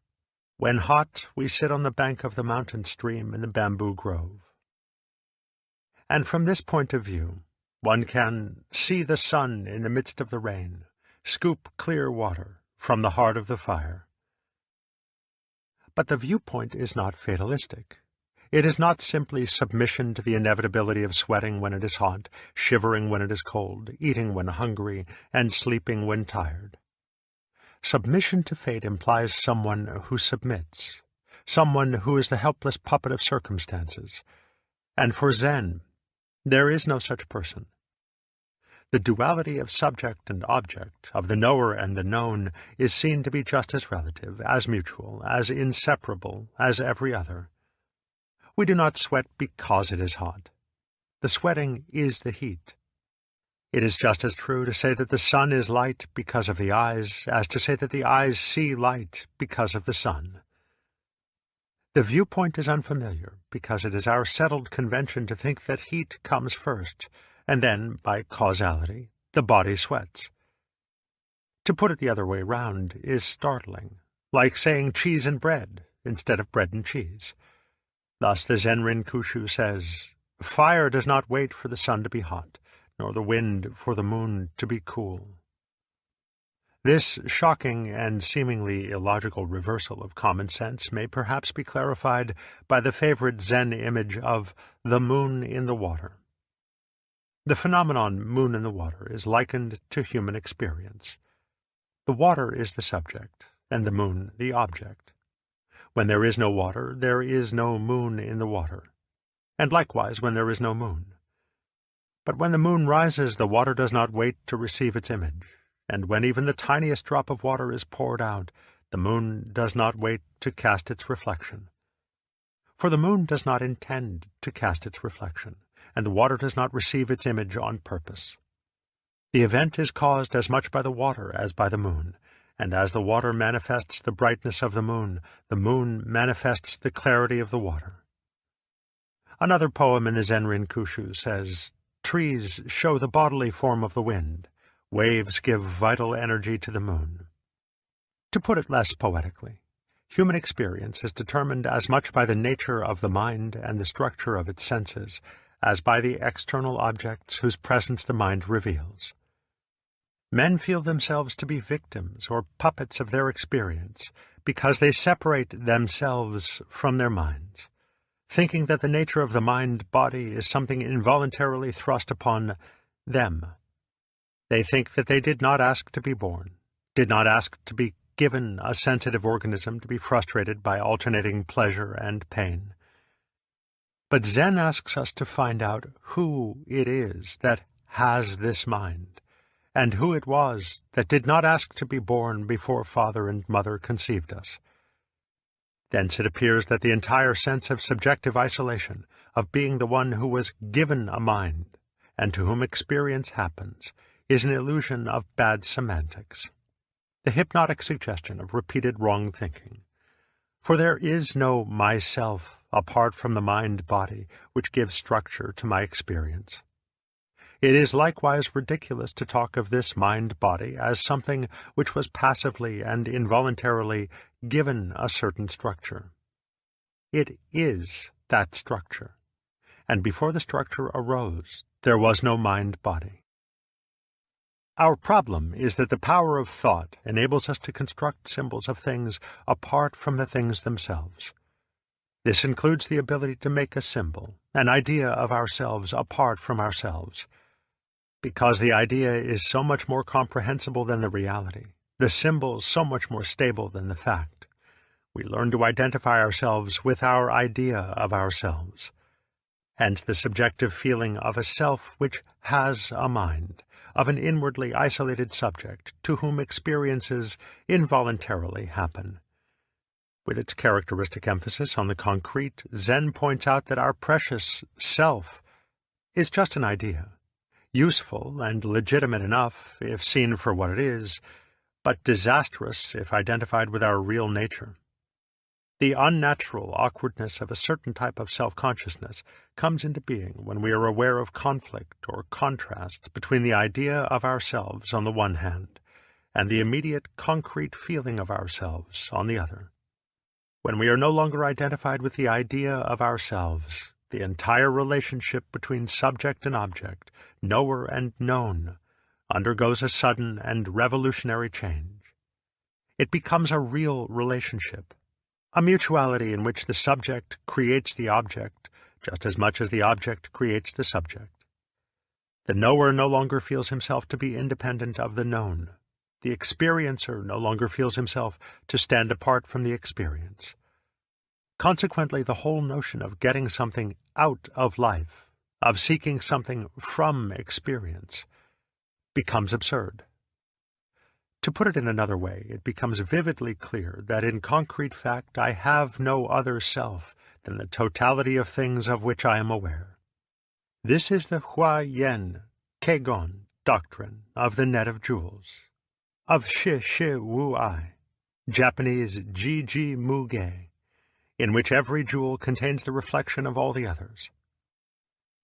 The sense of subjective isolation is also based on a failure to see the relativity of voluntary and involuntary events. This relativity is easily felt by watching one's own breath, for by a slight change of viewpoint, it is as easy to feel that I breathe as that it breathes me. We feel that our actions are voluntary when they follow a decision, and involuntary when they happen without decision.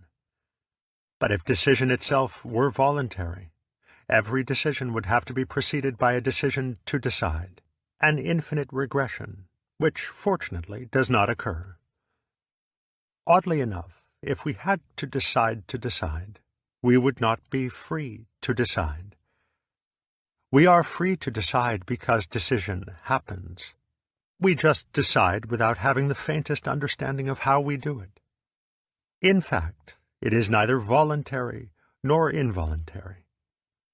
To get the feel of this relativity is to find another extraordinary transformation of our experience as a whole, which may be described in either of two ways. I feel that I am deciding everything that happens, or I feel that everything, including my decisions, is just happening spontaneously. For a decision, the freest of my actions, just happens, like hiccups inside me, or like a bird singing outside me. Such a way of seeing things is vividly described by a modern Zen master, the late Soke-an Sasaki. One day I wiped out all the notions from my mind. I gave up all desire. I discarded all the words with which I thought and stayed in quietude. I felt a little queer, as if I were being carried into something, or as if I were touching some power unknown to me, and zit! I entered. I lost the boundary of my physical body. I had my skin, of course, but I felt I was standing in the center of the cosmos. I spoke, but my words had lost their meaning. I saw people coming towards me, but all were the same man. All were myself. I had never known this world. I believed that I was created, But now I must change my opinion. I was never created. I was the cosmos. No individual Mr. Sasaki existed. It would seem, then, that to get rid of the subjective distinction between me and my experience, through seeing that my idea of myself is not myself, is to discover the actual relationship between myself and the outside world. The individual on the one hand, and the world on the other, are simply the abstract limits or terms of a concrete reality, which is between them, as the concrete coin is between the abstract Euclidean surfaces of its two sides.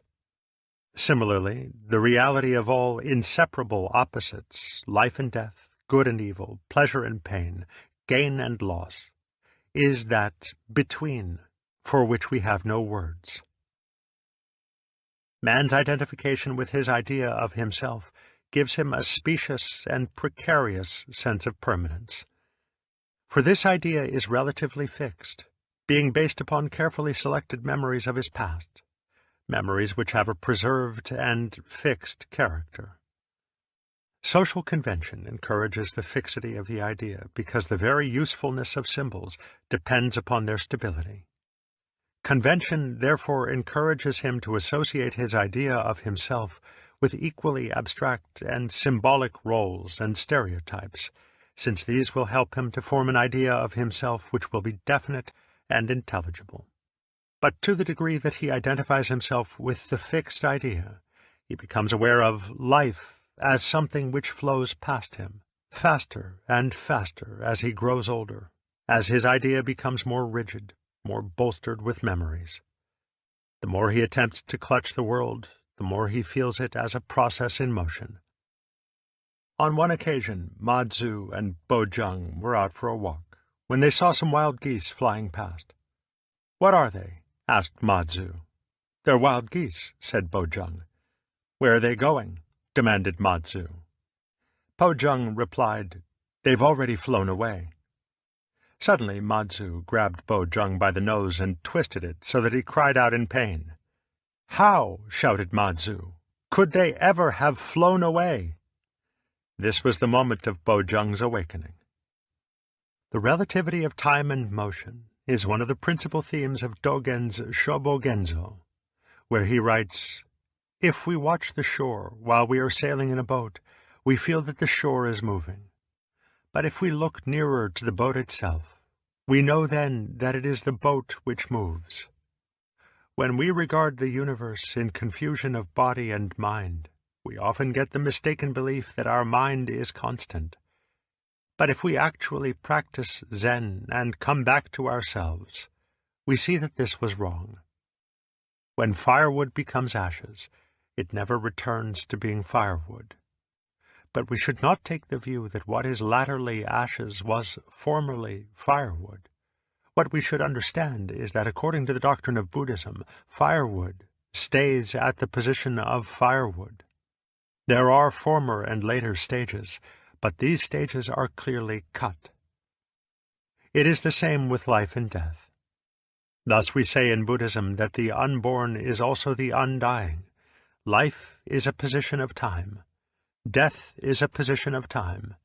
They are like winter and spring, and in Buddhism we do not consider that winter becomes spring, or that spring becomes summer. Dogen is here trying to express the strange sense of timeless moments which arises when one is no longer trying to resist the flow of events, the peculiar stillness and self-sufficiency of the succeeding instants, when the mind is, as it were, going along with them, and not trying to arrest them. A similar view is expressed thus by Ma Tzu. A sutra says, "It is only a group of elements which come together to make this body. When it arises, only these elements arise. When it ceases, only these elements cease. But when these elements arise, do not say, 'I am arising,' and when they cease, do not say, 'I am ceasing.' So, too, with our former thoughts, later thoughts, and intervening thoughts or experiences, the thoughts follow one another without being linked together. Each one, is absolutely tranquil. Buddhism has frequently compared the course of time to the apparent motion of a wave, wherein the actual water only moves up and down, creating the illusion of a piece of water moving over the surface. It is a similar illusion that there is a constant self moving through successive experiences, constituting a link between them in such a way that the youth becomes the man, who becomes the graybeard, who becomes the corpse. Connected, then, with the pursuit of the good is the pursuit of the future, the illusion whereby we are unable to be happy without a promising future for the symbolic self. Progress towards the good is therefore measured in terms of the prolongation of human life, forgetting that nothing is more relative than our sense of the length of time. A Zen poem says, "The morning glory which blooms for an hour differs not at heart from the giant pine which lives for 1,000 years." Subjectively, a gnat doubtless feels that its span of a few days is a reasonably long lifetime. A tortoise with its span of several hundred years would feel subjectively the same as the gnat. Not so long ago, the life expectancy of the average man was about 45 years. Today, it is from 65 to 70 years. But subjectively, the years are faster, and death, when it comes, is always all too soon. As Dogen said, "The flowers depart when we hate to lose them. The weeds arrive while we hate to watch them grow." This is perfectly natural, perfectly human, and no pulling and stretching of time will make it otherwise. On the contrary, the measuring of worth and success in terms of time, and the insistent demand for assurances of a promising future make it impossible to live freely in both the present and in the promising future when it arrives. For there is never anything but the present, and if one cannot live there, one cannot live anywhere. The Shobogenzo says, "When a fish swims, he swims on, and there is no end to the water. When a bird flies, he flies on, and there is no end to the sky. From the most ancient times there was never a fish who swam out of the water, nor a bird who flew out of the sky. Yet when the fish needs just a little water, he uses just a little, and when he needs lots, he uses lots. Thus the tips of their heads are always at the outer edge of their space. If ever a bird flies beyond that edge, he dies, and so also with the fish. From the water the fish makes his life, and from the sky the bird. But this life is made by the bird and the fish. At the same time the bird and the fish are made by life. Thus there are the fish, the water, and life, and all three create each other. Yet if there were a bird who first wanted to examine the size of the sky, or a fish who first wanted to examine the extent of the water, and then try to fly or swim, they will never find their own ways in the sky or water. This is not a philosophy of not looking where one is going. It is a philosophy of not making where one is going so much more important than where one is, that there will be no point in going. The life of Zen begins, therefore, in a disillusion with the pursuit of goals which do not really exist, the good without the bad, the gratification of a self which is no more than an idea, and the morrow which never comes. For all these things are a deception of symbols pretending to be realities, and to seek after them is like walking straight into a wall upon which some painter has, by the convention of perspective, suggested an open passage. In short, Zen begins at the point where there is nothing further to seek, nothing to be gained. Zen is most emphatically not to be regarded as a system of self-improvement or a way of becoming a Buddha. In the words of Lin Ji, if a man seeks the Buddha, that man loses the Buddha. For all ideas of self-improvement and of becoming or getting something in the future relate solely to our abstract image of ourselves. To follow them is to give ever more reality to that image. On the other hand, our true non-conceptual self is already the Buddha and needs no improvement. In the course of time it may grow, but one does not blame an egg for not being a chicken. Still less does one criticize a pig for having a shorter neck than a giraffe. A Zen poem says, "In the landscape of spring there is neither high nor low. The flowering branches grow naturally, some long, some short." When Sui Wei was asked about the meaning of Buddhism, he answered, "Wait until there is no one around, and I will tell you."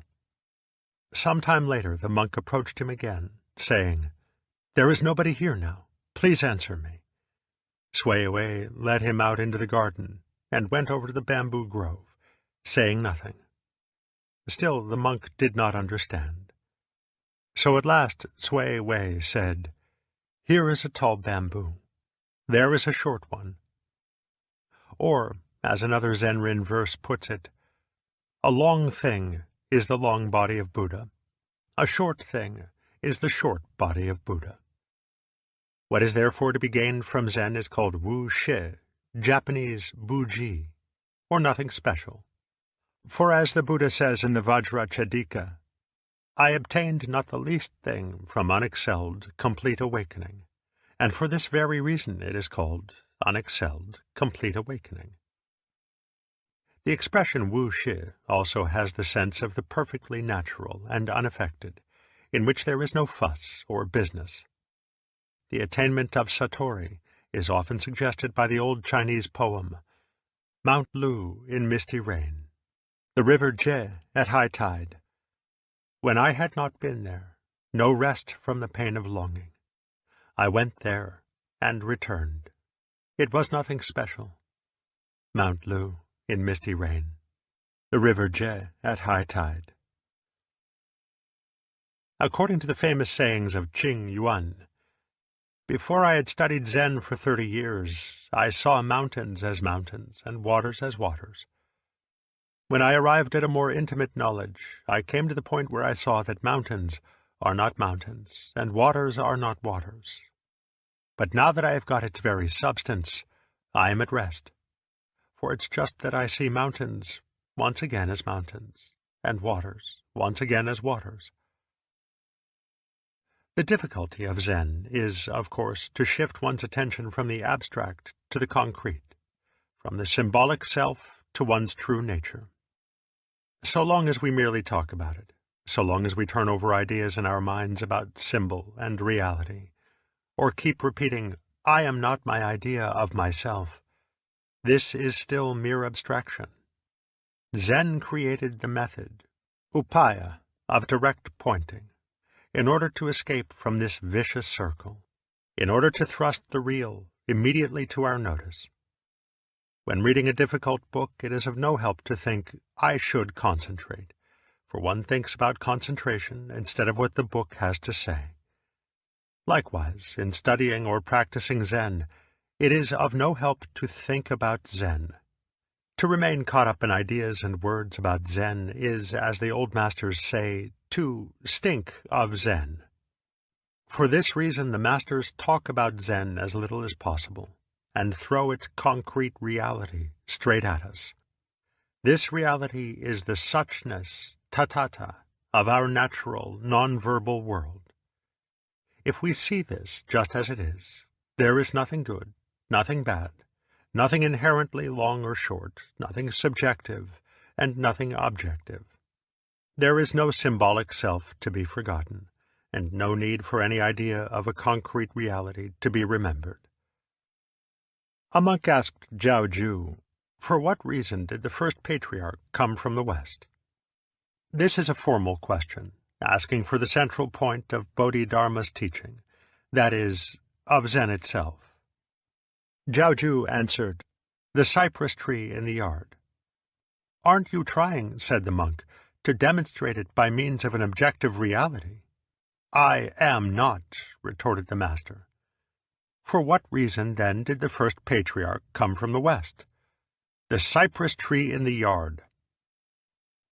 Notice how Zhao Ju whips the monk out of his conception about the answer. When Tung Shan was asked, "What is the Buddha?" he answered, 3 pounds of flax. Upon this, Yuan Wu comments, various answers have been given by different masters to the question, what is the Buddha? None, however, can excel Tung Shan's 3 pounds, chin, of flax, as regards its irrationality, which cuts off all passage of speculation. Some comment that Tung Shan was weighing flax at the moment, hence the answer. Still others think that as the questioner was not conscious of the fact that he himself was the Buddha, Tung Shan answered him in this indirect way. Such are all like corpses, for they are utterly unable to comprehend the living truth. There are still others who take the 3 pounds of flax as the Buddha. What wild and fantastic remarks they make! The masters are resolute in cutting short all theorizing and speculation about these answers. Direct pointing entirely fails in its intention if it requires or stimulates any conceptual comment. Fa Yen asked the monk Xuan Tzu why he had never asked him any questions about Zen.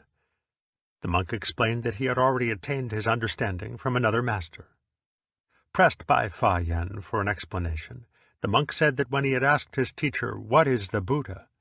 he had received the answer, "Bing Ding Tung Tzu comes for fire." "A good answer," said Fa Yen, "but I'm sure you don't understand it." "Bing Ding," explained the monk, "is the god of fire. For him to be seeking for fire is like myself seeking the Buddha. I'm the Buddha already, and no asking is needed." "Just as I thought," laughed Fa Yen. "You didn't get it." The monk was so offended that he left the monastery, but later repented of himself and returned, humbly requesting instruction. "You ask me," said Fa Yen. "What is the Buddha?" inquired the monk. "Bing Ding Tung Tzu comes for fire." The point of this mondo is perhaps best indicated by 2 poems submitted by the Pure Land Buddhist Ippen Shonin to the Zen master Hoto, translated by Suzuki from the sayings of Ippen. Ippen was one of those who studied Zen to find a rapprochement between Zen and the Pure Land school, with its practice of repeating the name of Amitabha. In Japanese, the formula is Namu Amida Butsu. Ippen first presented this verse: "When the name is uttered, neither the Buddha nor the Self, there is Namu Amida Butsu. The voice alone is heard." Hoto, however, felt that this did not quite express the point, but gave his approval when Ippen submitted a second verse: "When the name is uttered, neither the Buddha nor the Self, there is Namu Amida Butsu. Namu Amida Butsu." Bojung had so many students that he had to open a second monastery. To find a suitable person as its master, he called his monks together and set a pitcher before them, saying, "Without calling it a pitcher, tell me what it is." The head monk said, "You couldn't call it a piece of wood." At this, the monastery cook kicked the pitcher over and walked away. The cook was put in charge of the new monastery. One of Nan Chuan's lectures is worth quoting here. During the period, Kalpa, before the world was manifested, there were no names. The moment the Buddha arrives in the world, there are names, and so we clutch hold of forms. In the great Tao, there is absolutely nothing secular or sacred. If there are names, everything is classified in limits and bounds. Therefore the old man west of the river, that is, Ma Tzu, said, "It is not mind, it is not Buddha, it is not a thing." This, of course, reflects the doctrine of the Tao Te Ching that the nameless is the origin of heaven and earth. Naming is the mother of the 10,000 things.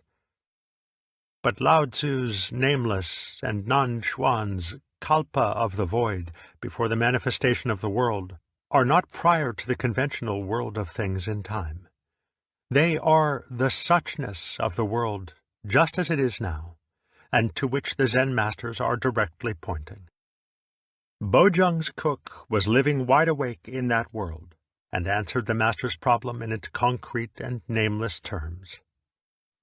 A monk asked Sui Wei, "For what reason did the first patriarch come from the west?" Cui Wei answered, "Pass me that chin rest." As soon as the monk passed it, Cui Wei hit him with it. Another master was having tea with two of his students, when he suddenly tossed his fan to one of them, saying, "What's this?" The student opened it and fanned himself. "Not bad," was his comment. "Now you," he went on, passing it to the other student, who at once closed the fan and scratched his neck with it. This done, he opened it again, placed a piece of cake on it, and offered it to the master. This was considered even better, for when there are no names, the world is no longer classified in limits and bounds. There is, no doubt, some parallel between these demonstrations and the viewpoint of Korzybskian semantics. There is the same stress on the importance of avoiding confusion between words and signs on the one hand, and the infinitely variable, unspeakable world on the other. Class demonstrations of semantic principles often resemble types of mondo. Professor Irving Lee of Northwestern University used to hold up a matchbox before his class, asking, "What's this?" The students would usually drop squarely into the trap and say, "A matchbox." At this, Professor Lee would say, "No, no, it's this," throwing the matchbox at the class, adding, "Matchbox is a noise. Is this a noise?" However, it would seem that Korzybski still thought of the unspeakable world as a multiplicity of infinitely differentiated events. For Zen, the world of suchness is neither one nor many, neither uniform nor differentiated. A Zen master might hold up his hand to someone insisting that there are real differences in the world and say, "Without saying a word, point to the difference between my fingers." At once it is clear that sameness and difference are abstractions. The same would have to be said of all categorizations of the concrete world, even concrete itself. For such terms as physical, material, objective, real, and existential are extremely abstract symbols. Indeed, the more one tries to define them, the more meaningless they turn out to be. The world of suchness is void and empty because it teases the mind out of thought, dumbfounding the chatter of definition so that there is nothing left to be said. Yet it is obvious that we are not confronted with literal nothingness. It is true that when pressed, every attempt to catch hold of our world leaves us empty-handed. Furthermore, when we try to be sure at least of ourselves, the knowing catching subjects, we disappear. We cannot find any self apart from the mind, and we cannot find any mind apart from those very experiences which the mind, now vanished, was trying to grasp. In R. H. Blyth's arresting metaphor, when we were just about to swat the fly flew up and sat on the swatter. In terms of immediate perception, when we look for things, there is nothing but mind, and when we look for mind, there is nothing but things. For a moment we are paralyzed, because it seems that we have no basis for action, no ground underfoot from which to take a jump. But this is the way it always was, and in the next moment we find ourselves as free to act, speak, and think as ever, yet in a strange and miraculous new world from which self and other, mind and things have vanished. In the words of Deshan, "Only when you have no thing in your mind, and no mind in things, are you vacant and spiritual, empty and marvelous." The marvel can only be described as the peculiar sensation of freedom in action, which arises when the world is no longer felt to be some sort of obstacle standing over against one. This is not freedom in the crude sense of kicking over the traces and behaving in wild caprice. It is the discovery of freedom in the most ordinary tasks. For when the sense of subjective isolation vanishes, the world is no longer felt as an intractable object. Yun Men once said, "Our school lets you go any way you like. It kills and it brings to life, either way." A monk then asked, "How does it kill?" The master replied, "Winter goes and spring comes." "How," asked the monk, "is it when winter goes and spring comes?" The master said, "Shouldering a staff, you wander this way and that, east or west, south or north, knocking at the wild stumps as you please. The passing of the seasons is not passively suffered, but happens as freely as one wanders in the fields, knocking at old stumps with a stick." In the context of Christianity, this might be interpreted as feeling that one has become omnipotent, that one is God, directing everything that happens. However, it must be remembered that in Taoist and Buddhist thought, there is no conception of a God who deliberately and consciously governs the universe. Lao Tzu said of the Tao, "To its accomplishments it lays no claim. It loves and nourishes all things, but does not lord it over them. The Tao, without doing anything, Wu Wei, leaves nothing undone." To use the imagery of a Tibetan poem, every action, every event, comes of itself from the void, as from the surface of a clear lake there leaps suddenly a fish. When this is seen to be as true of the deliberate and the routine as of the surprising and the unforeseen, one can agree with the Zen poet Peng Yun. Miraculous power and marvelous activity, drawing water and hewing wood. Chapter 2. Sitting quietly, doing nothing. In both life and art, the cultures of the Far East appreciate nothing more highly than spontaneity or naturalness. Zhu Ran. This is the unmistakable tone of sincerity, marking the action which is not studied or contrived. For a man rings like a cracked bell when he thinks and acts with a split mind, one part standing aside to interfere with the other, to control, to condemn, or to admire. But the mind, or the true nature of man, cannot actually be split. According to a Zen poem, it is like a sword that cuts, but cannot cut itself, like an eye that sees, but cannot see itself. The illusion of the split comes from the mind's attempt to be both itself and its idea of itself, from a fatal confusion of fact with symbol. To make an end of the illusion, the mind must stop trying to act upon itself, upon its stream of experiences, from the standpoint of the idea of itself, which we call the ego.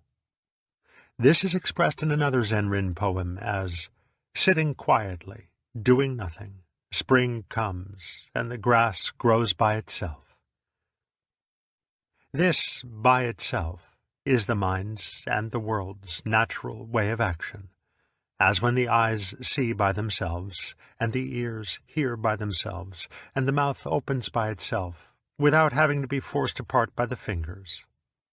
As the Zen says again, "The blue mountains are of themselves blue mountains.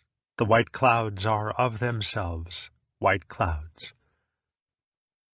In its stress upon naturalness, Zen is obviously the inheritor of Taoism, and its view of spontaneous action as marvelous activity, Miao Yung, is precisely what the Taoists meant by the word "dai," virtue with an overtone of magical power. But neither in Taoism nor in Zen does it have anything to do with magic in the merely sensational sense of performing superhuman miracles. The magical or marvelous quality of spontaneous action is, on the contrary, that it is perfectly human, and yet shows no sign of being contrived. Such a quality is particularly subtle, another meaning of miao, and extremely hard to put into words. The story is told of a Zen monk who wept upon hearing of the death of a close relative. When one of his fellow students objected that it was most unseemly for a monk to show such personal attachment, he replied, "Don't be stupid. I'm weeping because I want to weep." The great Hakuin was deeply disturbed in his early study of Zen when he came across the story of the master Yen Tu, who was said to have screamed at the top of his voice when murdered by a robber. Yet this doubt was dissolved at the moment of his satori, and in Zen circles, his own death is felt to have been especially admirable for its display of human emotion. On the other hand, the abbot Kwaisen and his monks allowed themselves to be burned alive by the soldiers of Oda Nobunaga, sitting calmly in the posture of meditation. Such contradictory naturalness seems most mysterious.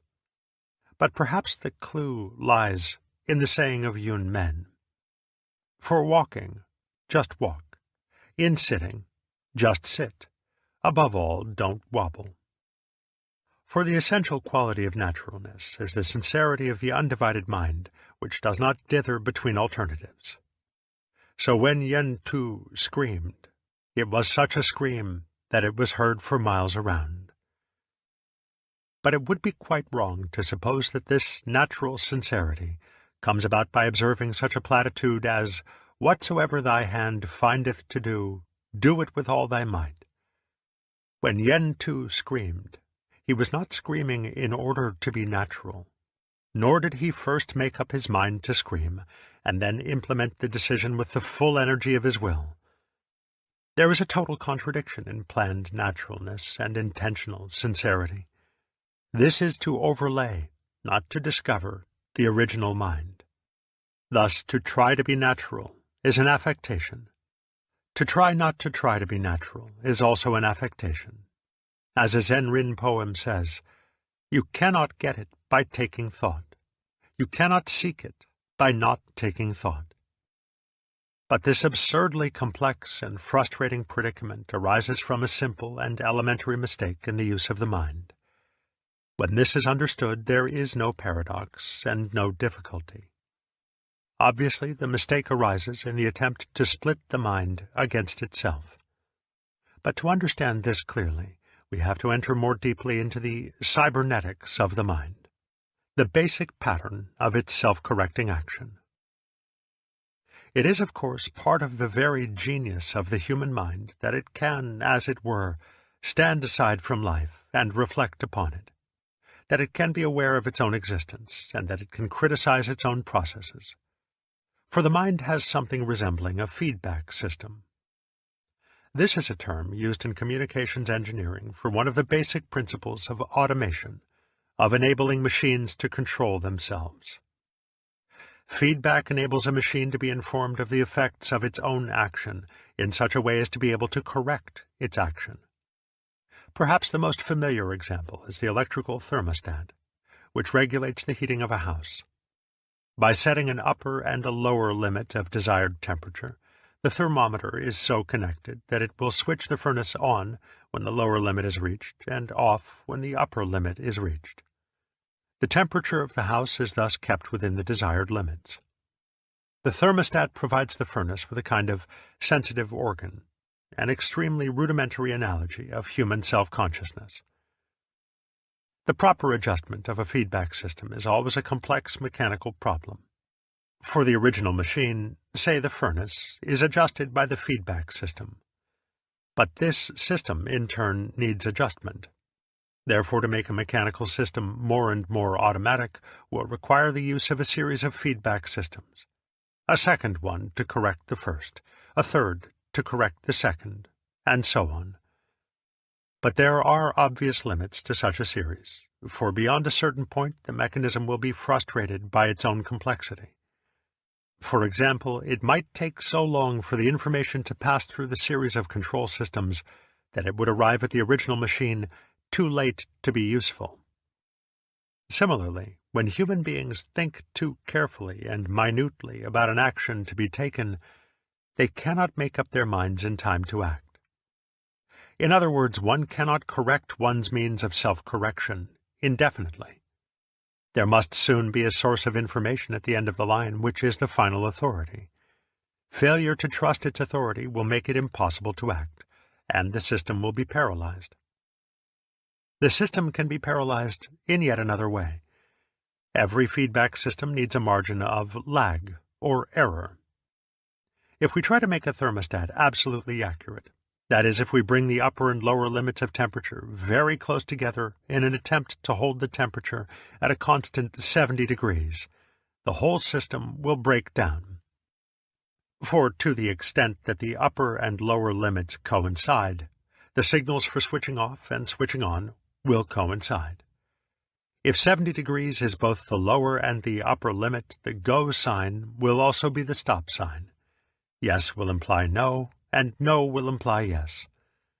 Whereupon the mechanism will start trembling, going on and off, until it shakes itself to pieces. The system is too sensitive, and shows symptoms which are startlingly like human anxiety. For when a human being is so self-conscious, so self-controlled, that he cannot let go of himself, he dithers or wobbles between opposites. This is precisely what is meant in Zen by going round and round on the wheel of birth and death, for the Buddhist samsara is the prototype of all vicious circles. Now, human life consists primarily and originally in action, in living in the concrete world of suchness. But we have the power to control action by reflection, that is, by thinking, by comparing the actual world with memories or reflections. Memories are organized in terms of more or less abstract images, words, signs, simplified shapes, and other symbols which can be reviewed very rapidly, one after another. From such memories, reflections, and symbols, the mind constructs its idea of itself.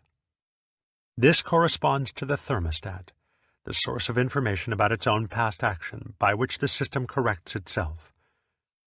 The mind-body must, of course, trust that information in order to act, for paralysis will soon result from trying to remember whether we have remembered everything accurately. But to keep up the supply of information in the memory, the mind-body must continue to act on its own. It must not cling too closely to its own record. There must be a lag, or distance, between the source of information and the source of action. This does not mean that the source of action must hesitate before it accepts the information. It means that it must not identify itself with the source of information. We saw that when the furnace responds too closely to the thermostat, it cannot go ahead without also trying to stop, or stop without also trying to go ahead. This is just what happens to the human being, to the mind, when the desire for certainty and security prompts identification between the mind and its own image of itself. It cannot let go of itself. It feels that it should not do what it is doing, and that it should do what it is not doing. It feels that it should not be what it is, and be what it isn't. Furthermore, the effort to remain always good or happy is like trying to hold the thermostat to a constant 70 degrees by making the lower limit the same as the upper. The identification of the mind with its own image is, therefore, paralyzing because the image is fixed. It is past and finished. But it is a fixed image of oneself in motion.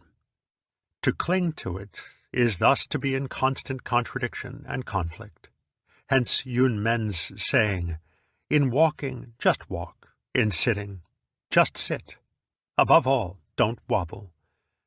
In other words, the mind cannot act without giving up the impossible attempt to control itself beyond a certain point. It must let go of itself, both in the sense of trusting its own memory and reflection, and in the sense of acting spontaneously, on its own, into the unknown. This is why Zen often seems to take the side of action as against reflection, and why it describes itself as no mind, Wu Xin, or no thought, Wu Nian, and why the masters demonstrate Zen by giving instantaneous and unpremeditated answers to questions. When Yun Men was asked for the ultimate secret of Buddhism, he replied, "Dumpling." In the words of the Japanese master, Takuan, when a monk asks, "What is the Buddha?" the master may raise his fist. When he is asked, "What is the ultimate idea of Buddhism?" he may exclaim, even before the questioner finishes his sentence, "A blossoming branch of the plum," or the cypress tree in the courtyard. The point is that the answering mind does not stop anywhere, but responds straight away, without giving any thought to the felicity of an answer. This is allowing the mind to act on its own. But reflection is also action.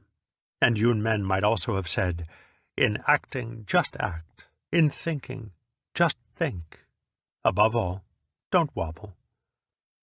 In other words, if one is going to reflect, just reflect, but do not reflect about reflecting. Yet Zen would agree that reflection about reflection is also action, provided that in doing it we do just that, and do not tend to drift off into the infinite regression of trying always to stand above or outside the level upon which we are acting. Thus, Zen is also a liberation from the dualism of thought and action, for it thinks as it acts, with the same quality of abandon, commitment, or faith. The attitude of Wu Xin is by no means an anti-intellectualist exclusion of thinking. Wu Xin is action on any level whatsoever, physical or psychic, without trying at the same moment to observe and check the action from outside. This attempt to act and think about the action simultaneously is precisely the identification of the mind with its idea of itself. It involves the same contradiction as the statement which states something about itself. This statement is false. The same is true of the relationship between feeling and action. For feeling blocks action, and blocks itself as a form of action, when it gets caught in this same tendency to observe or feel itself indefinitely, as when, in the midst of enjoying myself, I examine myself to see if I'm getting the utmost out of the occasion. Not content with tasting the food, I am also trying to taste my tongue. Not content with feeling happy, I want to feel myself feeling happy, so as to be sure not to miss anything. Whether trusting our memories or trusting the mind to act on its own, it comes to the same thing. Ultimately, we must act and think, live and die, from a source beyond all our knowledge and control.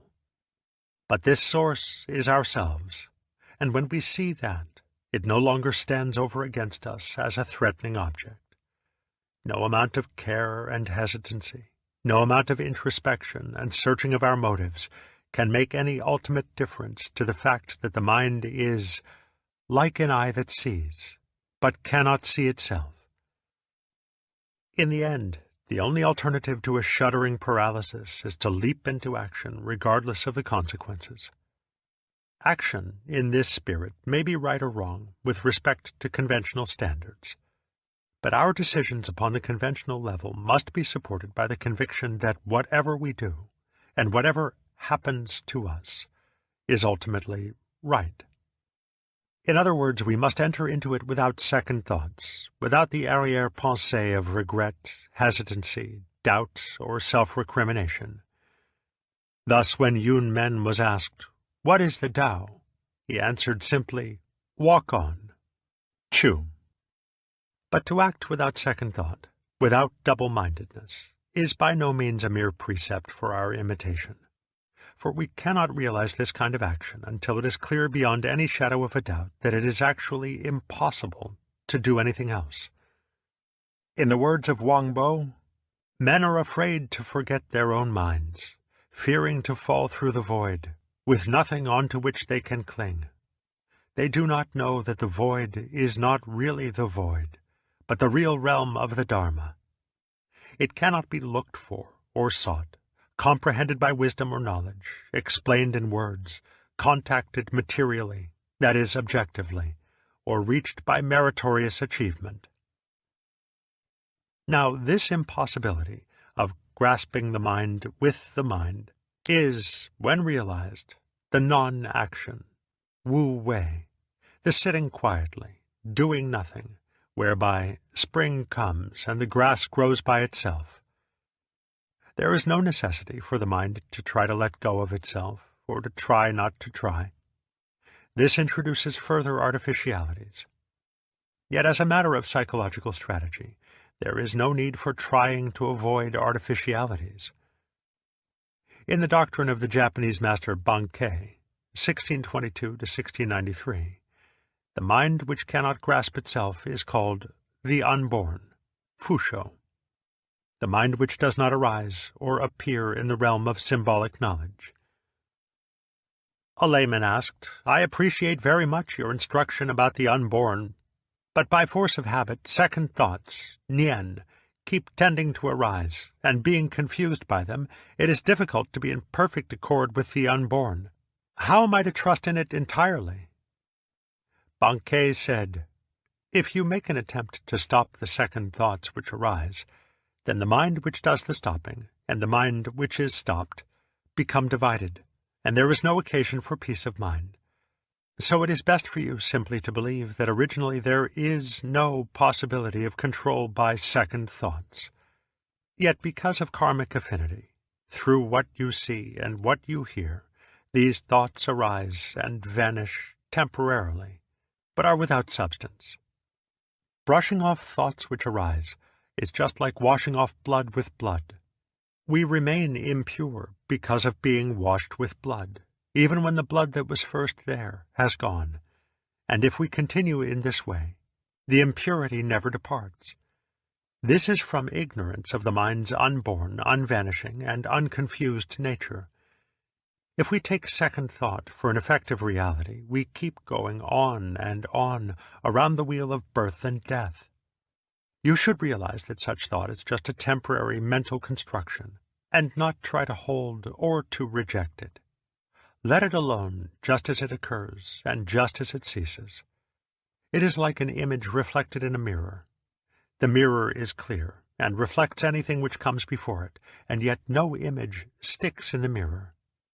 The Buddha mind, that is the real unborn mind, is 10,000 times more clear than a mirror, and more inexpressibly marvelous. In its light, all such thoughts vanish without trace.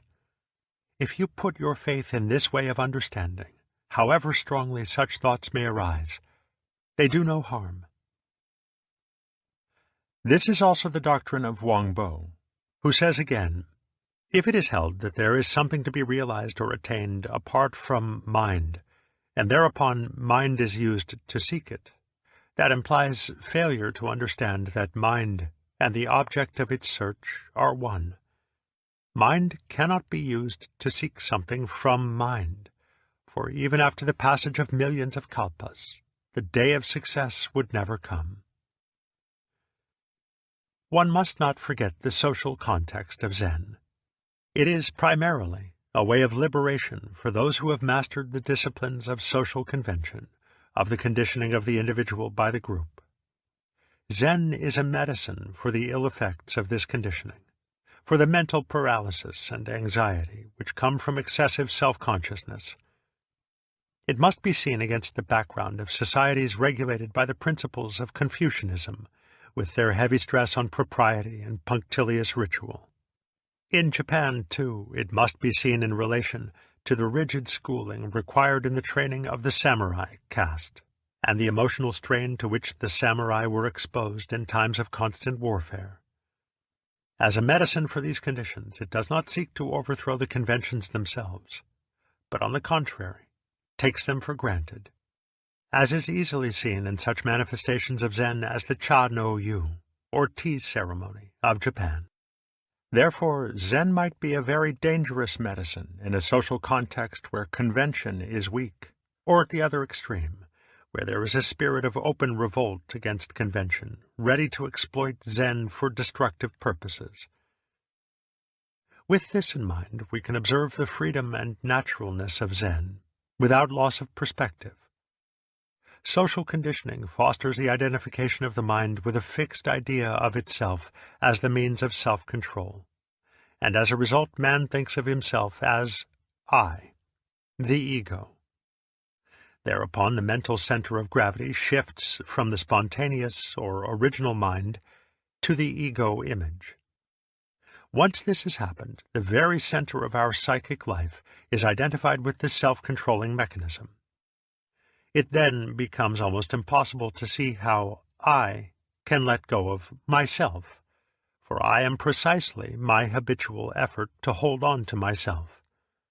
I find myself totally incapable of any mental action which is not intentional, affected, and insincere. Therefore anything I do to give myself up To let go will be a disguised form of the habitual effort to hold on. I cannot be intentionally unintentional or purposely spontaneous.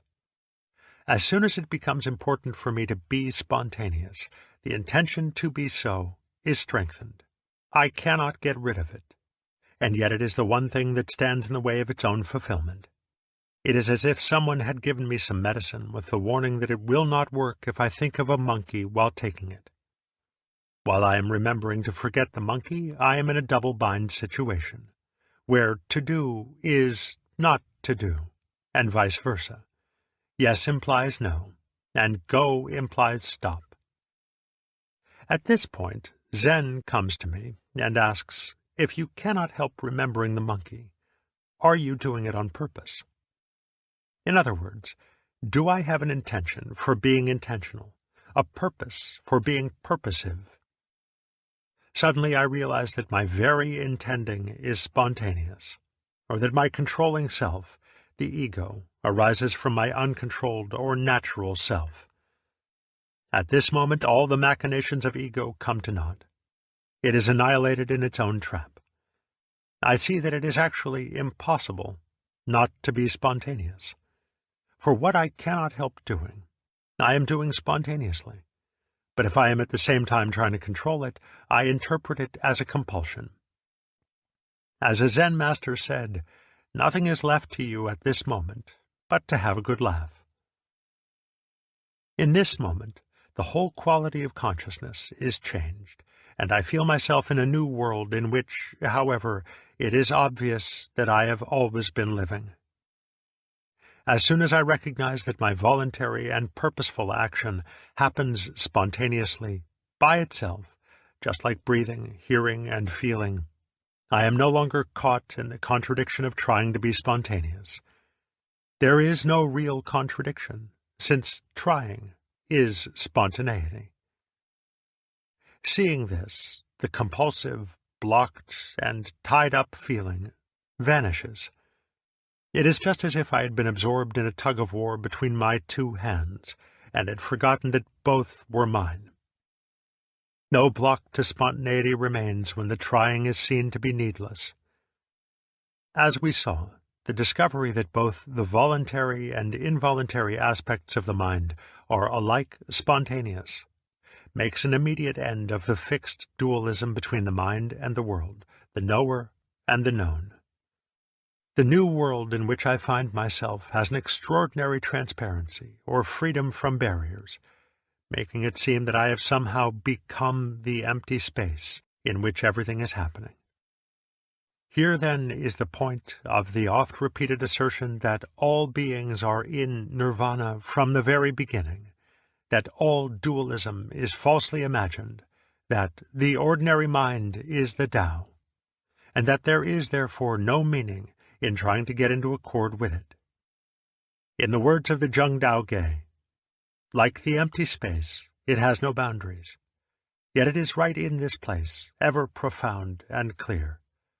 When you seek to know it, you cannot see it. You cannot take hold of it, but you cannot lose it. In not being able to get it, you get it. When you are silent, it speaks. When you speak, it is silent. The great gate is wide open to bestow alms, and no crowd is blocking the way. It was through seeing this, in the moment of his satori, Hakuin cried out, "How wondrous! How wondrous! There is no birth and death from which one has to escape, nor is there any supreme knowledge after which one has to strive."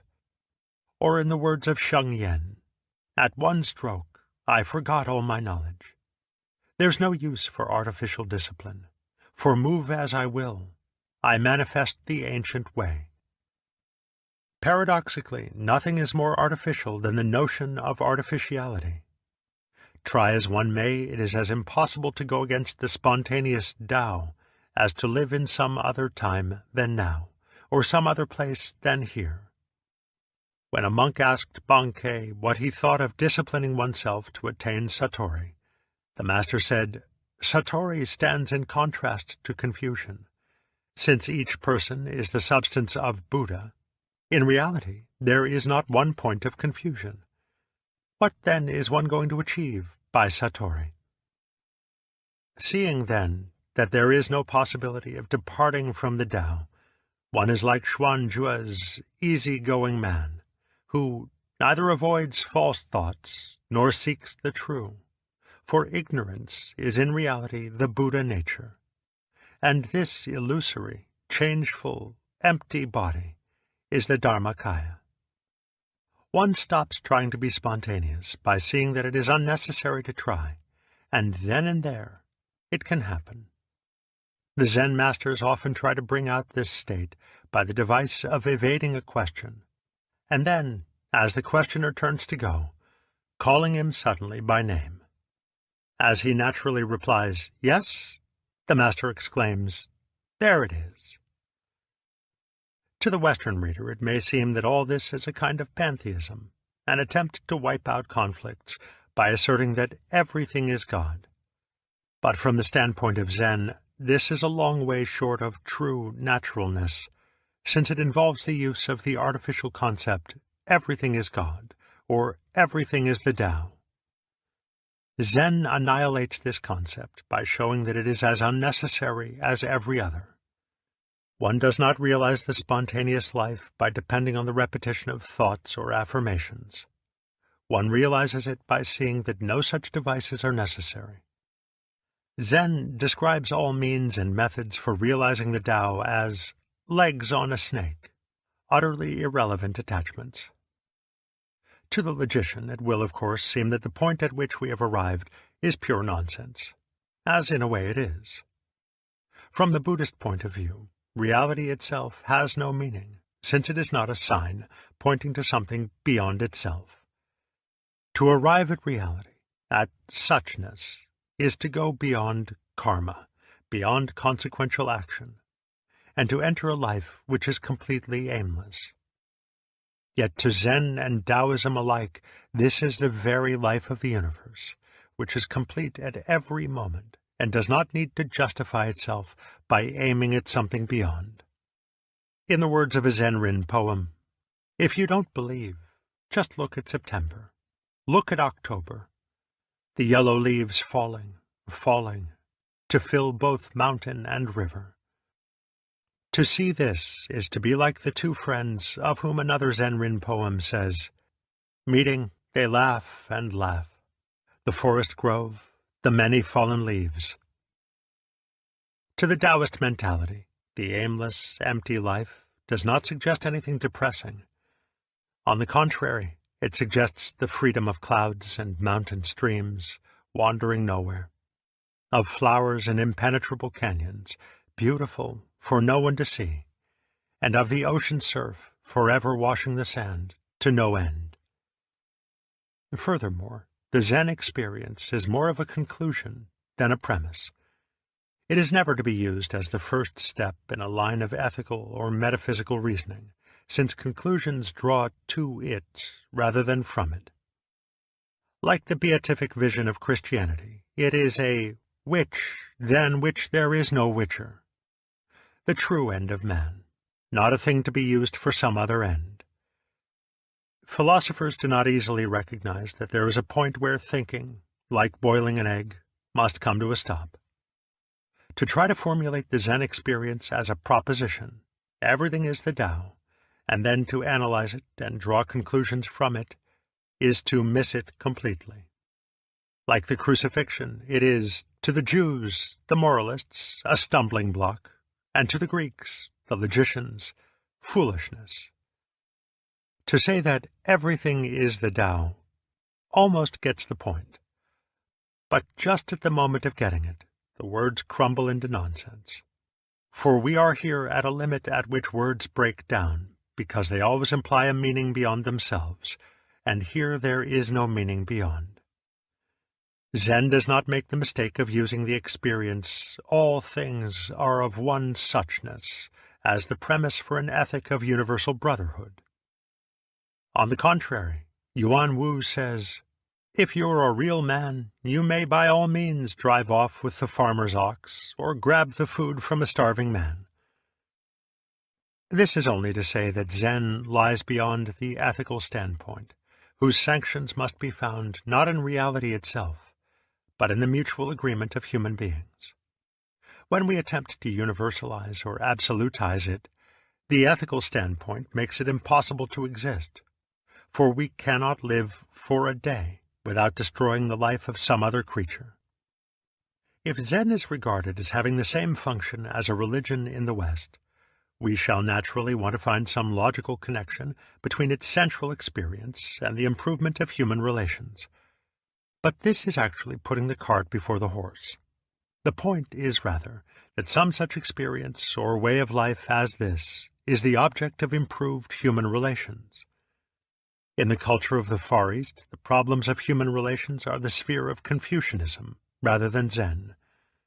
But since the Sung dynasty, 959 to 1278, Zen has consistently fostered Confucianism and was the main source of the introduction of its principles into Japan. It saw their importance for creating the type of cultural matrix in which Zen could flourish without coming into conflict with social order, because the Confucian ethic is admittedly human and relative, not divine and absolute. Although profoundly inconsequential, the Zen experience has consequences in the sense that it may be applied in every direction, to any conceivable human activity, and that wherever it is so applied, it lends an unmistakable quality to the work. The characteristic notes of the spontaneous life are mo chi chu, or going ahead without hesitation, wu wei, which may here be understood as purposelessness, and wu shi, lack of affectation or simplicity. While the Zen experience does not imply any specific course of action, since it has no purpose, no motivation, it turns unhesitatingly to anything that presents itself to be done. Mo chi chu is the mind functioning without blocks, without wobbling between alternatives, and much of Zen training consists in confronting the student with dilemmas which he is expected to handle without stopping to deliberate and choose. The response to the situation must follow with the immediacy of sound issuing from the hands when they are clapped, or sparks from a flint when struck. The student unaccustomed to this type of response will at first be confused, but as he gains faith in his original or spontaneous mind, he will not only respond with ease, but the responses themselves will acquire a startling appropriateness. This is something like the professional comedian's gift of unprepared wit, which is equal to any situation. The master may begin a conversation with the student by asking a series of very ordinary questions about trivial matters, to which the student responds with perfect spontaneity. But suddenly he will say, "When the bathwater flows down the drain, does it turn clockwise or counterclockwise?"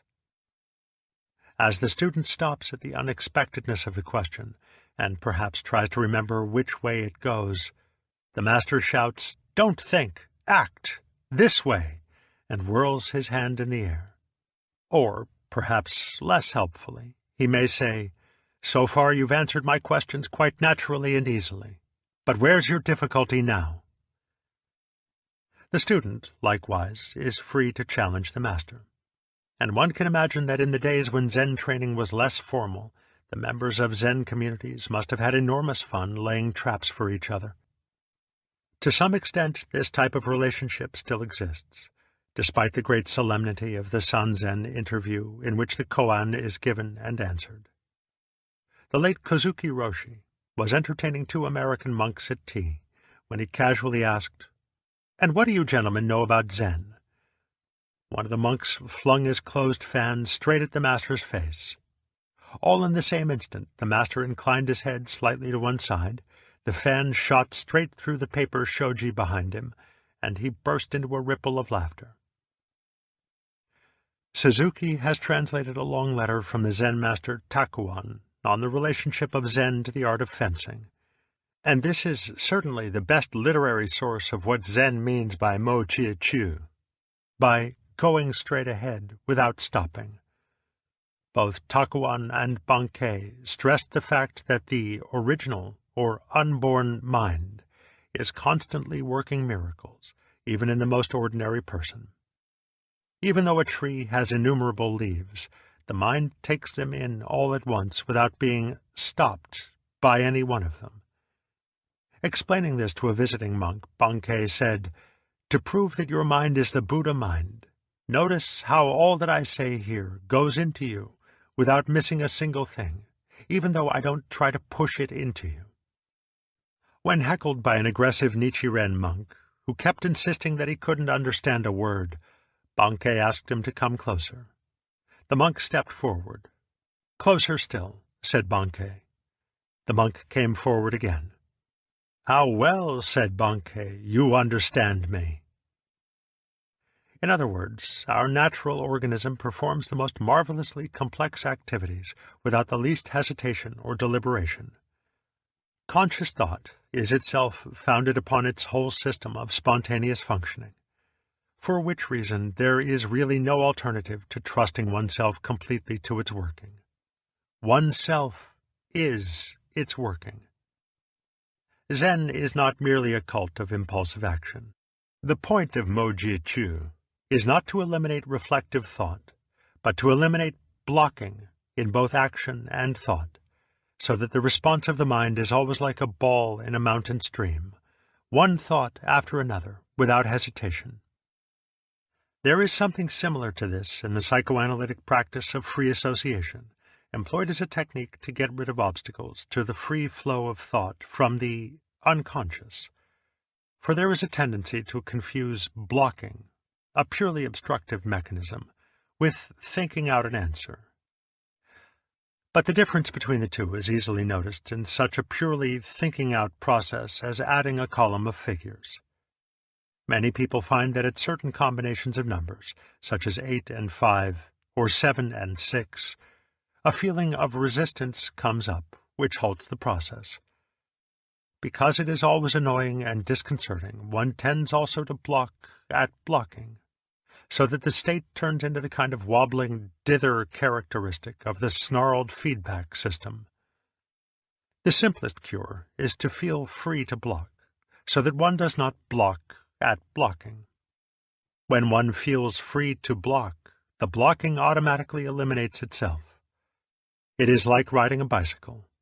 When one starts falling to the left, one does not resist the fall, that is, the block, by turning to the right. One turns the wheel to the left, and the balance is restored. The principle here is, of course, the same as getting out of the contradiction of trying to be spontaneous through accepting the trying as spontaneous, through not resisting the block. Blocking is perhaps the best translation of the Zen term nian, as it occurs in the phrase wu nian, no thought, or better, no second thought. Takuan points out that this is the real meaning of attachment in Buddhism, as when it is said that a Buddha is free from worldly attachments. It does not mean that he is a stone Buddha, with no feelings, no emotions, and no sensations of hunger or pain. It means that he does not block at anything. Thus it is typical of Zen that its style of action has the strongest feeling of commitment, of follow-through. It enters into everything wholeheartedly and freely, without having to keep an eye on itself. It does not confuse spirituality with thinking about God while one is peeling potatoes. Zen spirituality is just to peel the potatoes.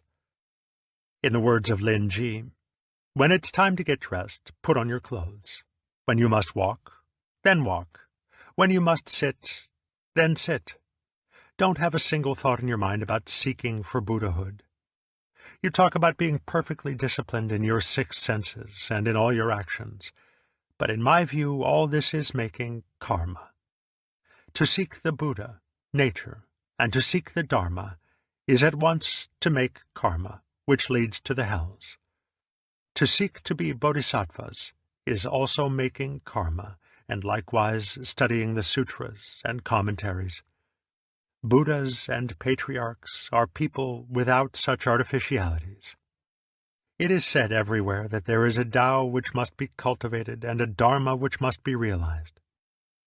What Dharma do you say must be realized? and what Tao cultivated? What do you lack in the way you are functioning right now? What will you add to where you are?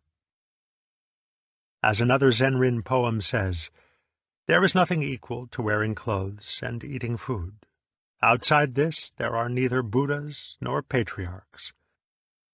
This is the quality of Wu Shi, of naturalness without any contrivances or means for being natural, such as thoughts of Zen, of the Tao, or of the Buddha. One does not exclude such thoughts. They simply fall away when seen to be unnecessary. He does not linger where the Buddha is, and where there is no Buddha he passes right on. For as the Zenrin says again, to be conscious of the original mind, the original nature, just this is the great disease of Zen. As the fish swims in the water, but is unmindful of the water, the bird flies in the wind, but knows not of the wind, so the true life of Zen has no need to raise waves when no wind is blowing, to drag in religion or spirituality as something over and above life itself. This is why the sage Fa Yung received no more offerings of flowers from the birds after he had had his interview with the fourth patriarch, for his holiness no longer stood out like a sore thumb. Of such a man the Zenrin says, entering the forest, he moves not the grass. Entering the water, he makes not a ripple. No one notices him because he does not notice himself. It is often said that to be clinging to oneself is like having a thorn in the skin, and that Buddhism is a second thorn to extract the first. When it is out, both thorns are thrown away. But in the moment when Buddhism, when philosophy or religion becomes another way of clinging to oneself through seeking a spiritual security, the two thorns become one. And how is it to be taken out? This, as Bankei said, is wiping off blood with blood. Therefore in Zen there is neither self nor Buddha to which one can cling, no good to gain and no evil to be avoided, no thoughts to be eradicated and no mind to be purified, no body to perish and no soul to be saved. At one blow, this entire framework of abstractions is shattered to fragments. As the Zenrin says, to save a life it must be destroyed. When utterly destroyed, one dwells for the first time in peace. One word settles heaven and earth. One sword levels the whole world. Of this one sword, Lin Ji said, if a man cultivates the Tao will not work. On all sides, evil conditions will head up competitively. But when the sword of wisdom, prajna, comes out, there's not one thing left. The sword of prajna, which cuts away abstraction, is that direct pointing, whereby Zen avoids the entanglements of religiosity and goes straight to the heart. Thus, when the governor of Lung asked Yao Shan, what is the Tao? The master pointed upwards to the sky and downwards to a water jug beside him. Asked for an explanation, he replied, a cloud in the sky and water in the jug. Chapter 3. Zazen and the Koan. There is a saying in Zen that original realization is marvelous practice. Japanese Honsho Myoshu. The meaning is that no distinction is to be made between the realization of awakening, satori, and the cultivation of Zen in meditation and action. Whereas it might be supposed that the practice of Zen is a means to the end of awakening, this is not so. For the practice of Zen is not the true practice so long as it has an end in view. And when it has no end in view, it is an awakening, the aimless, self-sufficient life of the eternal now. To practice with an end in view is to have one eye on the practice and the other eye on the end, which is lack of concentration, lack of sincerity. To put it in another way, one does not practice Zen to become a Buddha. One practices it because one is a Buddha from the beginning, and this original realization is the starting point of the Zen life. Original realization is the body, Ti, and the marvelous practice of use, Yung, and the two correspond respectively to prajna, wisdom, and karuna, the compassionate activity of the awakened bodhisattva in the world of birth and death. In the two preceding chapters we discussed the original realization. In this, and the one that follows, we turn to the practice or activity which flows from it. Firstly, to the life of meditation, and secondly, to the life of everyday work and recreation. We have seen that whatever may have been the practice of the tongue masters, the modern Zen communities, both Soto and Rinzai, attach the highest importance to meditation or sitting Zen, Zazen. It may seem both strange and unreasonable that strong and intelligent men should simply sit still for hours on end. The Western mentality feels that such things are not only unnatural, but a great waste of valuable time, however useful as a discipline for inculcating patience and fortitude. Although the West has its own contemplative tradition in the Catholic Church, the life of sitting and looking has lost its appeal. For no religion is valued which does not improve the world, and it is hard to see how the world can be improved by keeping still. Yet it should be obvious that action without wisdom, without clear awareness of the world as it really is, can never improve anything. Furthermore, as muddy water is best cleared by leaving it alone, it could be argued that those who sit quietly and do nothing are making one of the best possible contributions to a world in turmoil. There is, indeed, nothing unnatural in long periods of quiet sitting. Cats do it. Even dogs and other more nervous animals do it. So-called primitive peoples do it. American Indians and peasants of almost all nations. The art is most difficult for those who have developed the sensitive intellect to such a point that they cannot help making predictions about the future, and so must be kept in a constant whirl of activity to forestall them. But it would seem that to be incapable of sitting and watching with the mind completely at rest is to be incapable of experiencing the world in which we live to the full. For one does not know the world simply in thinking about it and doing about it. One must first experience it more directly, and prolong the experience without jumping to conclusions. The relevance of Zazen to Zen is obvious when it is remembered that Zen is seeing reality directly, in its suchness. To see the world as it is concretely, undivided by categories and abstractions, one must certainly look at it with a mind which is not thinking, which is to say forming symbols about it. Zazen is not, therefore, sitting with a blank mind which excludes all the impressions of the inner and outer senses. It is not concentration, in the usual sense of restricting the attention to a single sense object, such as a point of light or the tip of one's nose. It is simply a quiet awareness, without comment, of whatever happens to be here and now. This awareness is attended by the most vivid sensation of non-difference between oneself and the external world, between the mind and its contents, the various sounds, sights, and other impressions of the surrounding environment. Naturally, this sensation does not arise by trying to acquire it. It just comes by itself when one is sitting and watching without any purpose in mind, even the purpose of getting rid of purpose. In the Soto or Zendo, monk's hall or meditation hall of a Zen community, there is, of course, nothing particularly distracting in the external surroundings. There is a long room with wide platforms down either side, where the monks both sleep and meditate. The platforms are covered with tatami, thick floor mats of straw, and the monks sit in 2 rows facing one another across the room.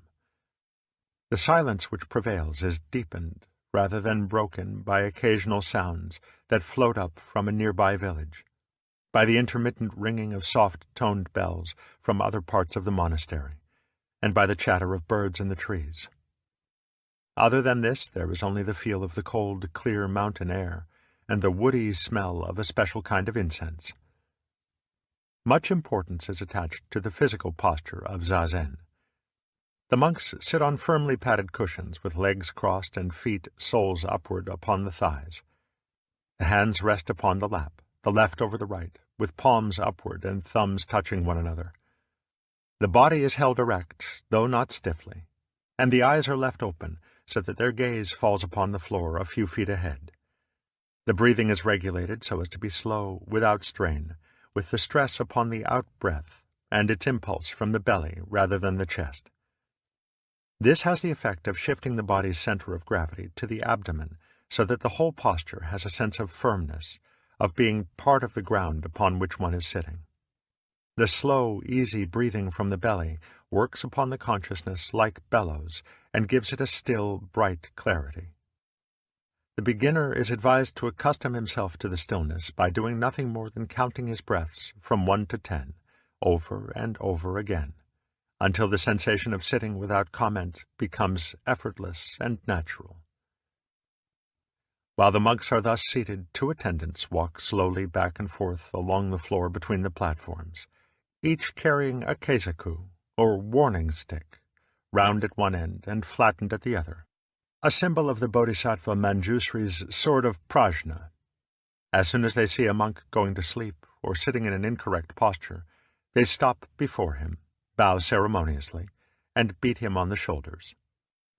It is said that this is not punishment, but an invigorating massage, to take the stiffness out of the shoulder muscles and bring the mind back to a state of alertness. However, monks with whom I have discussed this practice seem to have the same wryly humorous attitude about it which one associates with the usual corporal disciplines of boys' boarding schools. Furthermore, the Soto regulations say, "At the time of morning service, the dozing ones are to be severely dealt with the keisaku." At intervals, the sitting posture is interrupted, and the monks fall into ranks for a swift march around the floor between the platforms to keep themselves from sluggishness.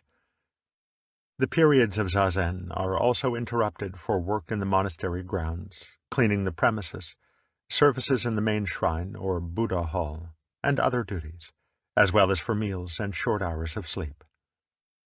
At certain times of year, zazen is kept up almost continuously from 3:30 a.m. until 10 p.m., and these long periods are called sesshin, or collecting the mind. Every aspect of the monks' lives is conducted according to a precise, though not ostentatious, ritual, which gives the atmosphere of the Soto a slightly military air. The rituals are signaled and accompanied by about a dozen different kinds of bells, clappers, and wooden gongs, struck in various rhythms to announce the times for zazen, meals, services, lectures, or sanzen interviews with the master.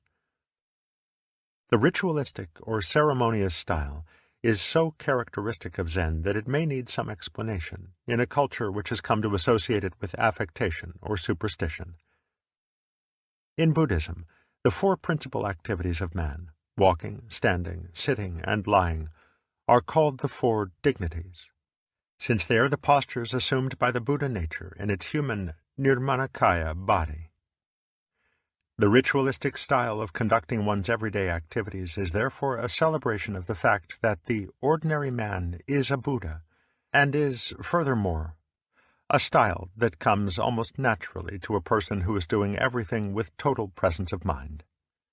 Thus, if in something so simple and trivial as lighting a cigarette, one is fully aware, seeing the flame, the curling smoke, and the regulation of the breath as the most important things in the universe, it will seem to an observer that the action has a ritualistic style.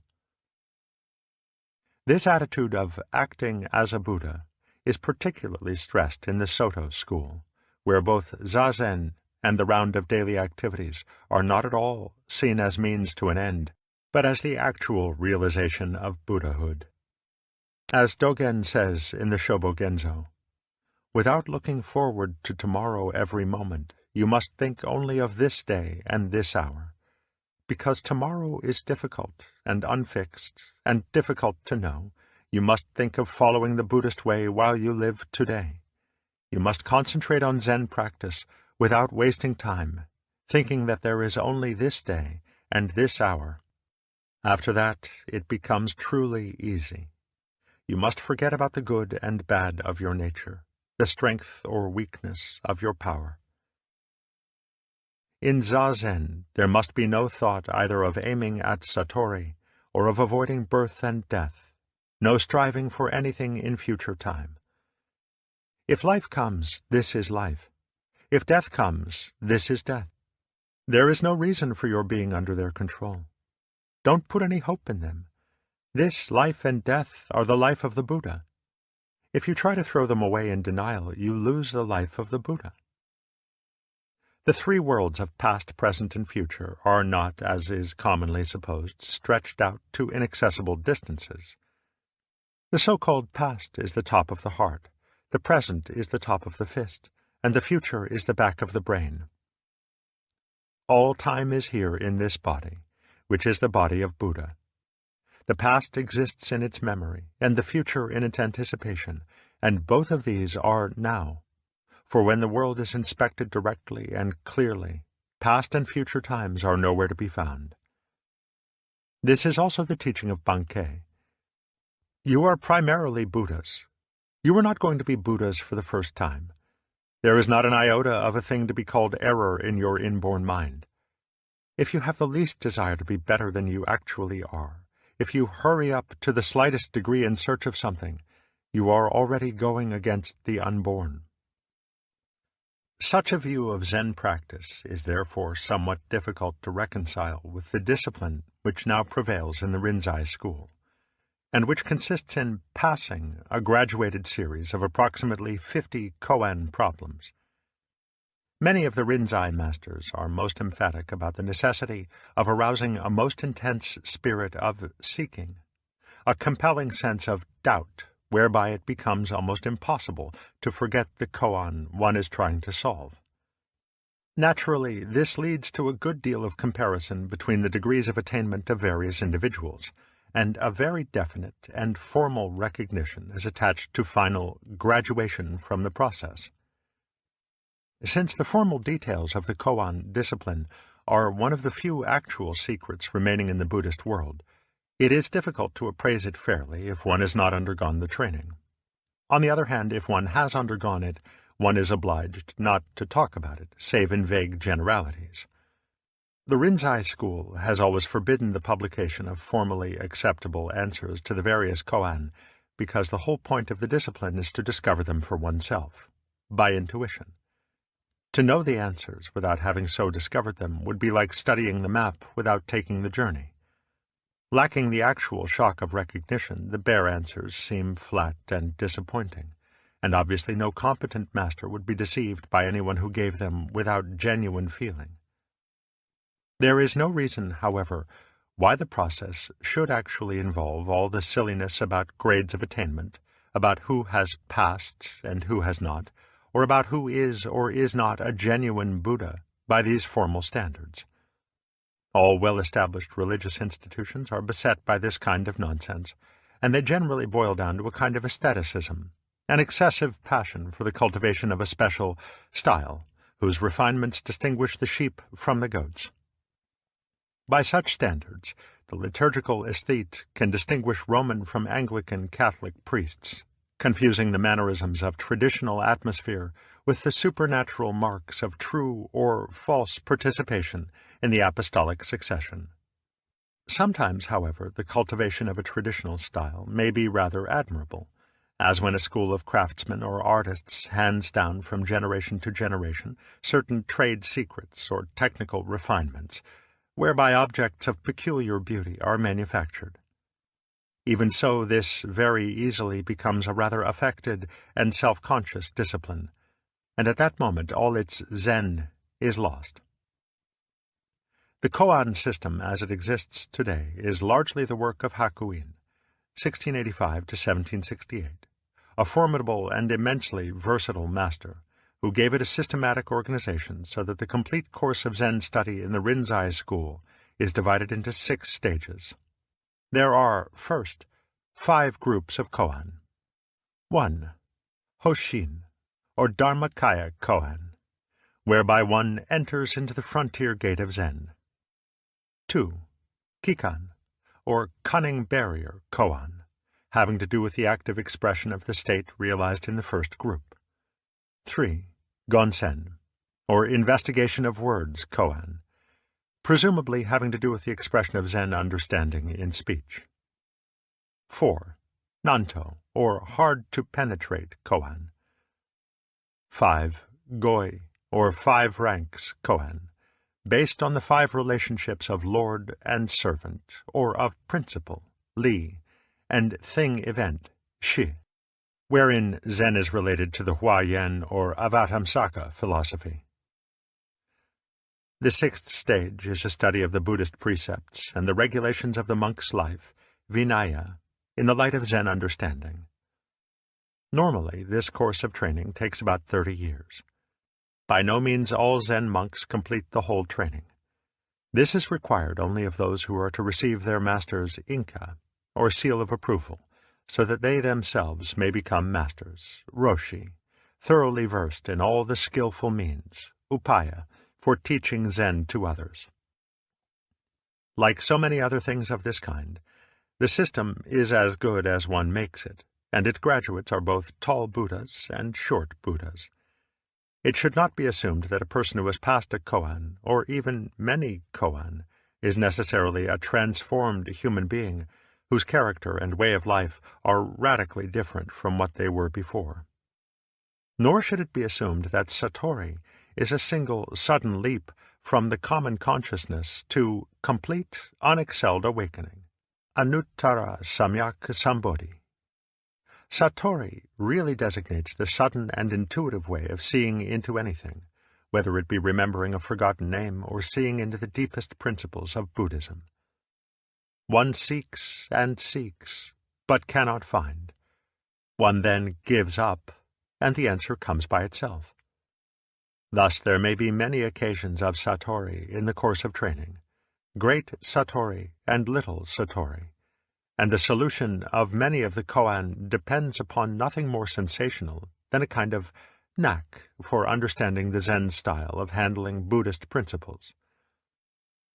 Western ideas of Buddhist attainments are all too often distorted by the mysterious East approach, and by the sensational fantasies so widely circulated in theosophical writings during the decades just before and after the turn of the century.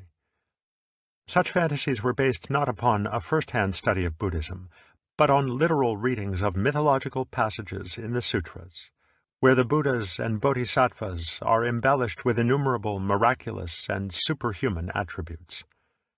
Thus there must be no confusion between Zen masters and theosophical Mahatmas, the glamorous masters of wisdom who live in the mountain fastnesses of Tibet and practice the arts of occultism. Zen masters are quite human. They get sick and die. They know joy and sorrow. They have bad tempers or other little weaknesses of character, just like anyone else, and they are not above falling in love and entering into a fully human relationship with the opposite sex. The perfection of Zen is to be perfectly and simply human. The difference of the adept in Zen from the ordinary run of men is that the latter are, in one way or another, at odds with their own humanity, and are attempting to be angels or demons. A Doka poem by Ikkyu says, "We eat, excrete, sleep, and get up. This is our world. All we have to do after that is to die."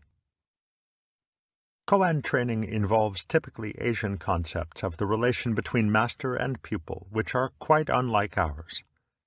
For in Asian cultures, this is a peculiarly sacred relationship, in which the master is held to become responsible for the karma of the pupil. The pupil, in turn, is expected to accord absolute obedience and authority to the master, and to hold him in almost higher respect than his own father, and in Asian countries this is saying a great deal. To a young Zen monk, the roshi therefore stands as a symbol of the utmost patriarchal authority, and he usually plays the role to perfection, being normally a man advanced in years, fierce and tigerish in aspect, and when formally robed and seated for the Sanzen interview, a person of supreme presence and dignity. In this role, he constitutes a living symbol of everything that makes one afraid of being spontaneous, everything that prompts the most painful and awkward self-consciousness. He assumes this role as an upaya, a skillful device for challenging the student to find enough nerve to be perfectly natural in the presence of this formidable archetype. If he can do this, he is a free man whom no one on earth can embarrass. It must be borne in mind, too, that in Japanese culture the adolescent and the youth are particularly susceptible to ridicule, which is freely used as a means of conforming the young to social convention. To the normal Asian concept of the master-pupil relationship, Zen adds something of its own, in the sense that it leaves the formation of the relationship entirely to the initiative of the pupil. The basic position of Zen is that it has nothing to say, nothing to teach. The truth of Buddhism is so self-evident, so obvious, that it is, if anything, concealed by explaining it. Therefore, the master does not help the student in any way, since helping would actually be hindering. On the contrary, he goes out of his way to put obstacles and barriers in the student's path. Thus, Wu Men's comments on the various koan in the Wu Men Kuan are intentionally misleading. The koan, as a whole, are called wisteria vines, or entanglements, and particular groups, cunning barriers, kikan, and hard to penetrate, nanto. This is like encouraging the growth of a hedge by pruning, for obviously the basic intention is to help, but the Zen student does not really know Zen, unless he finds it out for himself. The Chinese proverb, "What comes in through the gate is not family treasure," is understood in Zen to mean that what someone else tells you is not your own knowledge. Satori, as Wu Men explained, comes only after one has exhausted one's thinking, only when one is convinced that the mind cannot grasp itself. In the words of another of Ikkyu's Doka, "A mind to search elsewhere for the Buddha is foolishness in the very center of foolishness. For myself of long ago, in nature non-existent, nowhere to go when dead, nothing at all." The preliminary Hoshin type of koan begins, therefore, to obstruct the student by sending him off in the direction exactly opposite to that in which he should look. Only it does it rather cleverly, so as to conceal the stratagem. Everyone knows that the Buddha nature is within oneself, and is not to be sought outside, so that no student would be fooled by being told to seek it by going to India, or by reading a certain sutra. On the contrary, he is told to look for it in himself. Worse still, he is encouraged to seek it with the whole energy of his being, never giving up his quest by day or night, whether actually in zazen or whether working or eating. He is encouraged, in fact, to make a total fool of himself, to whirl round and round like a dog trying to catch up with its own tail. Thus, normal first koan are Wei Neng's original face, Jiaoju's Wu, or Hakuin's one hand. At the first Sanzen interview, the Roshi instructs the reluctantly accepted student to discover his original face, or aspect, that is, his basic nature, as it was before his father and mother conceived him. He is told to return when he has discovered it, and to give some proof of discovery. In the meantime, he is under no circumstance to discuss the problem with others, or to seek their help. Joining the other monks in the Sodo, the Jikijutsu, or head monk, will probably instruct him in the rudiments of Zazen, showing him how to sit, and perhaps encouraging him to return to the Roshi for Sanzen as soon as possible, and to lose no opportunity for getting the proper view of his koan. Pondering the problem of his original face, he therefore tries and tries to imagine what he was before he was born, or for that matter, what he now is, at the very center of his being. What is the basic reality of his existence, apart from his extension in time and space? He soon discovers that the Roshi has no patience whatever with philosophical or other wordy answers, for the Roshi wants to be shown. He wants something concrete, some solid proof. The student, therefore, begins to produce such specimens of reality as lumps of rock, leaves and branches, shouts, gestures of the hands, anything and everything he can imagine. But all is resolutely rejected until the student, unable to imagine anything more, is brought to his wit's end, at which point he is of course beginning to get on the right track. He knows that he doesn't know. When the beginning koan is Zhao Ju's Wu, the student is asked to find out why Zhao Ju answered Wu or none to the question, "Does a dog have the Buddha nature?" The Roshi asks to be shown this nothing. A Chinese proverb says that a single hand does not make a clap, and therefore Hakuin asked, "What is the sound of one hand?" Can you hear what is not making a noise? Can you get any sound out of this one object which has nothing to hit? Can you get any knowledge of your own real nature? What an idiotic question! By such means the student is at last brought to a point of feeling completely stupid, as if he were encased in a huge block of ice, unable to move or think. He just knows nothing. The whole world, including himself, is an enormous mass of pure doubt. Everything he hears, touches, or sees is as incomprehensible as nothing, or the sound of one hand.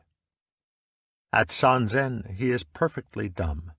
He walks or sits all day in a vivid daze, conscious of everything going on around him, responding mechanically to circumstances, but totally baffled by everything. After some time in this state, there comes a moment when the block of ice suddenly collapses, when this vast lump of unintelligibility comes instantly alive.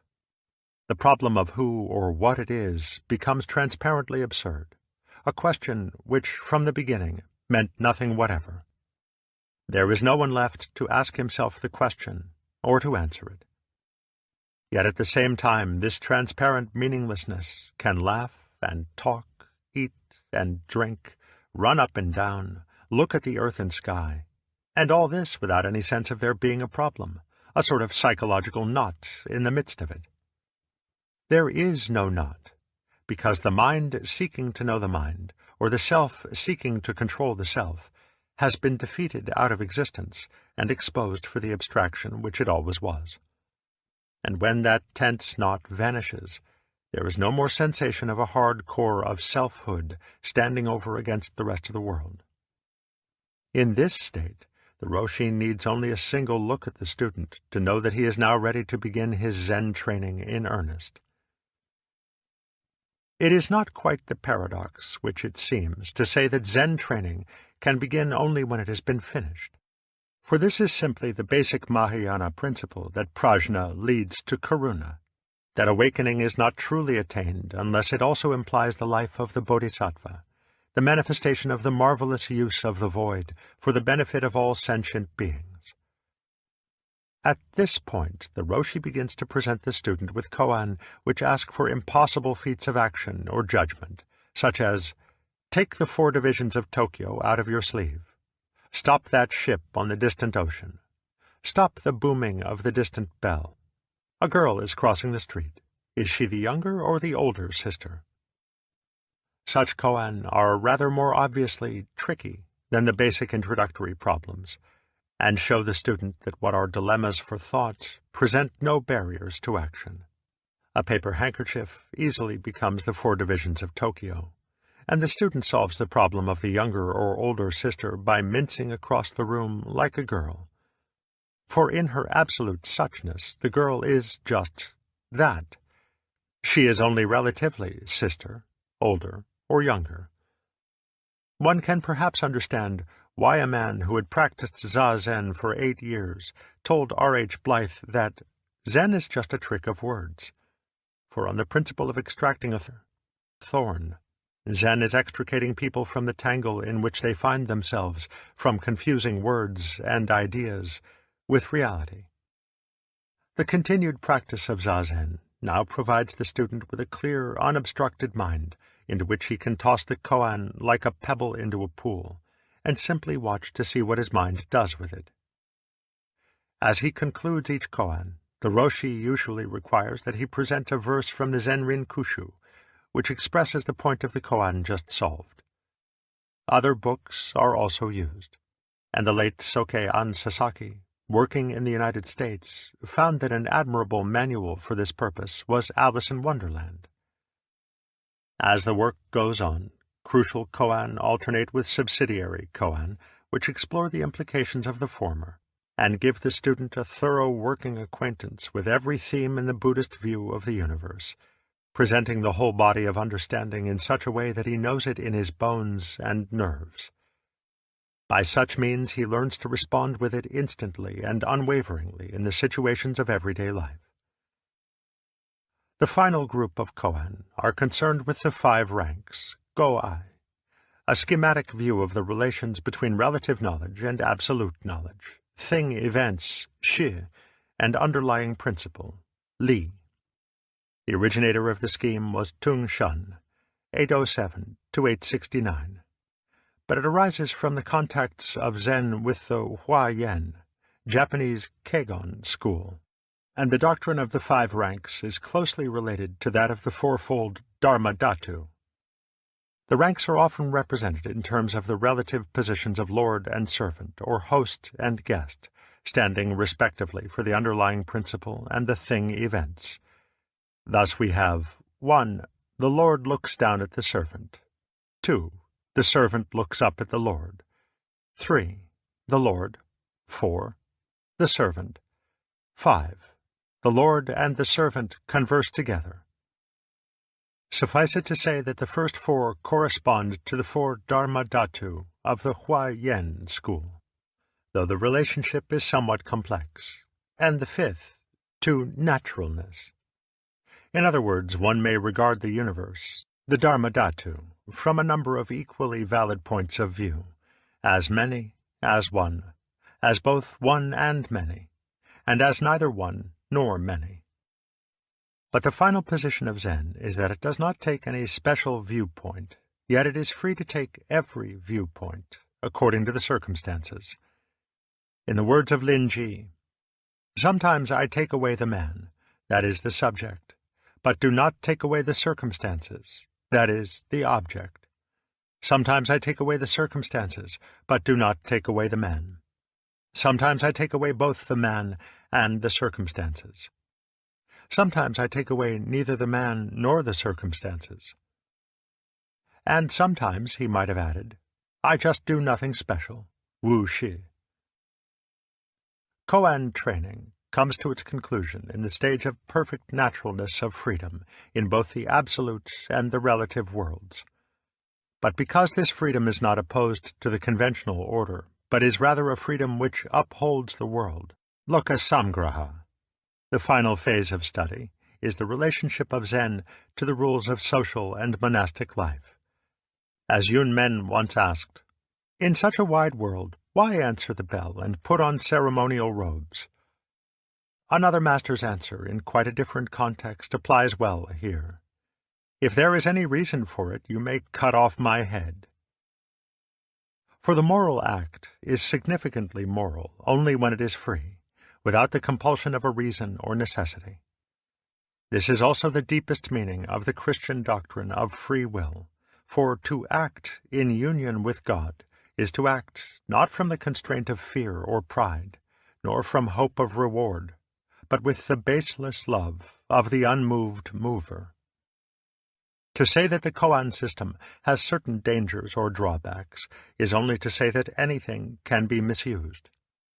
It is a highly sophisticated and even institutionalized technique, and therefore lends itself to affectation and artificiality. But so does any technique, even when so untechnical as Bankei's method of no method. This, too, can become a fetish. Yet it is important to be mindful of the points at which the drawbacks are most likely to arise, and it would seem that in koan training there are 2. The first is to insist that the koan is the only way to a genuine realization of Zen. Of course, one may beg the question by saying that Zen, over and above the experience of awakening, is precisely the style of handling Buddhism which the koan embody. But in this case the Soto school is not Zen, and no Zen is to be found anywhere in the world outside the particular tradition of the Rinzai branch.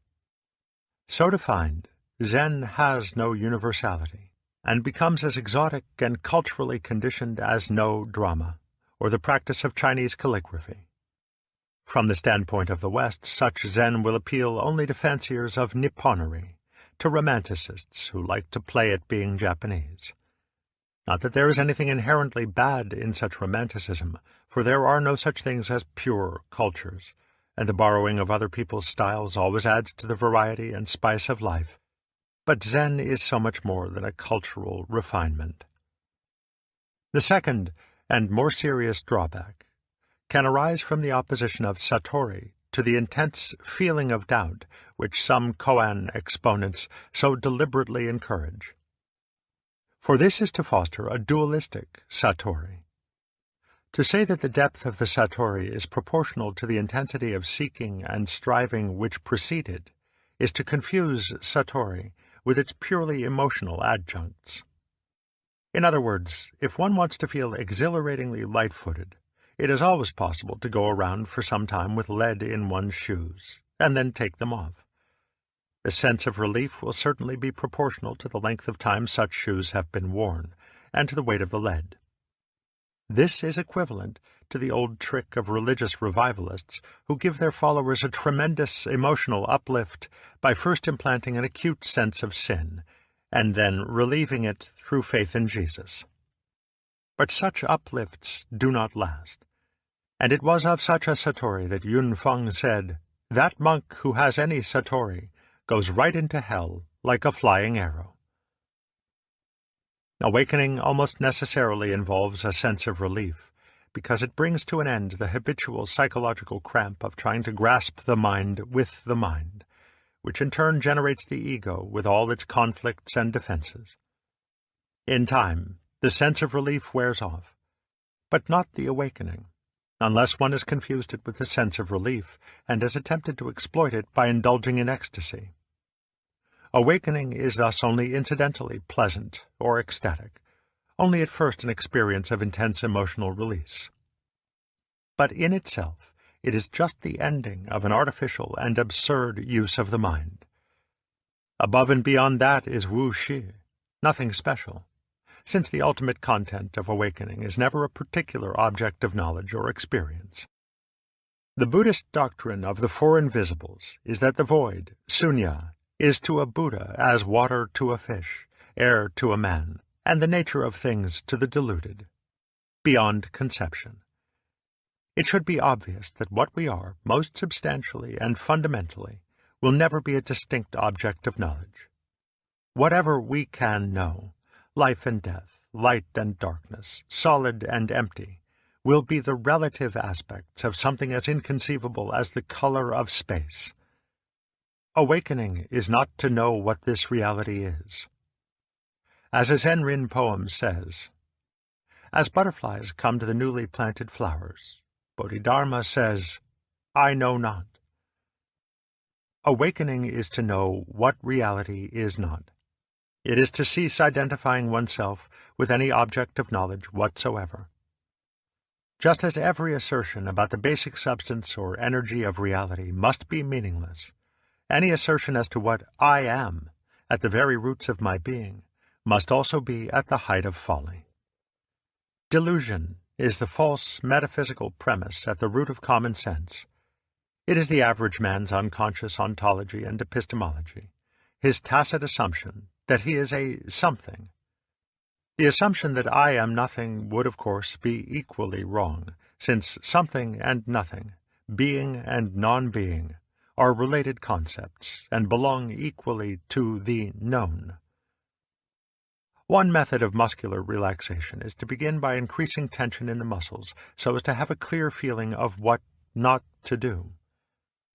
In this sense, there is some point in using the initial koan as a means of intensifying the mind's absurd effort to grasp itself. But to identify satori with the consequent feeling of relief, with the sense of relaxation, is quite misleading, for the satori is the letting go and not the feeling of it. The conscious aspect of the Zen life is not, therefore, satori, not the original mind, but everything one is left free to do and to see and feel when the cramp in the mind has been released. From this standpoint, Bankei's simple trust in the unborn mind, and even Shinran's view of Nembutsu, are also entrances to Satori. To let go, it is not always necessary to wear out the attempt to grasp until it becomes intolerable. As against this violent way, there is also a judo-a, gentle way, the way of seeing that the mind, the basic reality, remains spontaneous and ungrasped, whether one tries to grasp it or not. One's own doing or not doing drop away by sheer irrelevance. To think that one must grasp or not grasp, let go or not let go, is only to foster the illusion that the ego is real, and that its machinations are an effective obstacle to the Tao. Beside the spontaneous functioning of the unborn mind, these efforts or non-efforts are strictly null. In the more imagistic language of Shinran, one has only to hear the saving vow of Amitabha, and to say his name, the Nembutsu, even just once, without concern as to whether one has faith or not, or as to whether one is desireless or not. All such concern is the pride of the ego. In the words of the Shinshu mystic Gichi-Bei, when all the idea of self-power based upon moral values and disciplinary measures is purged, there is nothing left in you that will declare itself to be the hearer, and just because of this you do not miss anything you hear. So long as one thinks about listening, one cannot hear clearly, and so long as one thinks about trying or not trying to let go of oneself, one cannot let go. Yet whether one thinks about listening or not, the ears are hearing just the same, and nothing can stop the sound from reaching them. The advantage of the koan method is perhaps that, for general purposes, the other way is too subtle, and too easily subject to misinterpretation, especially by monks who might all too readily use it as an excuse for loafing around the monastery while living off the donations of the devout laity. This is almost certainly why the emphasis of the tongue masters on not seeking gave way to the more energetic use of the koan as a means of exhausting the strength of the egoistic will. Bankei's Zen without method or means offers no basis for a school or institution, since the monks may just as well go their way and take up farming or fishing. As a result, no external sign of Zen is left. There is no longer any finger pointing at the moon of truth. And this is necessary for the Bodhisattva's task of delivering all beings, even though it runs the risk of mistaking the finger for the moon. Chapter 4. Zen in the Arts. Happily, it is possible for us not only to hear about Zen, but also to see it. Since one showing is worth 100 sayings, the expression of Zen in the arts gives us one of the most direct ways of understanding it.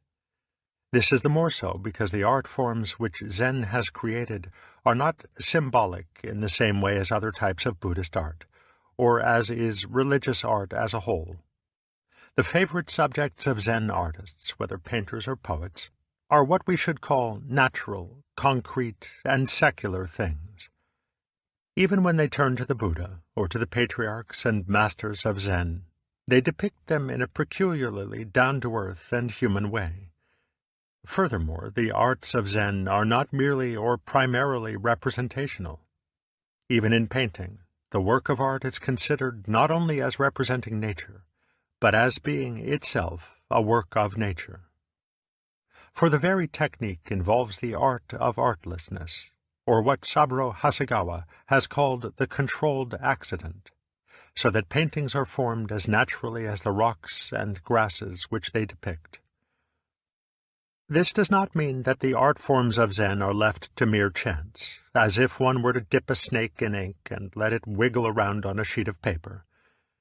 The point is rather that for Zen there is no duality, no conflict between the natural element of chance and the human element of control.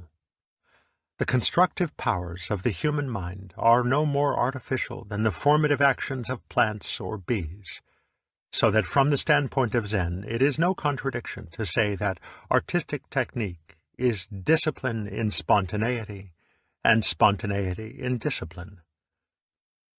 The art forms of the Western world arise from spiritual and philosophical traditions, in which spirit is divided from nature, and comes down from heaven to work upon it as an intelligent energy upon an inert and recalcitrant stuff. Thus Malraux speaks always of the artist conquering his medium, as our explorers and scientists also speak of conquering mountains or conquering space. To Chinese and Japanese ears, these are grotesque expressions. For when you climb, it is the mountain, as much as your own legs, which lifts you upwards. And when you paint, it is the brush, ink, and paper, which determine the result, as much as your own hand. Taoism, Confucianism, and Zen are expressions of a mentality which feels completely at home in this universe, and which sees man as an integral part of his environment. Human intelligence is not an imprisoned spirit from afar, but an aspect of the whole, intricately balanced organism of the natural world, whose principles were first explored in the Book of Changes. Heaven and earth are alike members of this organism, and nature is as much our father as our mother, since the Tao by which it works is originally manifested in the yang and the yin, the male and female, positive and negative principles which, in dynamic balance, maintain the order of the world. The insight which lies at the root of Far Eastern culture is that opposites are relational, and so fundamentally harmonious.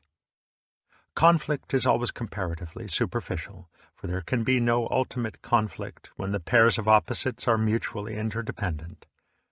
Thus our stark divisions of spirit and nature, subject and object, good and evil, artist and medium, are quite foreign to this culture. In a universe whose fundamental principle is relativity rather than warfare, there is no purpose because there is no victory to be won, no end to be attained. For every end, as the word itself shows, is an extreme, an opposite, and exists only in relation to its other end. Because the world is not going anywhere, there is no hurry. One may as well take it easy, like nature itself. And in the Chinese language, the changes of nature and ease are the same word, yi. This is a first principle in the study of Zen, and of any Far Eastern art. Hurry, and all that it involves, is fatal. For there is no goal to be attained. The moment a goal is conceived, it becomes impossible to practice the discipline of the art, to master the very rigor of its technique. Under the watchful and critical eye of a master, one may practice the writing of Chinese characters for days and days, months and months. But he watches as a gardener watches the growth of a tree, and wants his student to have the attitude of the tree, the attitude of purposeless growth, in which there are no shortcuts, because every stage of the way is both beginning and end. Thus the most accomplished master no more congratulates himself upon arriving than the most fumbling beginner. Paradoxical as it may seem, the purposeful life has no content, no point. It hurries on and misses everything. Not hurrying, the purposeless life misses nothing, for it is only when there is no goal and no rush that the human senses are fully open to receive the world.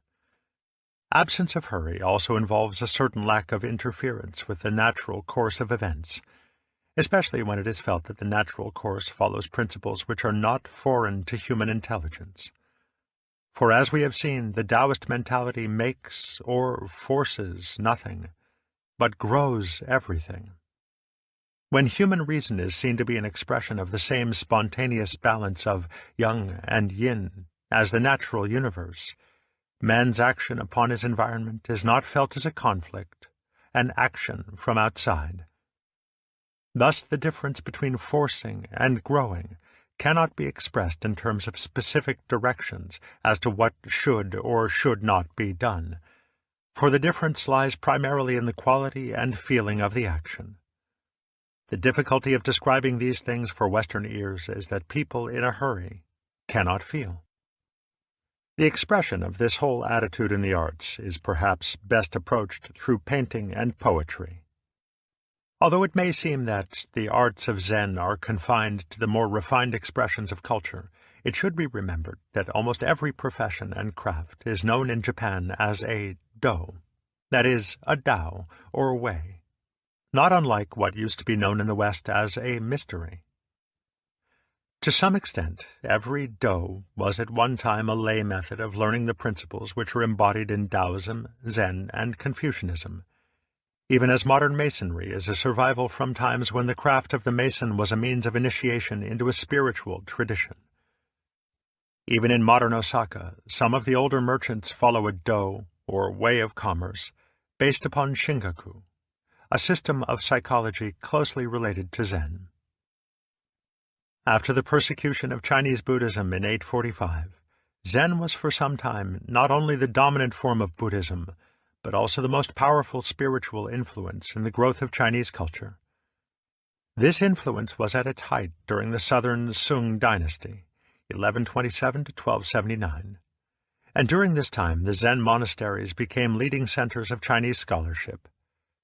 Lay scholars, Confucian and Taoist alike, visited them for periods of study, and Zen monks in turn familiarized themselves with Chinese classical studies. Since writing and poetry were among the chief preoccupations of Chinese scholars, and since the Chinese way of painting is closely akin to writing, the roles of scholar, artist, and poet were not widely separated. The Chinese gentleman scholar was not a specialist, and it was quite against the nature of the Zen monk to confine his interests and activities to purely religious affairs. The result was a tremendous cross-fertilization of philosophical, scholarly, poetic, and artistic pursuits, in which the Zen and Taoist feeling for naturalness became the dominant note.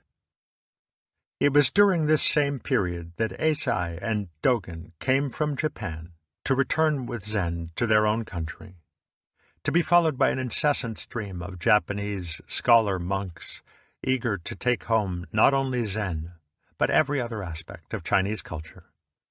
Shiploads of monks, amounting to almost floating monasteries, plied between China and Japan, carrying not only sutras and Chinese classical books, but also tea, silk, pottery, incense, painting, drugs, musical instruments, and every refinement of Chinese culture, not to mention Chinese artists and craftsmen. Closest to the feeling of Zen was a calligraphic style of painting, done with black ink on paper or silk, usually a painting and poem in one. Chinese black ink is capable of a great variety of tones, varied by the amount of water, and the ink itself is found in an enormous number of qualities and colors of black. The ink comes in a solid stick, and is prepared by pouring a little water into a flat stone dish, upon which the stick is rubbed until the liquid is of the required density. Writing or painting is done with a sharply pointed brush set in a bamboo stem, a brush which is held upright, without resting the wrist on the paper, and whose soft hairs give its strokes a great versatility. Since the touch of the brush is so light and fluid, and since it must move continuously over the absorbent paper if the ink is to flow out regularly, its control requires a free movement of the hand and arm, as if one were dancing, rather than writing on paper. In short, it is a perfect instrument for the expression of unhesitating spontaneity, and a single stroke is enough to give away one's character to an experienced observer. Sumie, as the Japanese call this style of painting, may have been perfected as early as the Tang dynasty by the almost legendary masters Wu Daozi, circa 700 to 760, and Wang Wei, circa 698 to 759. However, the authenticity of works ascribed to them is doubtful, though they may be as early as the 9th century, and include a painting so fully characteristic of Zen as the impressionistic waterfall attributed to Wang Wei, a thundering stream of sheer power, suggested by a few slightly curved sweeps of the brush between two masses of rock. The great formative age of this style was undoubtedly the Sung dynasty, 959 to 1279, and is represented by such painters as Xia Gui, Ma Yuan, Mu Qi, and Liang Kai. The Sung masters were preeminently landscape painters, creators of a tradition of nature painting, which has hardly been surpassed anywhere in the world. For it shows us the life of nature, of mountains, waters, mists, rocks, trees, and birds, as felt by Taoism and Zen. It is a world to which man belongs, but which he does not dominate. It is sufficient to itself, for it was not made for anyone, and has no purpose of its own. As Xuan Gui said, "Over the river, the shining moon, in the pine trees, the sighing wind, all night long, so tranquil. Why? And for whom?" Sung landscapes are by no means as fantastic and stylized as Western critics often suggest, for to travel in similar territory, in mountainous, misty country, is to see them at every turn of the road, and it is a simple matter for the photographer to take pictures which look exactly like Chinese paintings. One of the most striking features of the Sung landscape, as of Sumie as a whole, is the relative emptiness of the picture. An emptiness which appears, however, to be part of the painting, and not just unpainted background. By filling in just one corner, the artist makes the whole area of the picture alive. Ma Yuan, in particular, was a master of this technique, which amounts almost to painting by not painting, or what Zen sometimes calls playing the stringless lute. The secret lies in knowing how to balance form with emptiness, and above all, in knowing when one has said enough. For Zen spoils neither the aesthetic shock nor the satori shock by filling in, by explanation, second thoughts, and intellectual commentary. Furthermore, the figure so integrally related to its empty space gives the feeling of the marvelous void from which the event suddenly appears. Equally impressive is the mastery of the brush, of strokes ranging from delicate elegance to rough vitality, from minutely detailed trees to bold outlines and masses given texture by the controlled accidents of stray brush hairs and uneven inking on the paper. Zen artists have preserved this technique to the present day in the so-called Zenga style of Chinese characters, circles, bamboo branches, birds, or human figures drawn with these uninhibited, powerful brush strokes, which keep on moving, even when the painting is finished.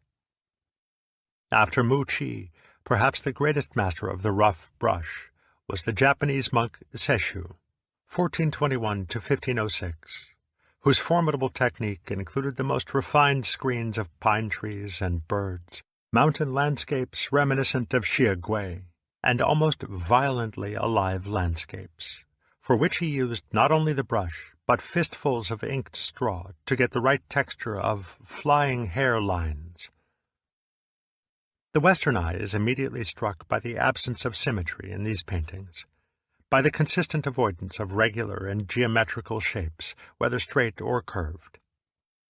For the characteristic brush line is jagged, gnarled, irregularly twisting, dashing, or sweeping, always spontaneous rather than predictable.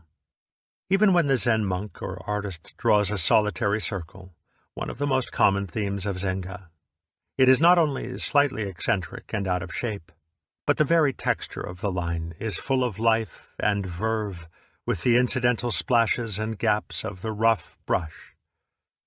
For the abstract or perfect circle becomes concrete and natural, a living circle, and in the same way, rocks and trees, clouds and water appear to the Chinese eye as most like themselves when unlike the intelligible forms of the geometer and architect. Western science has made most nature intelligible in terms of its symmetries and regularities, analyzing its most wayward forms into components of a regular and measurable shape. As a result, we tend to see nature and to deal with it as an order from which the element of spontaneity has been screened out. But this order is Maya, and the true suchness of things has nothing in common with the purely conceptual aridities of perfect squares, circles, or triangles, except by spontaneous accident. Yet this is why the Western mind is dismayed when ordered conceptions of the universe break down, and when the basic behavior of the physical world is found to be a principle of uncertainty. We find such a world meaningless and inhuman. But familiarity with Chinese and Japanese art forms might lead us to an altogether new appreciation of this world in its living and, finally, unavoidable reality. Mu Qi and Liang Kai did many paintings of the Zen patriarchs and masters, whom they represented for the most part as abandoned lunatics, scowling, shouting, loafing around, or roaring with laughter at drifting leaves. As favorite themes, they adopted as Zen figures two crazy hermits, Han Shan and Shi De, and the enormously rotund folk god Bu Dai, to complete a marvelous assortment of happy tramps and rogues to exemplify the splendid nonsense and emptiness of the Zen life. Zen, and to some extent Taoism, seem to be the only spiritual traditions which feel secure enough to lampoon themselves, or to feel sufficiently unself-conscious to laugh not only about their religion, but in the midst of it. In these lunatic figures, the Zen artists portray something slightly more than a parody of their own wu-shin, or mindless way of life. For as genius is to madness close allied, there is a suggestive parallel between the meaningless babble of the happy lunatic and the purposeless life of the Zen sage. In the words of a Zen-rin poem, the wild geese do not intend to cast their reflection. The water has no mind to receive their image. Thus the aimless life is the constant theme of Zen art of every kind, expressing the artist's own inner state of going nowhere in a timeless moment. All men have these moments occasionally, and it is just then that they catch those vivid glimpses of the world which cast such a glow over the intervening wastes of memory. The smell of burning leaves on a morning of autumn haze, the flight of sunlit pigeons against a thundercloud, the sound of an unseen waterfall at dusk, or the single cry of some unidentified bird in the depths of a forest. In the art of Zen, every landscape, every sketch of bamboo in the wind or of lonely rocks, is an echo of such moments. Where the mood of the moment is solitary and quiet, it is called sabi.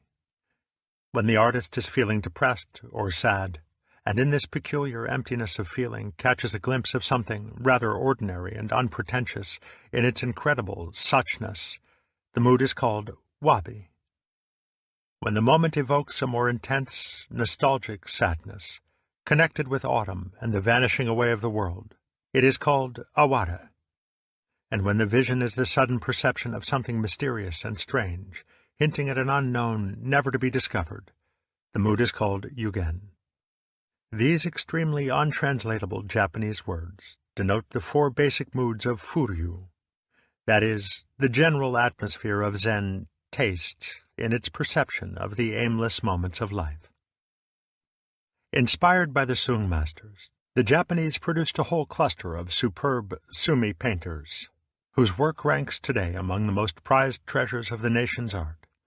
Muso Kokushi, 1275–1351, Cho Densu, died 1431, Shubun, 1414–1465, Soga Josoku, died 1483, Sesshu, 1421–1506, Miyamoto Musashi, 1582–1645, and many others. Notable paintings were also made by the great Zen monks Hakuin and Sengai, 1750–1837, the latter showing a flair for abstract painting so startlingly suggestive of the 20th century that it is easy to understand the interest of so many contemporary painters in Zen. Toward the beginning of the 17th century, Japanese artists developed a still more suggestive and offhand style of sumi-e called haiga, as an illustrative accompaniment to haiku poems. These were derived from zenga, the informal paintings of the Zen monks accompanying verses from the Zen Rinkushu, and sayings from the various Mondo and the Sutras.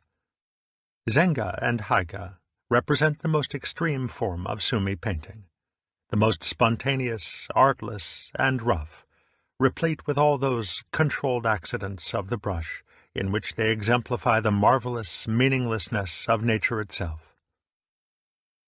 From the earliest times, the Zen masters had shown a partiality for short, gnomic poems, at once laconic and direct, like their answers to questions about Buddhism.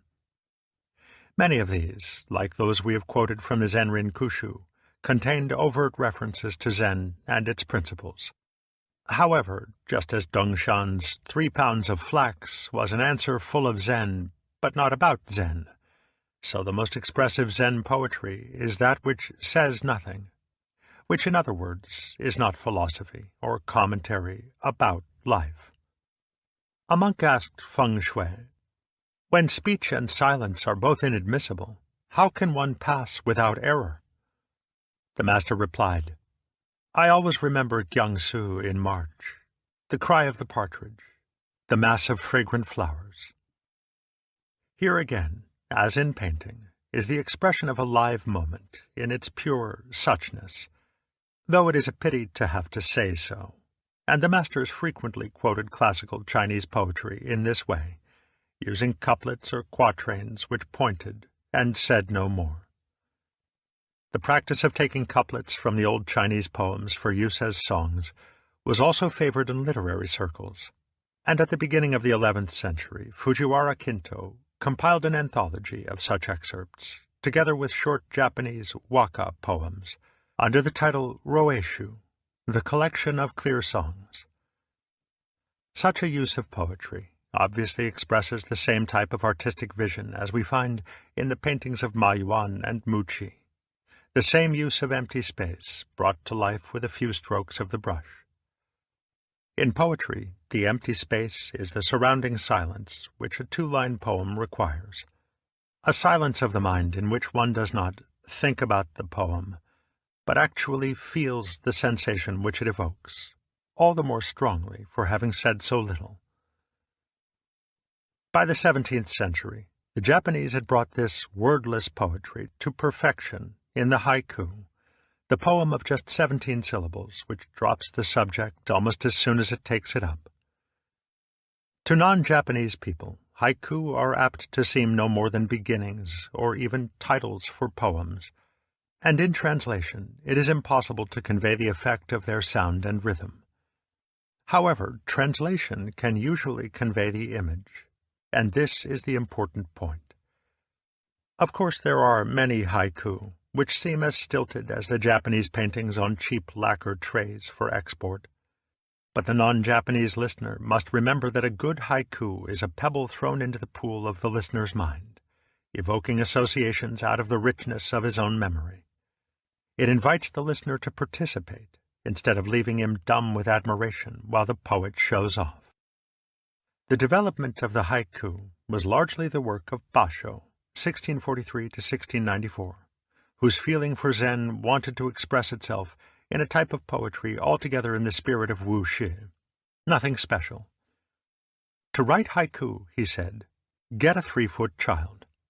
For Basho's poems have the same inspired objectivity as a child's expression of wonder, and return us to that same feeling of the world as when it first met our astonished eyes. Kimi hitake, yoki mano misera, yuki maroge. You light the fire. I'll show you something nice. A great ball of snow.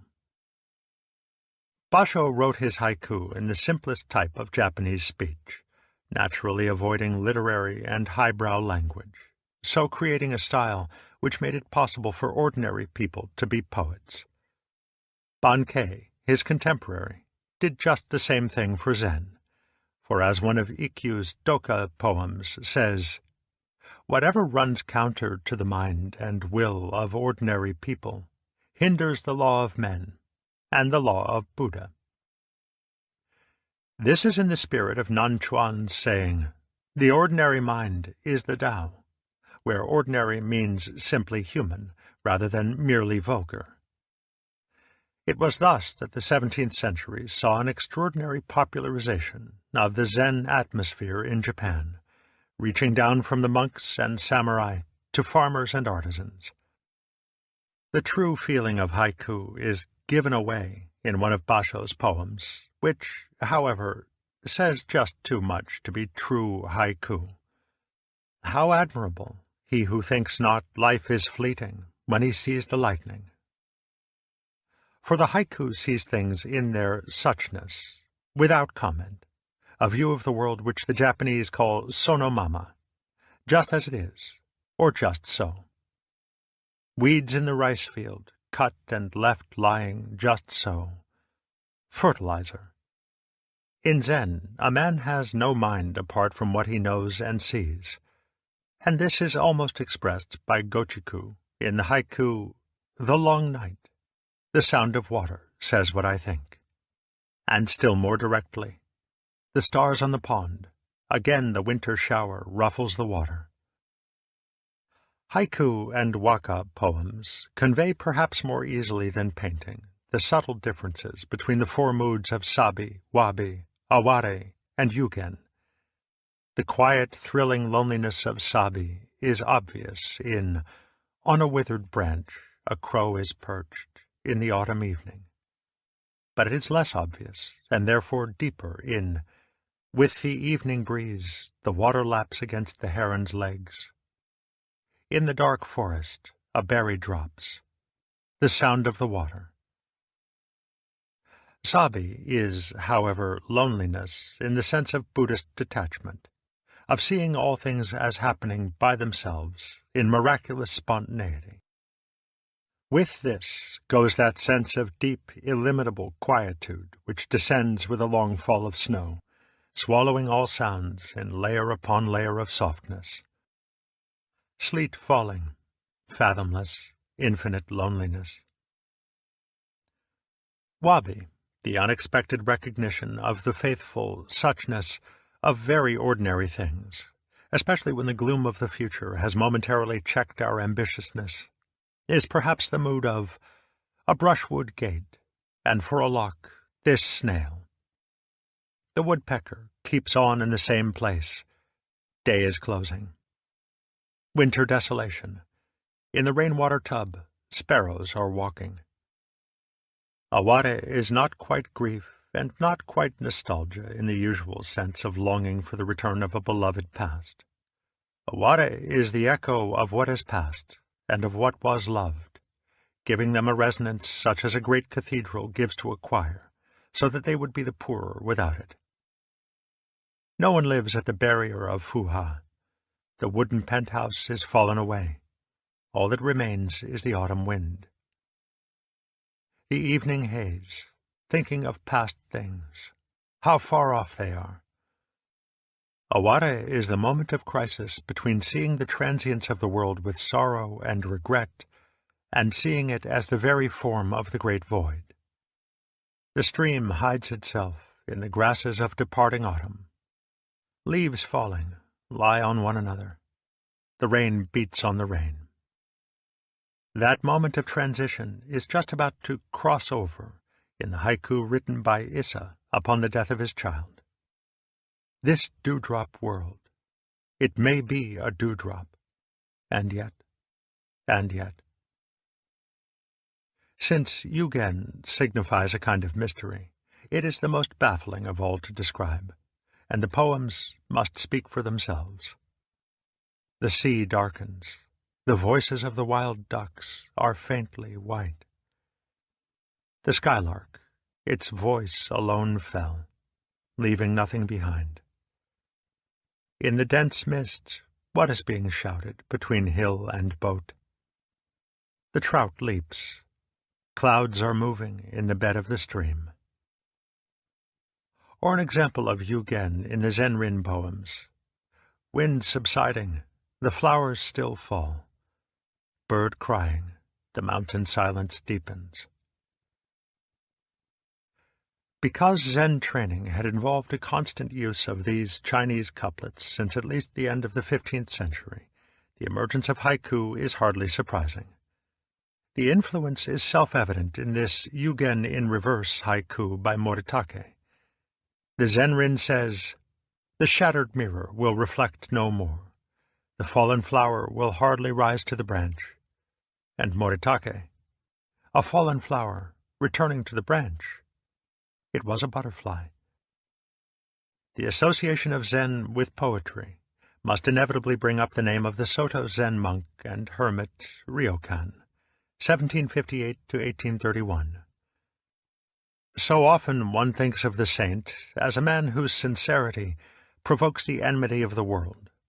But Ryokan holds the distinction of being the saint whom everyone loved, perhaps because he was natural, again as a child, rather than good.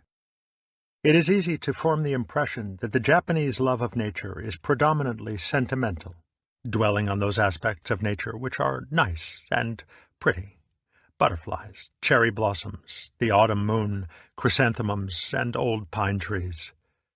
But Ryokan is also the poet of lice, fleas, and being utterly soaked with cold rain. On rainy days, the monk Ryokan feels sorry for himself, and his view of nature is all of a piece. The sound of the scouring of the saucepan blends with the tree frogs' voices. In some ways, Ryokan is a Japanese St. Francis, though much less obviously religious. He is a wandering fool, unself-consciously playing games with children, living in a lonely hut in the forest where the roof leaks and the wall is hung with poems in his marvelously illegible, spidery handwriting, so prized by Japanese calligraphers. He thinks of the lice on his chest as insects in the grass, and expresses the most natural human feelings: sadness, loneliness, bewilderment, or pity, without a trace of shame or pride. Even when robbed, he is still rich, for the thief left it behind, the moon at the window. And when there is no money, the wind brings fallen leaves enough to make a fire. When life is empty with respect to the past and aimless with respect to the future, the vacuum is filled by the present, normally reduced to a hairline, a split second in which there is no time for anything to happen. The sense of an infinitely expanded present is nowhere stronger than in Cha no Yu, the art of tea. Strictly, the term means something like tea with hot water, and through this one art, Zen has exercised an incalculable influence on Japanese life, since the cha-jin, or man of tea, is an arbiter of taste in the many subsidiary arts which Cha no Yu involves: architecture, gardening, ceramics, metalwork, lacquer, and the arrangement of flowers, ikebana. Since Cha no Yu has become a conventional accomplishment for young ladies, it has been made the subject of a great deal of sentimental nonsense, associated with brocaded young dolls in moonlit rooms, nervously trying to imitate the most stilted feelings about porcelain and cherry blossom. But in the austere purity of, say, the Soshu Sen school, the art of tea is a genuine expression of Zen, which requires, if necessary, no further apparatus than a bowl, tea, and hot water. If there is not even that, Chado, the way of tea, can be practiced anywhere, and with anything, since it is really the same as Zen. If Christianity is wine, and Islam coffee, Buddhism is most certainly tea.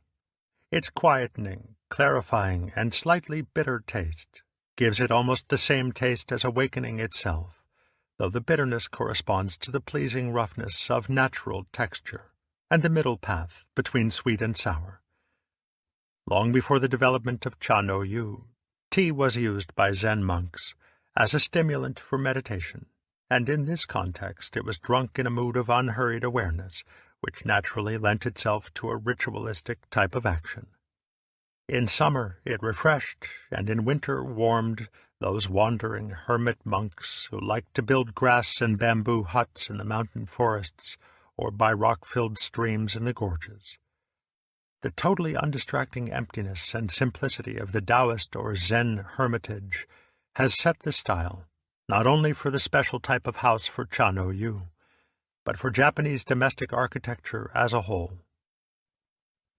The monastic tea ceremony was introduced into Japan by Eisai, and though its form is different from the present cha-no-yu, it was nonetheless its origin, and appears to have been adopted for lay use during the 15th century.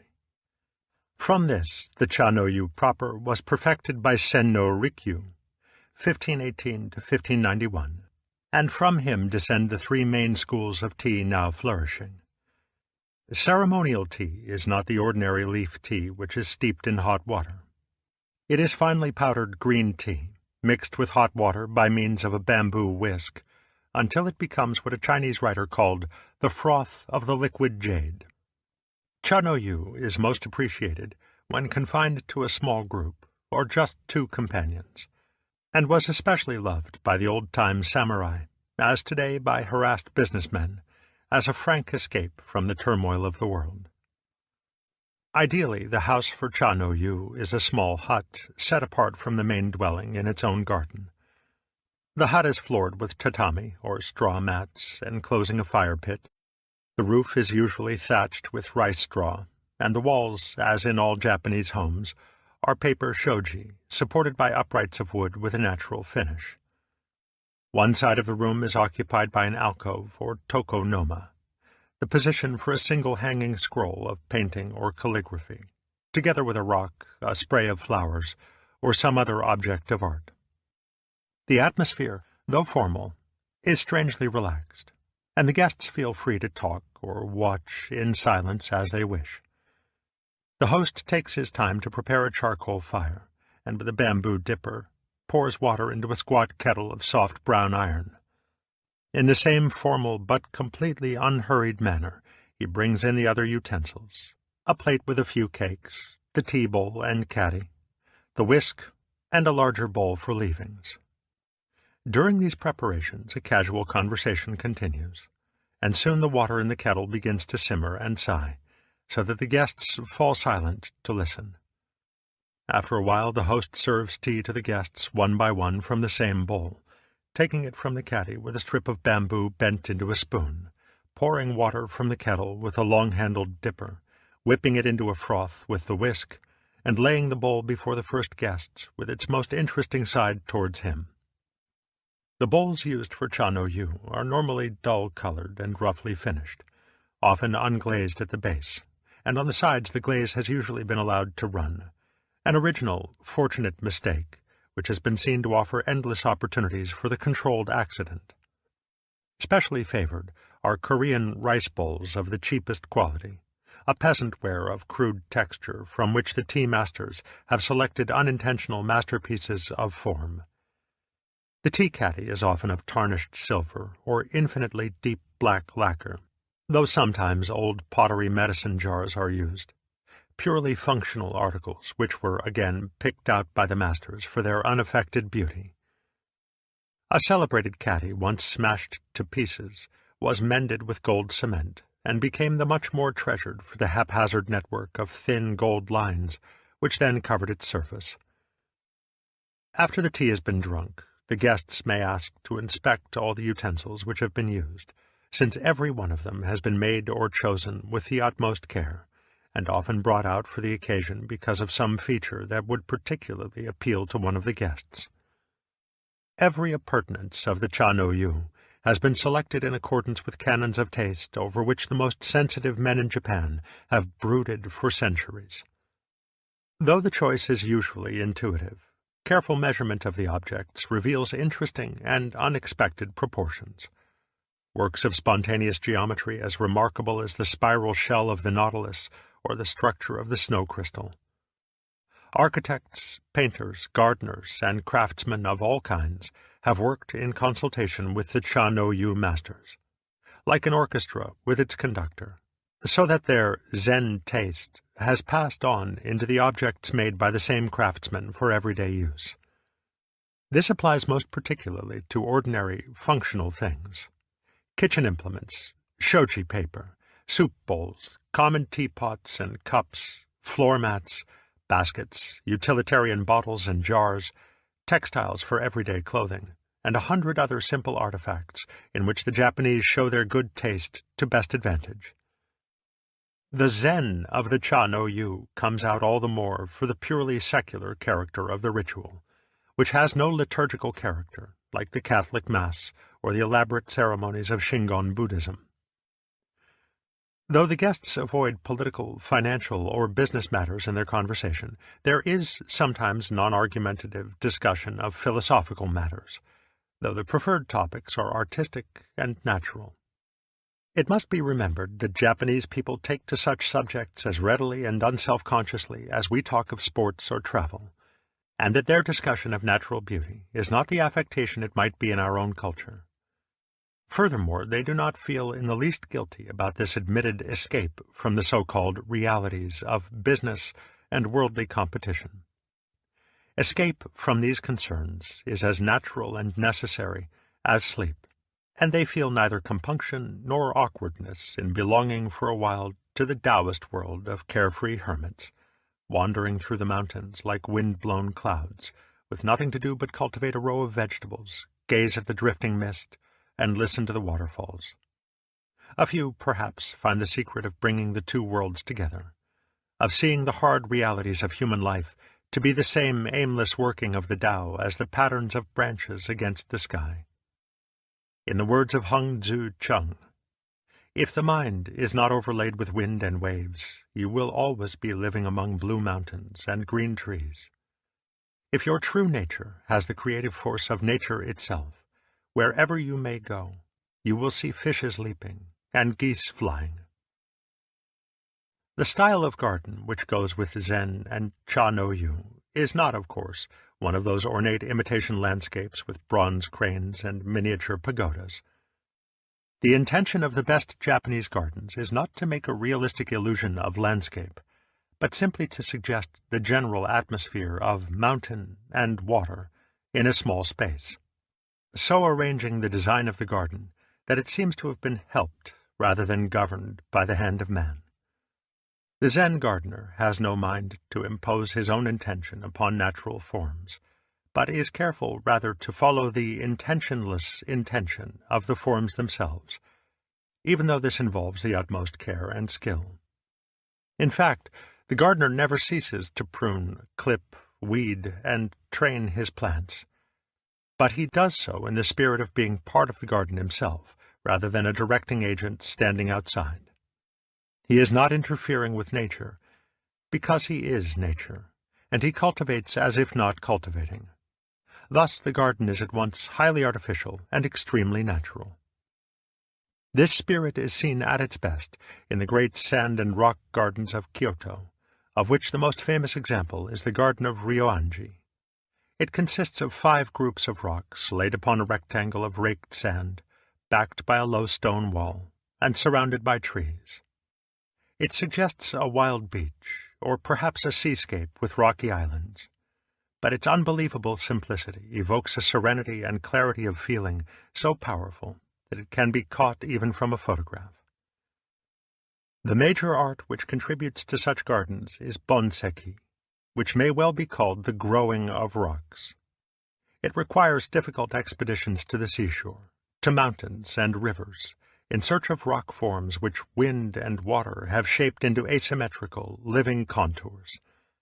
These are carted to the garden site, and placed so as to look as if they had grown where they stand, so as to be related to the surrounding space or to the area of sand in the same way as figure to background in Sung paintings. Because the rock must look as if it had always been in the same position, it must have the air of moss-covered antiquity, and rather than try to plant moss on the rock is first set for some years in a place where the moss will grow by itself, and thereafter is moved to its final position. Rocks picked out by the sensitive eye of the bonseki artist are ranked among Japan's most precious national treasures, but, except to move them, they are untouched by the human hand. The Zen monks liked also to cultivate gardens which took advantage of an existing natural setting, to arrange rocks and plants along the edges of a stream, creating a more informal atmosphere, suggesting a mountain canyon adjoining the monastery buildings. They were always sparing and reserved in their use of color, as were the Sung painters before them, since masses of flowers in sharply varying colors are seldom found in the state of nature. Though not symmetrical, the Japanese garden has a clearly perceptible form. Unlike so many English and American flower gardens, they do not resemble a daub in oil colors, and this delight in the form of plants carries over into the art of flower arrangement inside the house, accentuating the shapes of single sprays and leaves, rather than bunched colors. Every one of the arts which have been discussed involves a technical training, which follows the same essential principles as training in Zen. The best account of this training thus far available in a Western language is Eugen Haragel's Zen in the Art of Archery, which is the author's story of his own experience under a master of the Japanese bow. To this should be added the already mentioned letter on Zen and swordsmanship, Kendo, by the 17th century master Takuan, translated by Suzuki in his Zen Buddism and its influence on Japanese culture. The major problem of each of these disciplines is to bring the student to the point from which he can really begin. Haragel spent almost 5 years trying to find the right way of releasing the bowstring, for it had to be done unintentionally, in the same way as a ripe fruit bursts its skin. His problem was to resolve the paradox of practicing relentlessly, without ever trying, and to let go of the taut string intentionally, without intention. His master, at one and the same time, urged him to keep on working and working, but also to stop making an effort. For the art cannot be learned unless the arrow shoots itself, unless the string is released wu-shin and wu-nien, without mind and without blocking, or choice. After all those years of practice, there came a day when it just happened. How or why, Haragel never understood. The same is true in learning to use the brush for writing or painting. The brush must draw by itself. This cannot happen if one does not practice constantly, but neither can it happen if one makes an effort. Similarly, in swordsmanship, one must not first decide upon a certain thrust and then attempt to make it, since by that time it will be too late. Decision and action must be simultaneous. This was the point of Dogen's image of firewood and ashes. For to say that firewood does not become ashes is to say that it has no intention to be ash before it is actually ash, and then it is no longer firewood. Dogen insisted that the two states were clearly cut, and in the same way Haragel's master did not want him to mix the two states of stretching and releasing the bow. He instructed him to draw it to the point of fullest tension, and stop there, without any purpose, any intention in mind as to what to do next. Likewise, in Dogen's view of Zazen, one must be sitting just to sit, and there must not be any intention to have satori. The sudden visions of nature which form the substance of haiku arise in the same way, for they are never there when one looks for them. The artificial haiku always feels like a piece of life which has been deliberately broken off or wrenched away from the universe, whereas the genuine haiku has dropped off all by itself and has the whole universe inside it.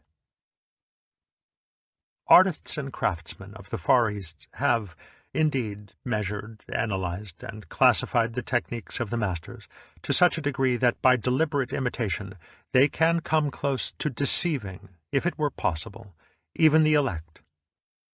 By all quantitative standards, the work is so contrived it is indistinguishable from its models, just as bowmen and swordsmen trained by quite other methods can equal the feats of Zen-inspired samurai. But so far as Zen is concerned, the end results have nothing to do with it. For as we have seen all along, Zen has no goal. It is a traveling without point, with nowhere to go. To travel is to be alive, but to get somewhere is to be dead. For as our own proverb says, to travel well is better than to arrive. A world which increasingly consists of destinations without journeys between them, a world which values only getting somewhere as fast as possible, becomes a world without substance. One can get anywhere and everywhere, and yet the more this is possible, the less is anywhere and everywhere worth getting to. For points of arrival are too abstract, too Euclidean to be enjoyed, and it is all very much like eating the precise ends of a banana without getting what lies in between. The point, therefore, of these arts is the doing of them, rather than the accomplishments. But more than this, the real joy of them lies in what turns up unintentionally in the course of practice, just as the joy of travel is not nearly so much in getting where one wants to go, as in the unsought surprises which occur in the journey. Planned surprises are as much of a contradiction as intentional satori, and whoever aims at satori is, after all, like a person who sends himself Christmas presents for fear that others will forget him. One must simply face the fact that Zen is all that side of life which is completely beyond our control, and which will not come to us by any amount of forcing or wrangling or cunning, stratagems which produce only fakes of the real thing. But the last word of Zen is not an absolute dualism, the rather barren world of controlled action on the one side and the spontaneous world of uncontrolled surprise on the other. For who controls the controller? Because Zen does not involve an ultimate dualism between the controller and the controlled, the mind and the body, the spiritual and the material, there is always a certain physiological aspect to its techniques. Whether Zen is practiced through Zazen or Cha-no-yu or Kendo, great importance is attached to the way of breathing. Not only is breathing one of the two fundamental rhythms of the body, it is also the process in which control and spontaneity, voluntary and involuntary action, find their most obvious identity. Long before the origins of the Zen school, both Indian yoga and Chinese Taoism practiced watching the breath, with a view to letting, not forcing it, to become as slow and silent as possible. Physiologically and psychologically, the relationship between breathing and insight is not yet altogether clear. But if we look at man as process rather than entity, rhythm rather than structure, it is obvious that breathing is something which he does, and thus is, constantly. Therefore, grasping air with the lungs goes hand in hand with grasping at life. So-called normal breathing is fitful and anxious. The air is always being held and not fully released, for the individual seems incapable of letting it run its full course through the lungs. He breathes compulsively rather than freely. The technique therefore begins by encouraging a full release of the breath, easing it out, as if the body were being emptied of air by a great leaden ball sinking through the chest and abdomen and settling down into the ground. The returning in-breath is then allowed to follow as a simple reflex action. The air is not actively inhaled, it is just allowed to come, and then when the lungs are comfortably filled, it is allowed to go out once more, the image of the leaden ball giving it the sense of falling out, as distinct from being pushed out. One might go as far as to say that this way of breathing is Zen itself, in its physiological aspect. Yet as with every other aspect of Zen, it is hindered by striving for it. And for this reason, beginners in the breathing technique often develop the peculiar anxiety of feeling unable to breathe unless keeping up a conscious control.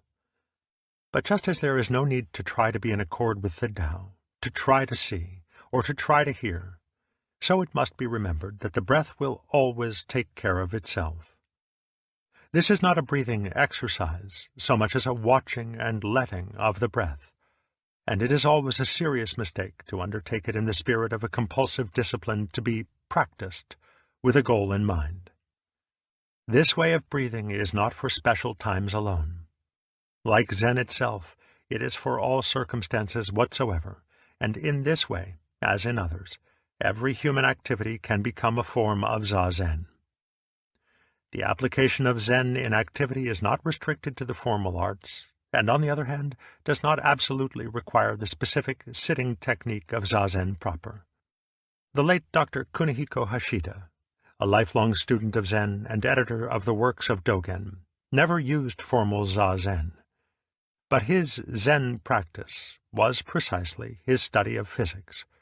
And to suggest his attitude, he used to say that his life work was to science rather than to study science. In its own way, each one of the arts which Zen has inspired gives vivid expression to the sudden or instantaneous quality of its view of the world. The momentariness of sumi paintings and haiku, and the total presence of mind required in cha-no-yu and kendo, bring out the real reason why Zen has always called itself the way of instantaneous awakening. It is not just that satori comes quickly and unexpectedly, all of a sudden, for mere speed has nothing to do with it. The reason is that Zen is a liberation from time. For if we open our eyes and see clearly, it becomes obvious that there is no other time than this instant, and that the past and the future are abstractions without any concrete reality. Until this has become clear, it seems that our life is all past and future, and that the present is nothing more than the infinitesimal hairline which divides them. From this comes the sensation of having no time, of a world which hurries by so rapidly that it is gone before we can enjoy it. But through awakening to the instant, one sees that this is the reverse of the truth. It is rather the past and future which are the fleeting illusions, and the present which is eternally real. We discover that the linear succession of time is a convention of our single-track verbal thinking, of a consciousness which interprets the world by grasping little pieces of it, calling them things and events. But every such grasp of the mind excludes the rest of the world, so that this type of consciousness can get an approximate vision of the whole only through a series of grasps, one after another. Yet the superficiality of this consciousness is seen in the fact that it cannot and does not regulate even the human organism. For if it had to control the heartbeat, the breath, the operation of the nerves, glands, muscles, and sense organs, it would be rushing wildly around the body, taking care of one thing after another, with no time to do anything else.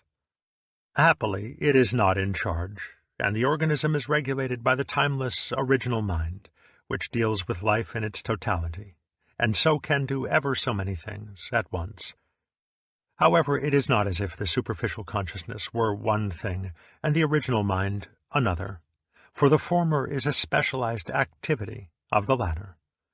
Thus, the superficial consciousness can awaken to the eternal present if it stops grasping. But this does not come to pass by trying to concentrate on the present, an effort which succeeds only in making the moment seem ever more elusive and fleeting, ever more impossible to bring into focus. Awareness of the eternal now comes about by the same principle as the clarity of hearing and seeing, and the proper freedom of the breath. Clear sight has nothing to do with trying to see. It is just the realization that the eyes will take in every detail, all by themselves, for so long as they are open, one can hardly prevent the light from reaching them. In the same way, there is no difficulty in being fully aware of the eternal present, as soon as it is seen that one cannot possibly be aware of anything else, that in concrete fact there is no past or future. Making an effort to concentrate on the instantaneous moment implies at once that there are other moments, but they are nowhere to be found, and in truth one rests as easily in the eternal present as the eyes and ears respond to light and sound. Now this eternal present is the timeless, unhurried flowing of the Tao. Such a tide as, moving, seems to sleep, too full for sound or foam. As Nan Xuan said, to try to accord with it is to deviate from it, though in fact one cannot deviate, and there is no one to deviate. So, too, one cannot get away from the eternal present by trying to attend to it. And this very fact shows that apart from this present, there is no distinct self that watches and knows it, which is why Hui Ko could not find his mind when Bodhidharma asked him to produce it. However puzzling this may be, and however many philosophical problems it may raise, one clear look is enough to show its unavoidable truth. There is only this now, It does not come from anywhere. It is not going anywhere. It is not permanent, but it is not impermanent. Though moving, it is always still. When we try to catch it, it seems to run away, and yet it is always here, and there is no escape from it. And when we turn round to find the self which knows this moment, we find that it has vanished like the past. Therefore the sixth patriarch says in the Tun Ching, "In this moment there is nothing which comes to be. In this moment there is nothing which ceases to be. Thus there is no birth and death to be brought to an end. Wherefore the absolute tranquility of nirvana is this present moment. Though it is at this moment, there is no limit to this moment, and herein is eternal delight. Yet when it comes to it, this moment can be called present only in relation to past and future, or to someone to whom it is present. But when there is neither past nor future, no one to whom this moment is present, what is it? When Fa Chung was dying, a squirrel screeched on the roof. "It's just this," he said, "and nothing else." We hope you've enjoyed The Way of Zen. Text copyright 1957 by Pantheon Books. Renewed in 1985 by Mary Jane Yates Watts. Production copyright 2015 by Macmillan Audio. All rights reserved. Audible hopes you have enjoyed this program.